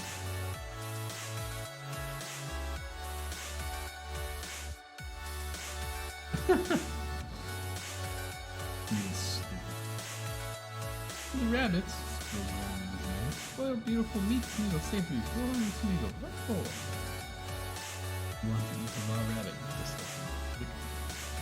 It's a fight spell, or rather power healing spell, which is good. Better than fights. I'm making a food token, but I don't know if the extra 2 mana or 1 mana and a sorcery version of the costs really justify the food token. But it is instant speed, so it's a pretty good removal, so it's going to be you can still get 2 for 1 if you cast this. If you're casting wrong, but not bad. Shroud of Arrows, 3 mana, instant speed, target artifact enchantment or creature with flying. Scry 1. So there's the scry stuff for the elves. This normally costs 3 in this effect, but it doesn't get the scry and it's not instant. This is actually pretty good. It's a little narrow, but there are lots of birds, there are lots of artifacts, and there are a couple of enchantments, and the scry trigger, and it's an instant. That's a C+ for me. Shortcut the Mushroom. 2 mana enchantment. When Shortcut the Mushroom enters the battlefield, the ring tempts you. Beginning of your end step. If a permanent left, or you control left the battlefield this turn, put a counter on a target creature you control. Weird. Hard relation to the effect, but the effect is fine. The tempting is good, and if you're playing the food deck or you're just playing an aggressive creature deck, getting a counter on something is not bad. It's still a C- for me because just the ring tempting is what it does most of the time. You can go south. 4 mana sorcery. Ring tempts you. And reveal cards from top of your library till you reveal X lands or X's number of legendary creatures you control. Put those land cards in the battlefield. Tap. And the rest of the bottom of your library around work. This could be amazing, this could be nothing.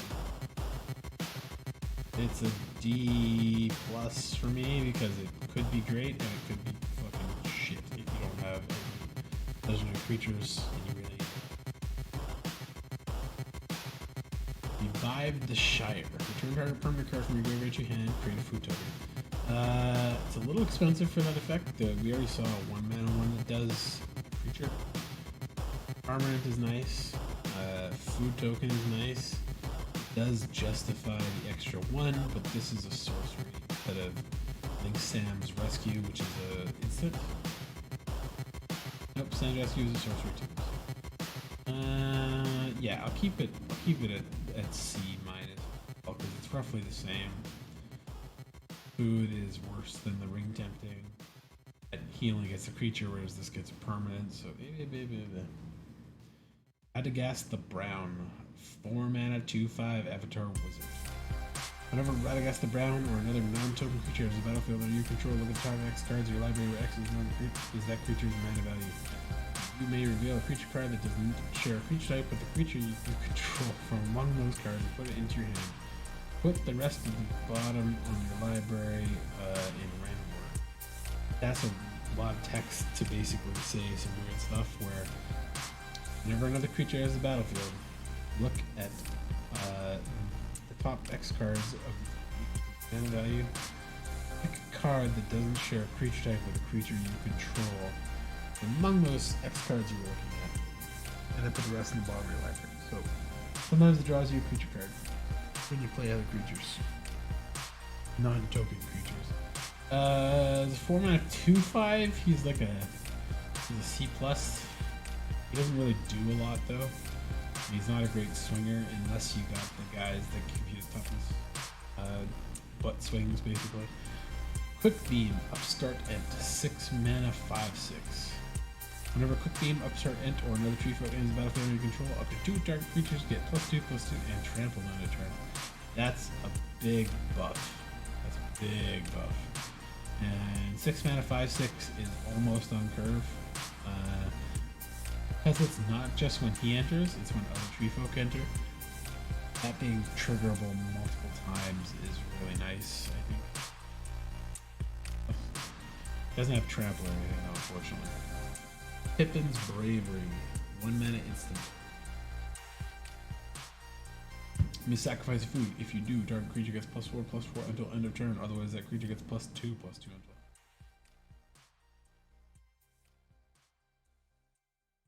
Interesting. Not giant growth. Titanic growth. For 1 if you sacrifice. Otherwise, it's just +2/+2, which is still good, but I'll make it a C- because it's not crazy. Peregrine Took, 3 mana 2/3 halfling. You're 1 or more tokens to be created in your control. Those tokens plus an additional food token are created instead. Attack 3 foods, draw a card. He does not make tokens on his own, which kind of sucks. He applies other tokens by giving you extra food on top of that. So again, this fucking thing, this trebuchet, is the king of tokens in this set, I think, so far. I'm gonna bump this up. This thing's B- for me. I really like it. It's really good. There's a lot of synergy with a lot of cards, but that is good. 3 mana for 2/3 is fine. He's not better than that though. Draw a card is nice, but it takes a while to get there. You need other cards to do it. Mushroom Watchdogs, 2 mana 2/2. Sacrifice food. Put a counter on mushrooms. Mushroom Watchdog gains vigilance on a turn. Activate only as a sorcerer. That's dope. That's a good dog. That's a C+ dog. Take some other stuff, but stacking food for free is a good combat trick. Counters are nice, and it gets vigilance. Good setup for that little guy. Mirror Guardian. The Mirror Guardian dies, the ring tempts you. 3 mana 4/2 that just tempts the ring is. Yeah. Call that on rate. That's a C. Mirkwood Spider. I really like this spider. 1 mana 1/1 Death Touch Spider. Target legendary creature you control gains Death Touch till end of turn whenever he attacks. There's enough legendaries in this that this means you're swinging with 2 Death Touch creatures often. I think this is a C+ little spider. Myriadoc Brandybuck. 2 mana 2/2 halfling citizens.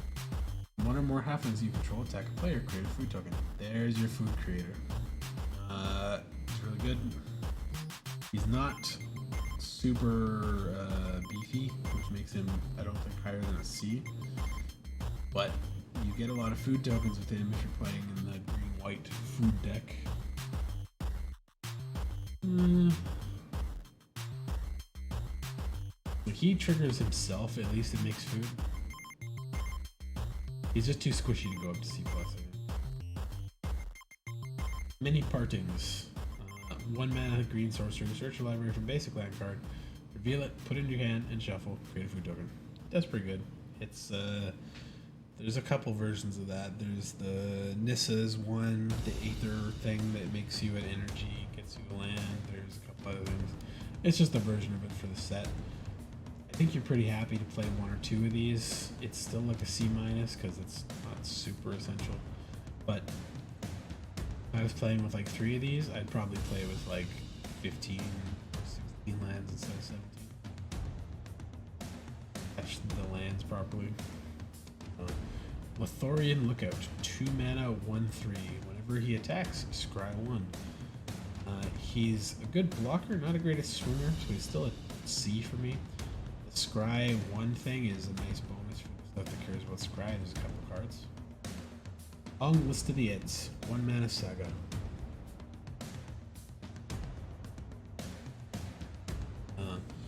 Note a creature type that hasn't been noted for Long List of the Ents. When you cast your next creature spell of that type this turn, that creature enters the battlefield with an additional counter.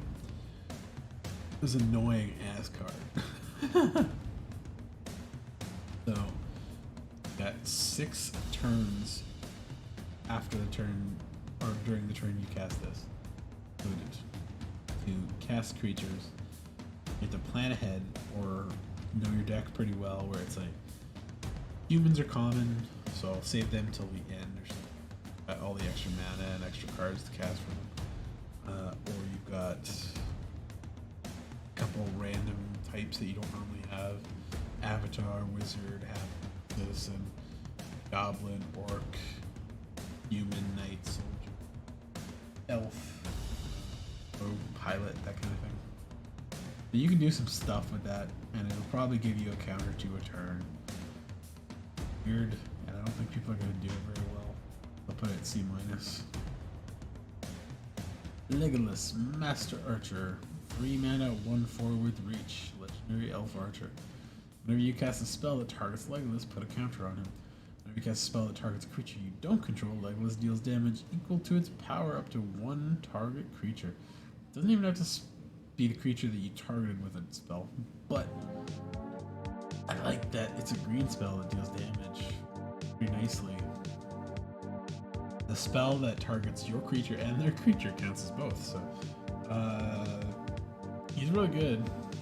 He's definitely a C+. I don't think he's higher than a C+, but he's pretty good.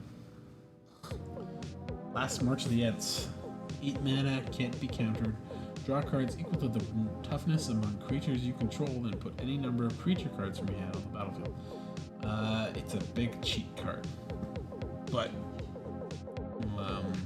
it's expensive and you need to ramp to get there. Otherwise, you probably just never hit it. You need to have a pretty good sized field at the time too, so ramp will help. Don't get haste though. You need that red card to do that. But this card will not end the game on the turn it's played, but maybe the turn after, and you get to draw a lot of cards. So if you don't have anything when you cast it, it's just useless, but it could be really good. So it's not going to be higher than B-, but draw a lot, play a lot of stuff for free is really strong. Glorfindel, Dauntless Rescuer. 3 mana, 3/2. You scry 1 and Glorfindel. Whenever you scry, choose 1 and Glorfindel Dauntless gets +1/+1 to end a turn. Must be blocked and can't be blocked by more than 1 creature each turn. He's really good. Doesn't do anything without himself, so I don't think I should give him higher than a C. But he's really good for the scry deck. And swinging him as a 4/3 and forcing him to only be blocked by 1, or forcing him to be blocked is a good way to clear the field, depending on what they have on the field. So, Gift of Strands, 4 mana enchantment aura. When it's got flash, which is interesting. Try 2 and +3/+3. It's a pretty big buff, and scry is nice, and flash is pretty nice, but it's expensive. C- for me. Generous End. 6 mana, 5/7 reach tree folk. There's a battlefield, get a food token. 5/7/6 is 6 is reach is okay. Food doesn't really buff it for me or anything. I'd put this at a C. In the tree folk deck, it's good though. Galadriel Guide. 4 mana, 3/4, scry 2. He's kind of the same as the End. He just gets in the battlefield and he's fine when he triggers it there. Galadriel Bow.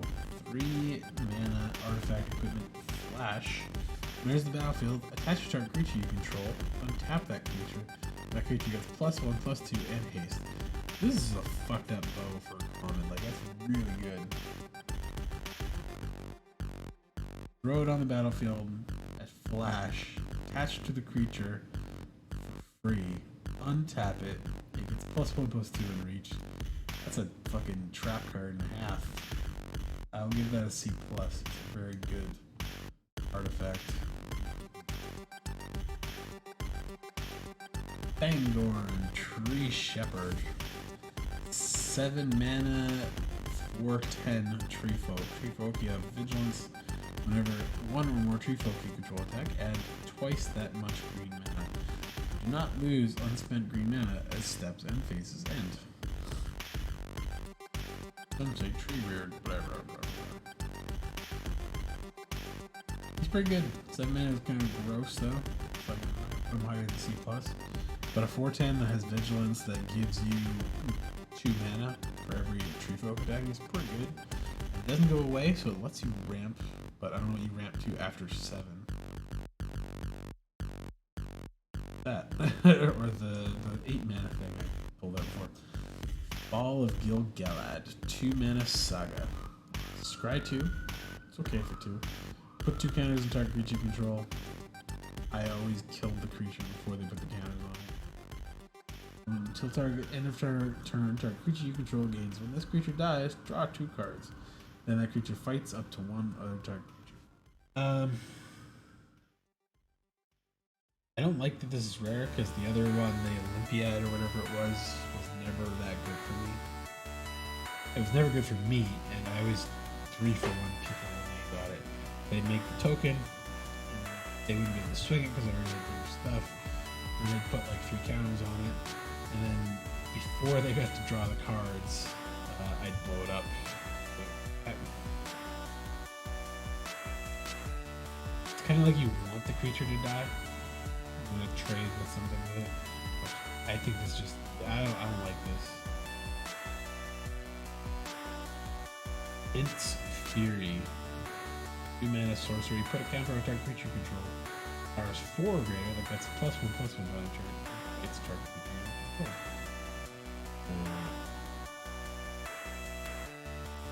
Put a counter if its power is 4 or greater. Then that creature gets +1/+1 and fights target. Worded weird. So if you have a 4/4, it becomes a 6/6 and fights something. And then it would be a 5/5 after because it got the counter. It's a C. It does buff the thing to make sure it's fighting appropriately, but instant speed. 5 mana enraged Huron. Huron. 5 mana, 4/5. Trample. I mean, it's better for the Ring Team C. He's a C. The stats are a little underwhelming. Pitch Restoration. 3 mana instant. Sack a land. Creature library 2 basic lands. Put 1 battlefield tap. Shuffle. You control a creature 4 or greater. Creature library 3 basic land cards. Put them on the battlefield tap. Then shuffle. It's like Harrow. Good if you're green. Good ramp. But a creature you get to get better, so even better ramp.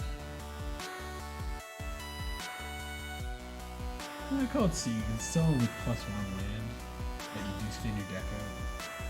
It's instant speed. That's a nice bonus. Elven Farsight. 1 mana sorcery. Scry 3, then reveal top card of your library. If it's a creature, draw a card. So fix it and put a creature on. These are okay. They're cantrip to me. The extra scry is kind of nice to fix more stuff, and it's relevant, so I'm gonna put it as a C. Elven Chorus. Look at the top card of your library at any time. They cast creature spells from the top of your library. Creatures will have add 1 mana of any color. They've been having a fuck ton of these effects lately. This is kind of one of the best of them. Like, doesn't make your lands cast for anything, but your creatures have it. And you can cast stuff off the top of your library. It's a little expensive, so it's not great for ramping. Put it at C. It's hard to argue with those abilities. Dundane Rangers, 4 mana, 4/4 with landfall. Whenever land enters the battlefield, if you don't control Ring Bearer, then Ring Temps. Okay, so it's gonna make Ring Bearer. It's. I don't think it's C+, but it's close. It's a C. Lighted Halfling. This card is dope. Add 1 mana of any color for 1 mana card. Chameleon casts these legendary spells and it can't be countered. Otherwise, 1 mana taps for colorless. Still ramp. A good 1 mana, good 1 mana dork. This is C. There's not that many counter spells in this set. There's like 3 total. C+. Chance Met Elves. 3 mana, 3/2. Whenever you scry, put a 1 more counter on Chance Met Elves because only once a turn. Go not to the elves for cancel. They will say both no. Yes. I like this card a lot actually. It's kind of gonna be a staple for that. Not a C+. But it's very good. Celeborn the Wise. 4 mana elf noble for 3/3. Whenever you attack with 1 or more elves, scry 1. There's a good scry enabler. Whenever you scry, he gets +1/+1 to end a turn for each card looked at while scrying this way. If you scry more than 1, he gets a bonus. And whenever he attacks, he's always been swinging as a 4/4. That's pretty good. That's a C+. He generates scries and he benefits from more scries. So. Brandywine Farmer. Halfling Peasant. Brandywine Farmer enters the battlefield. Create a fruit token. Oranges or leaves. 3 mana is a little expensive for that. It's actually quite expensive, so that's a minus. Bombadil Song. 2 mana. Dark creature gets +1/+1 and gains hexproof. And the ring tempts you. There have been like 3 effects that are at 1 mana for this cost, or 1 in X in other sets. Doesn't make him indestructible. Hexproof is still pretty good, so it's a C- for me. Bag End Portal, 4 mana, 4/4. Whenever he attacks, he gets +X/+X for X is the number of legendary creatures you control. This could be 0. It could be like 6. He's a C. He doesn't get that much better. Alright, multicolored stuff. Let me blow my nose again. Holy shit.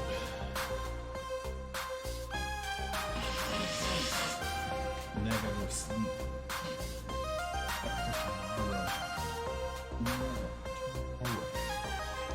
Every other creature you control dies. These are going to be the signpost cards of uncommon.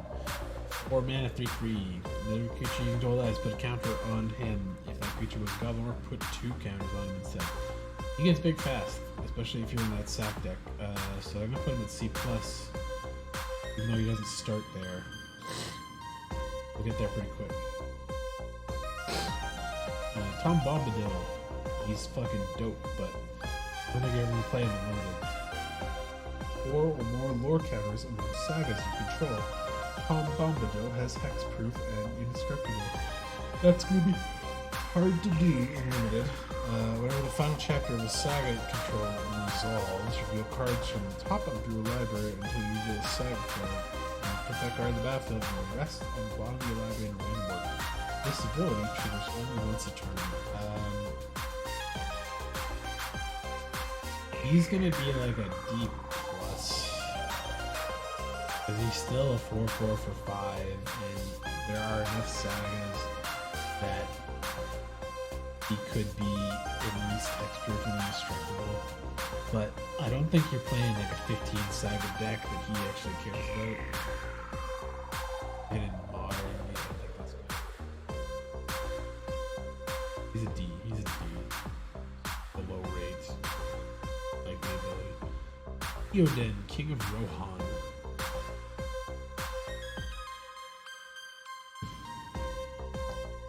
3 mana, 2/3, Human Noble. Whenever he or another human enters the battlefield, target creature gains double strike. That's a dope ability. That's a really good card. Let's C plus. He can't. Maybe C. Enough humans entering reliably is not going to be big enough to help with a good card. He's a pretty strong card. He's a good blocker. There are many good humans and many good enablers to those tokens. Strider, Ranger of the North. 4 mana, 4/4. Whenever land enters the battlefield, under control, target creature gets +1/+1 no turn. That creature has power 4 or greater against first strike. Yeah, that's pretty good. That's a good landfall trigger. 3/3s turn into 4/4 first strikers, and he is a 4/4 on his own for 4. Oh, he's kind of the same thing. Like lands show up a lot more, so I don't think that's as problematic. But I don't think he's C plus on his own. Smeagol, helpful guide. 3 mana, 4/2 horror. Your end step, if a creature dies under your control this turn, the ring tempts you. If the ring tempts you, target opponent reveals cards from the top of their library. Will they reveal a land card? Put that card on the battlefield tapped under your control, and the rest into their graveyard. This could super fuck somebody. Black-green mill is pretty real here. If your creature dies, the ring tempts you, so you get to mill them and steal a land. You have so many cards that can ring tempt you, and if you really built it hard around him, you could really mill the opponent with this. So I'm mixed on this because like I don't think mill is a great strategy in limited. Green black, but there's a lot there, and he's a 4/2 for. It's not a bad one. C plus at least, yeah. Love, Child of England. 6 mana, 8/8 Spider Demon Waifu. If you've seen the game, she's a hot lady apparently. Legendary Spider Demon, Death Touch Ward 2. Other spiders have Death Touch and Ward 2. I've only seen one other spider here so far. The commandery card again. Whenever another creature deals damage to this turn by a spider you control dies. Create a token that's a copy of that creature, except it's a food artifact with 2 tap. Sacrifice this artifact, you gain 3 life, and it loses all other card types. I see.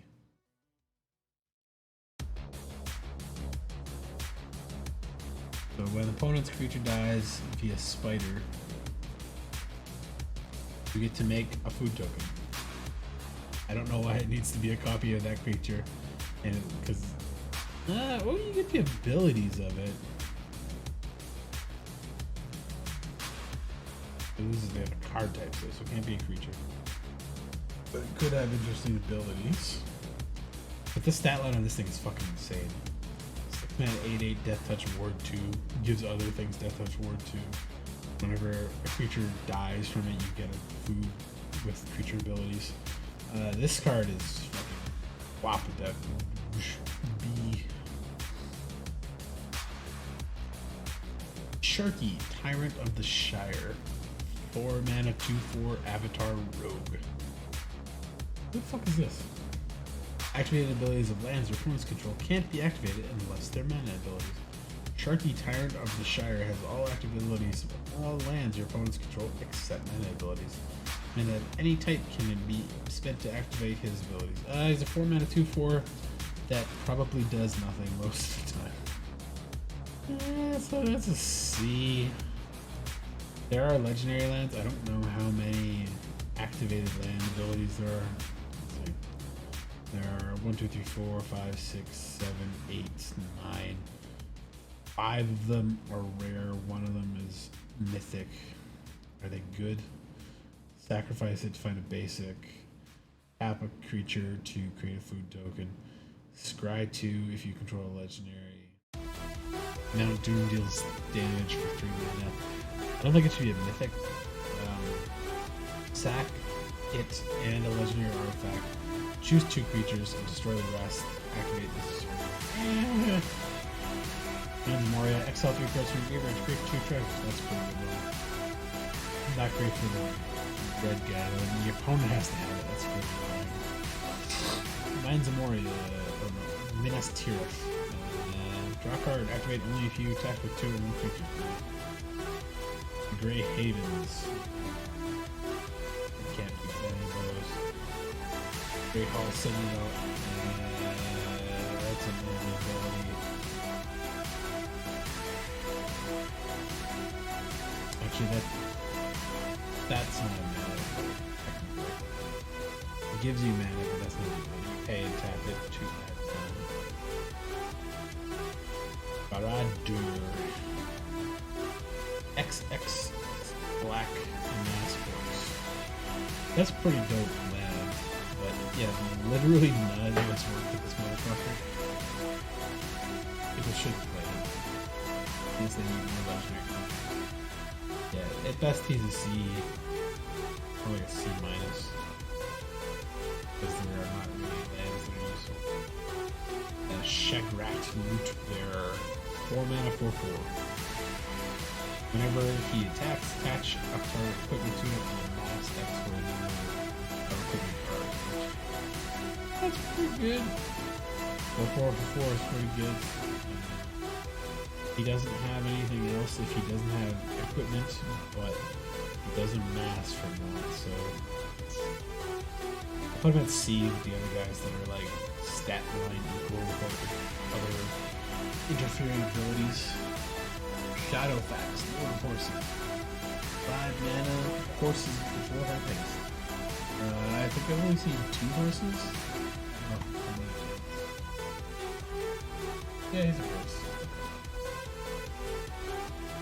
Shadowfax, Lord of Horses attacks. You may put a creature card with lesser power from your hand on the battlefield tapped and attacking.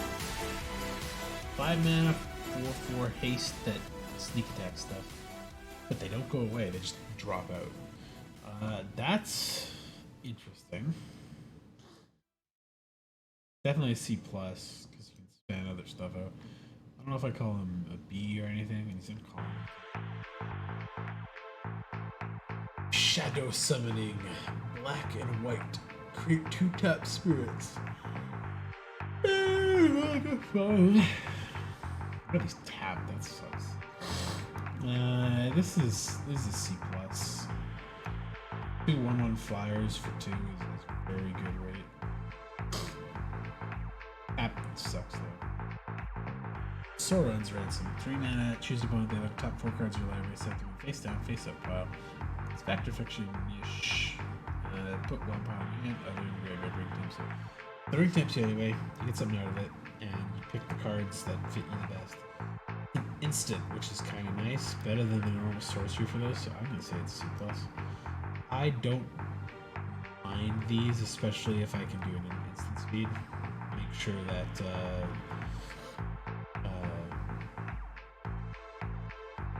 your best use out of it.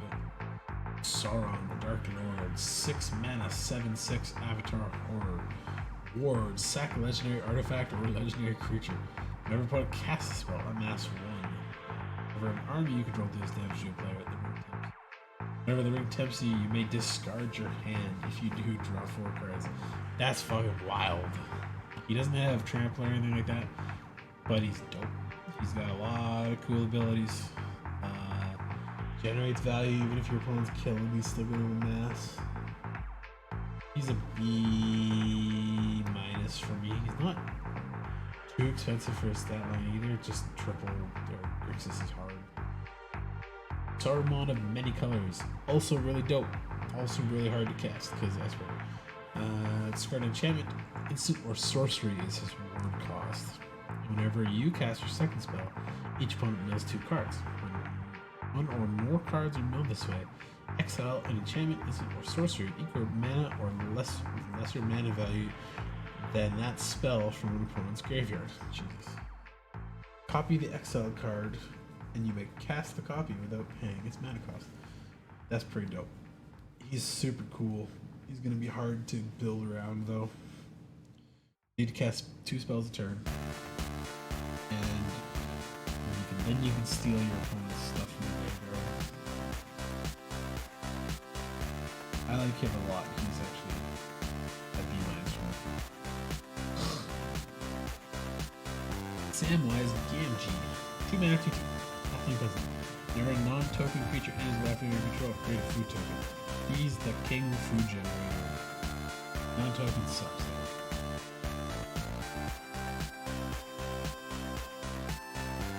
Oh, I guess that'd be maybe too good. Sack 3 foods. Return target historical card from your graveyard to your hand.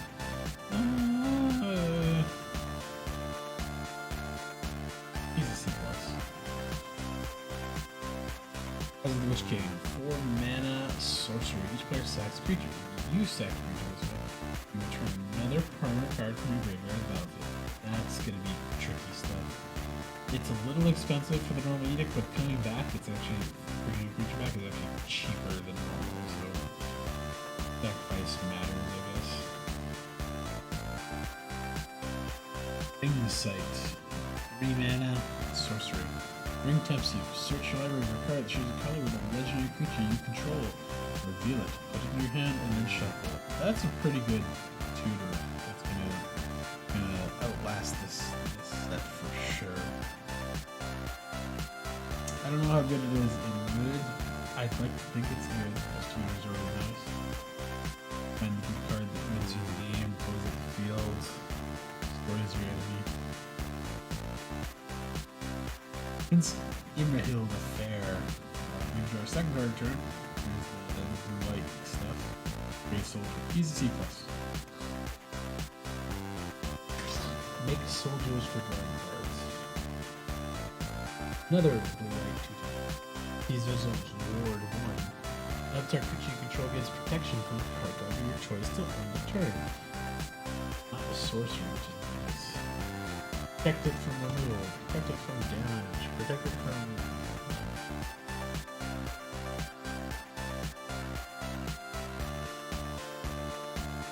He's C+. Very good.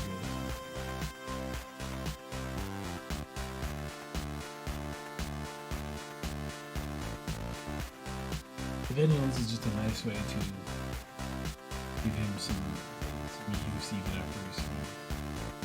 Old Man Willow, 4 mana Star equal to land. Whenever he attacks, you may sacrifice another creature or token. When you do, target creature an opponent controls gets -2 to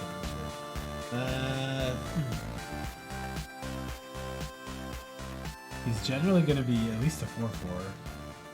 And the sacrifice another creature or token thing is it's good for the sack deck, I guess. What about another thing? It's hard because I don't think he gets really high into C+, but iced you too. Mouth of Sauron. 5 mana, 3/4 Advisor. When the Mouth of Sauron is battlefield, target player mills 3 cards, and then amass X, where X is the number of instant sorcery cards in that player's graveyard. That's the feast or faminiest shit ever. They could have 0. They could have all of them.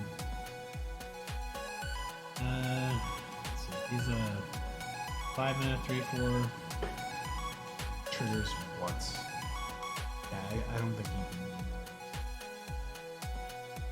Marry Esquire of Rohan. Red, white, 2/2 haste. Marry Esquire of Rohan as first strike as long as it's equipped. If you attack with Marry and another legendary creature, draw a card. Yeah, he's the king of the equipment deck basically. C+ again. Offer Urukai Captain. Red, 2/2 legendary orc soldier. Yes, if one or more counters are put on an army, Goblin Orc control, put that many +1 instead. So he's the +1, 2 +1 counters. Whatever you get them. And he's black or red, that's a weird color combination. For 2/2 mass with a big upside, I'll put that as a C+. Lotho Corrupt Sheriff, white black 2/1. Player casts a second spell, they should use life and create a treasure. That's interesting. I don't think he's more than a C. It really depends on the opponent and they can play around him. But not a, he's pretty powerful ability. So. Oh wait. It's a player. Oh, you can do it too. But your opponent also triggers it. Okay, that's much better. Both players. Legolas, counter of kills. 4 mana 2/3 reach legendary elf archer. Whenever you scry, if Legolas counter of kills is tapped, you may untap it. Do this only once each turn.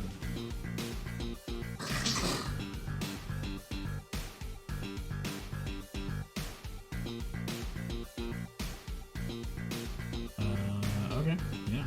Whenever opponent kills rise, get a counter. Whenever you scry, untap it. Only once a turn. He's a C plus. Interesting. King of the Oathbreakers. 4 mana, 3/3 flying noble spirit. Whenever he or another spirit you control becomes the target of a spell, it phases out. Whenever King of the Oathbreakers or another spirit you control phases in, create a tapped white spirit token with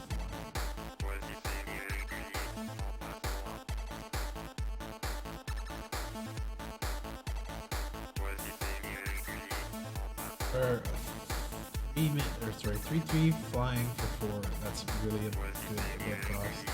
And then he sometimes generates more spirits. That can generate more spirits, and they're very hard to kill because they will just disappear when they're targeted. He's debatably a B minus. Guahir the Windlord. 6 mana, 4/4 bird noble. Costs 2 less to cast as long as you've drawn 2 or more cards this turn. Flying vigilance, other birds have vigilance. There's like 10 birds in the set. It could be a 4/4 for 4 with a bonus, so it's a C plus.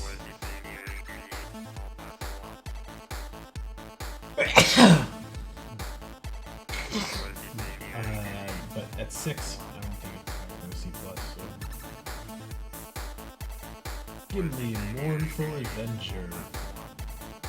3 mana, 3/2 Dwarf Warrior as indestructible as long as 2 or more creatures died under your control this turn. Such a weird thing to trigger that way. He's not in the red-black for sacrifice stuff. Whenever another creature you control dies, put a counter on hand. This ability resolves for the 3rd time. Gimli fights a target that you control.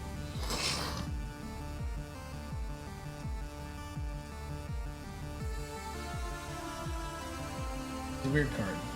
He's definitely a C plus, but he's a weird one to use for sure. Because once 2 creatures die, he becomes indestructible. So hopefully you want the 3rd one to die, so that he can instantly fight something and probably hit it for 6. But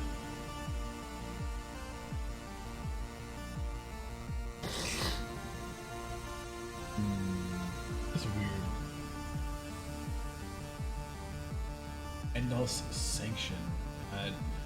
3 mana sorcery deals X damage to target creature where X is the number of sorcery cards in your favor. Excess damage is dealt. It's got trample over on the spell. Yeah, but it's not that good and limited. It's a B plus. And off the gray.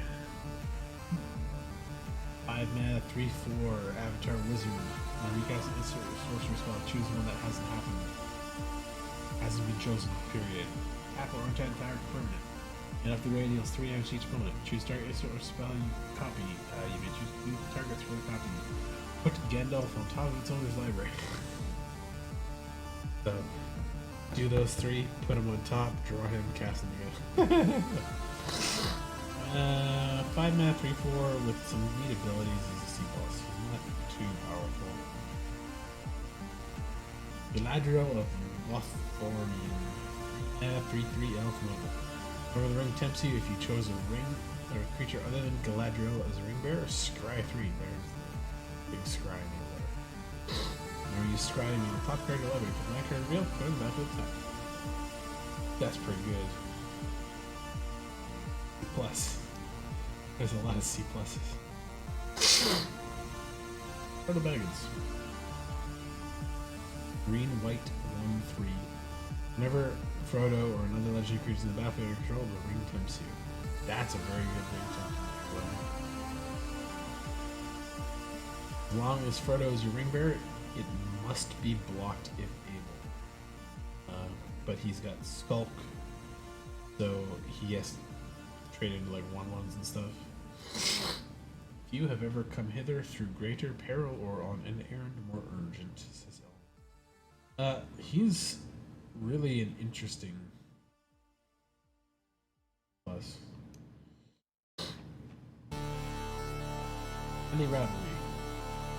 Red green. Target creature you control and up to one other target legendary creature you control each deal damage equal to their power to target creature you control. It's a super damage for that. Instant speed 2. Worst, you get one creature dealing damage, and it's cheap and it's instant. Best, you get 2. Flame of Anor, 3 mana instant. Choose one. If you control a wizard as you cast it, you may choose 2. Draw 2 cards, destroy an artifact, deal 5 damage. Very good blue red removal. Very good. Card. Another thing is a strong power.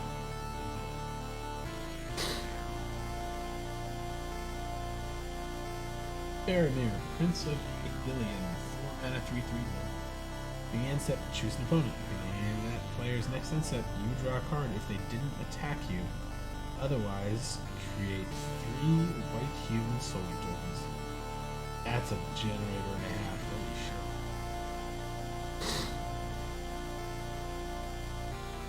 Choose your opponent. They go to their turn. If they didn't attack, you get a card. If they did attack, you get 3 soldiers. That's gonna get out of hand fucking insanely fast. That's a B- for me too. Eowyn, Fearless Knight. 4 mana, 3/4 human knight with haste. Choose battlefield, exile target creature from one feels with greater power. Legendary creature. What the fuck? Just straight up. Wow. Legendary creatures you control gain protection from each of that creature's colors to 1 turn. That is actually fucking insane. That's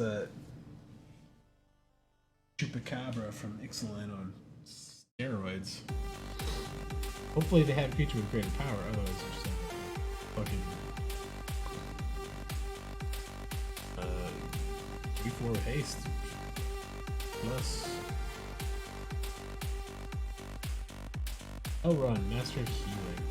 4 mana 4/4 elf noble. Whenever you scribe, put counters on each of up to X target creatures where X is the number of cards looked at while scribing this way. Whenever a creature you control with +1/+1 counter comes a spell of ability of opponent controls, you may draw a card. This is really good. He's a C+. Yeah. He's B-.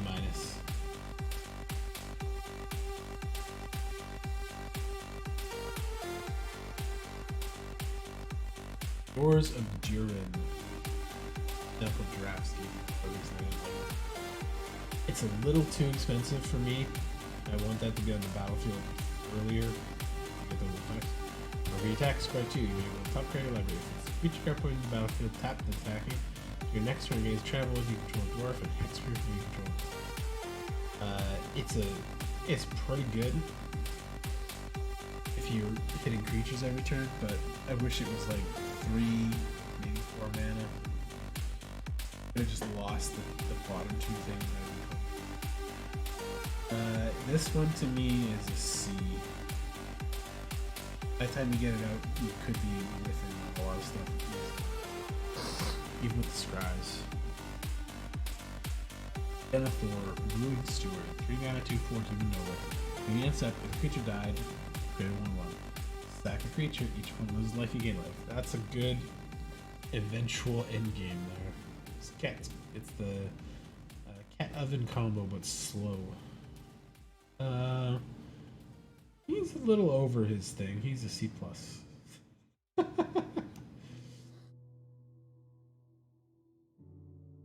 Butterbird, Brian Keeper, human peasant. He looks like a proto. 4 mana 3/3. Unit step. If you don't control food, create a food. He's not bad. He's a little undercosted, and he doesn't generate extra food, so I'll just put him as a C. Overcosted. Bilbo, retired burglar. 3 mana 1/3. When he enters the battlefield or leaves the battlefield, the ring tempts you. Whenever Bilbo is carded to a player, create a treasure token. He's a pretty good ring bearer.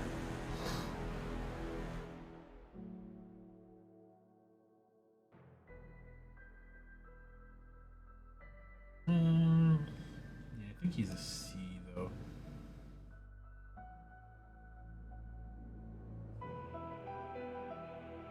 Not gonna.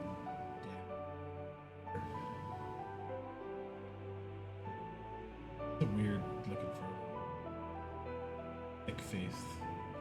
The Balrog, Durin's Bane, 7 mana, 7/5 Avatar Demon. Costs 1 less to cast for each permanent sacrifice this turn. Haste. The Balrog, Durin's Bane cannot be blocked except by legendary creatures. When the Balrog dies, destroy target artifact or creature an opponent controls. So if he trades on combat, he'll kill something else too. Too expensive, but he could be cheap in the black red deck. Like he could come out for 2 on good terms. C plus. I don't think he could be a B. He's just too expensive. Arwen Undomiel, green blue 2/2 elf noble. Whenever you scry, there's like 3 effects that do this from several cards. She's a C plus because she has the activated ability to. I lost her in the pile here. Arwen Undomiel. She has a mana sync scry ability. That's really good. Arwen, Mortal Queen. Oh, is that her? Blah, blah, blah, blah, blah, blah. There we go. Oh, yeah. If that's elf noble, that's Arwen. This Arwen's. Oh, she's elf noble too. I thought it was a human. 3 mana 2/2 elf noble. When she enters the battlefield, indestructible counter. Remove an indestructible counter from Arwen. Another target creature gets indestructible. Put a 1/1 counter and a lifeline counter on that card. 1/1 counter and a lifeline counter.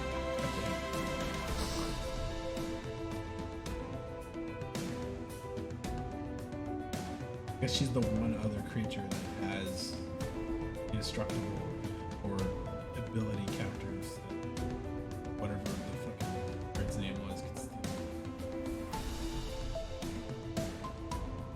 old bear meat. That's a weird space that she's in. Being a 2/2 indestructible is pretty great. Removing the counter to make another creature indestructible is not bad.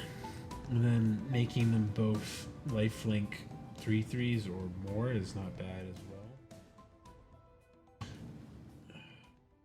I don't think she's a B minus because she's a little squishy. But it's pretty good. Not as busted as those guys are.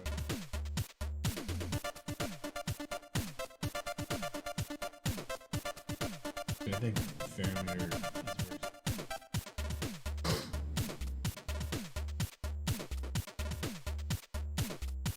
Put him up there. The actual.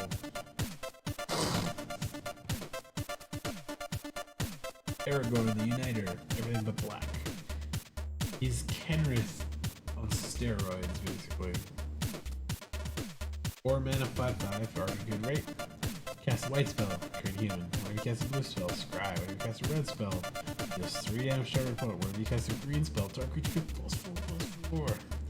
He's really fucking good. You can play him, but I think he's pretty hard to play.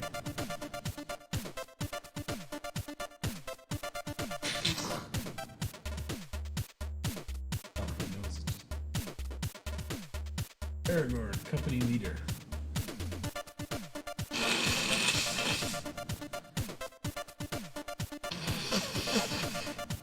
Whenever the ring taps you, if you choose a creature other than him as ring bearer, put your choice counter. Oh, there's some other counters. Of a counter from among First Strike, Vigilance, and Death Touch and Lifelink on Aragorn. Once you put one or more counters on Aragorn, put one of each of those kinds of counters up to one other creature. That's really good. That's a B minus.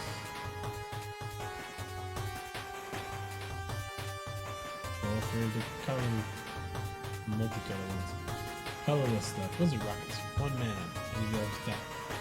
AX, sacrifice rocket to add X mana and any combination of colors. Put into the graveyard on the battlefield, draw a card. Oh, that's a filterer. Need that to play these fucking guys. I call this a C minus. Like, you might need it sometimes, but it's not like super essential.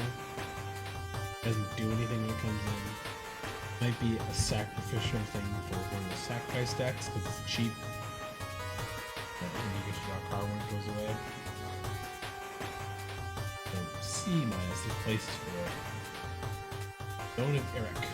1 mana legendary artifact. If a creature conquers the die instead. And sacrifice Zone of Eric, exile target plays graveyard, draw a card. Good sideboard stuff. Definitely sideboard stuff. That D+.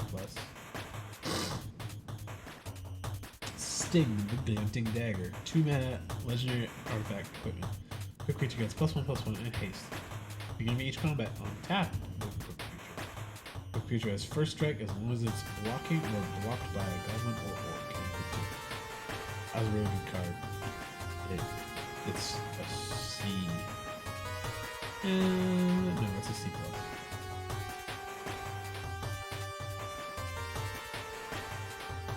First strike, when blocking, two of the most common types in the set, and it always untaps. Cheap enough. Okay. Shire Scarecrow, Defender, 0/3, activate, add 1 mana of any color. Only once? What the fuck? Oh, because it's even. It just literally transposes a color. That's the same as the Wizard Rockets to me, but debatable. Full longer.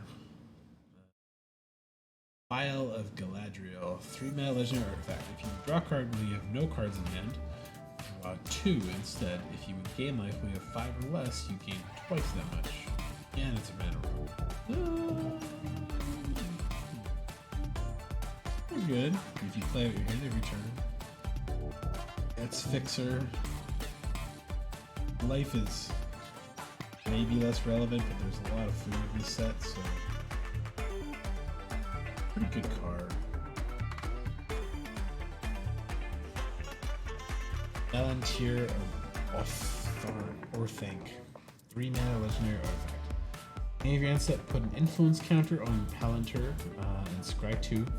And target opponent may have you draw a card. If that player doesn't, you mill X, where X is the number of influence counters on him. And that player loses life equal to. Ooh. Oh, that's dangerous. That's a fun card. I like that. I'm gonna call that a B minus because that's a very fun, easy to card. Throw it out. And every time you go to your end step, put a counter on it and scry 2. And then you can choose the order that they go in. If they have you draw a card, nothing happens. They say don't draw a card, you mill cards, which is the number of influence on this thing, and just fucking obliterate them. That's amazing. That could be a game ender in 2 shots. Oh, 1 ring. 4 mana legendary artifact, indestructible. When the 1 ring enters the battlefield, if you cast it, you gain protection from everything until the next turn. Beginning your upkeep, you lose life for each burden counter placed on the ring. Put a burden counter on the ring and draw a card for each burden counter. Yeah, it is pretty good. Use it, you take life, or more life. Protection for everything for a turn is really nice. Let it be. Ethereal Coat. 3 mana legendary artifact indestructible. And the battlefield, attached to a creature you control. It's got flash. It's got indestructible. It's a nice save your creature thing. It would be to me.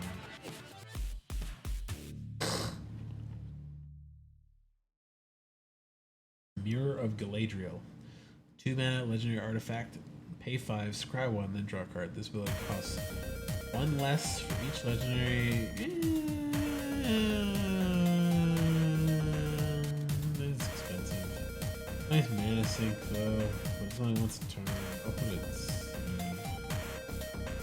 Nimbus. Fancy bread. Mana artifact food. In the battlefield, scry 1, then draw a card. A2, sack it, K3. When put in the graveyard from the battlefield, someone shuffles it into the library. Oh! You can mill protect yourself with that. That's interesting. Draw it, play it, you sack it. It goes back into your library. Pretty good. That's actually interesting. This will see, I think. Inherited Envelope. Inherited Envelope is the battlefield, ring tempts you. Add 1 mana. It's a rock, so it's 50.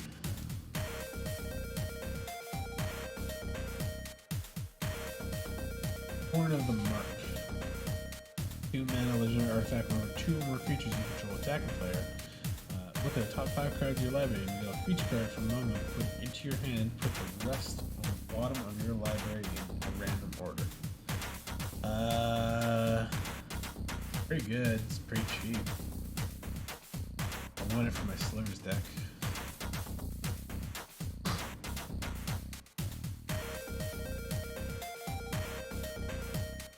Horn of Gondor. 3 mana legendary artifact. Whenever it has battlefield, create a white human soldier token. A3, create X human white tokens with the number of humans control. That's fucked up. I mean, it's slow. It's very slow, but C+. Andring.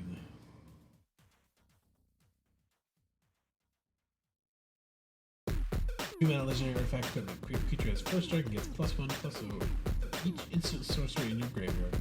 Your creature does combat damage. Play, you may cast an instant sorcery spell from your hand with value less than or equal to the damage without paying its mana cost. This is like another Sword of Ice and Fire or whatever. Not Sword of Ice and Fire specifically, but it gets bigger the more instants and artifacts you have.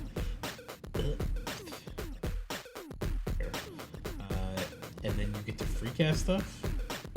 I mean, it's cheap to get up, 3 mana is a little expensive to equip, and it could be +0 for a couple turns, but I really like Landering too. That's a B- for me. Instant Dropped Basin, 2 mana, artifact, AX, tap to put a counter on target creature, power X.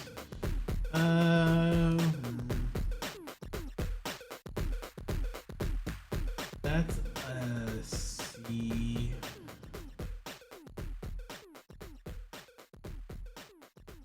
Because you need creatures to put it on. You have to pay more the more power it is. You need to put 1 counter. Interesting. Arrow Blade. 1 mana equipment. Creature gets +1/+1 whenever it blocks or becomes blocked by a creature. A creature whose abilities till end of turn. That's an interesting one. Creature's got death touch, it does not have death touch.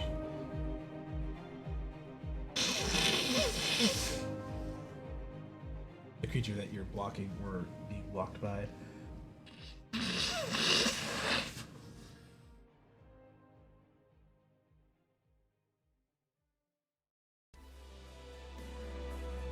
It's a little narrow. I think I'd still just call it a C because it's cheap to play and equip, and it's pretty good.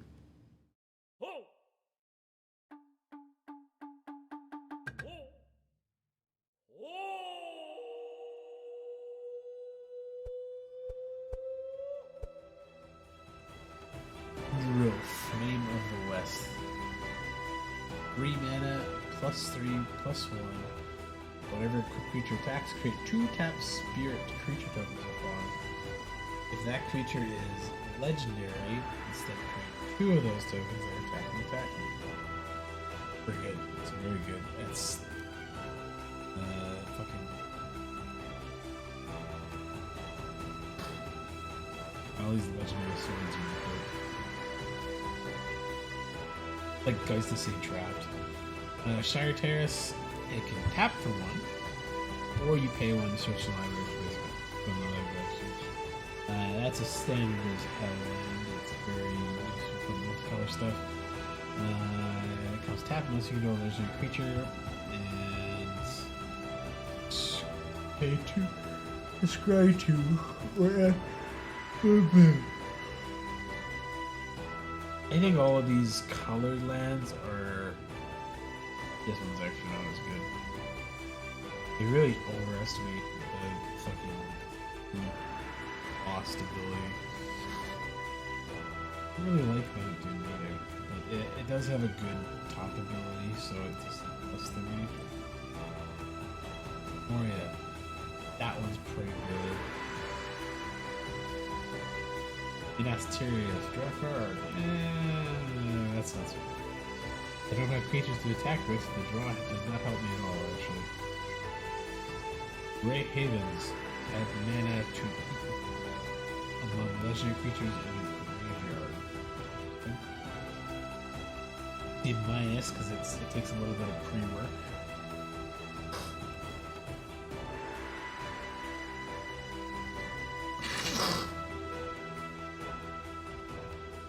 Good mana filter. You pay 1 with another land, and this one, tap it to get 2 mana, so you don't lose your mana.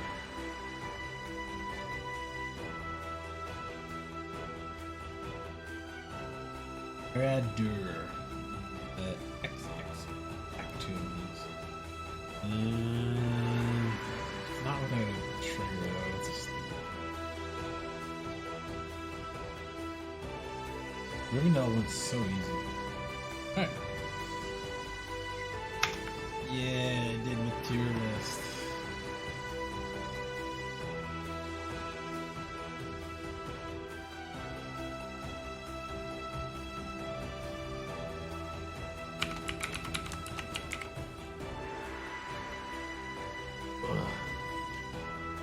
Just from the basic look of it, I feel like blue.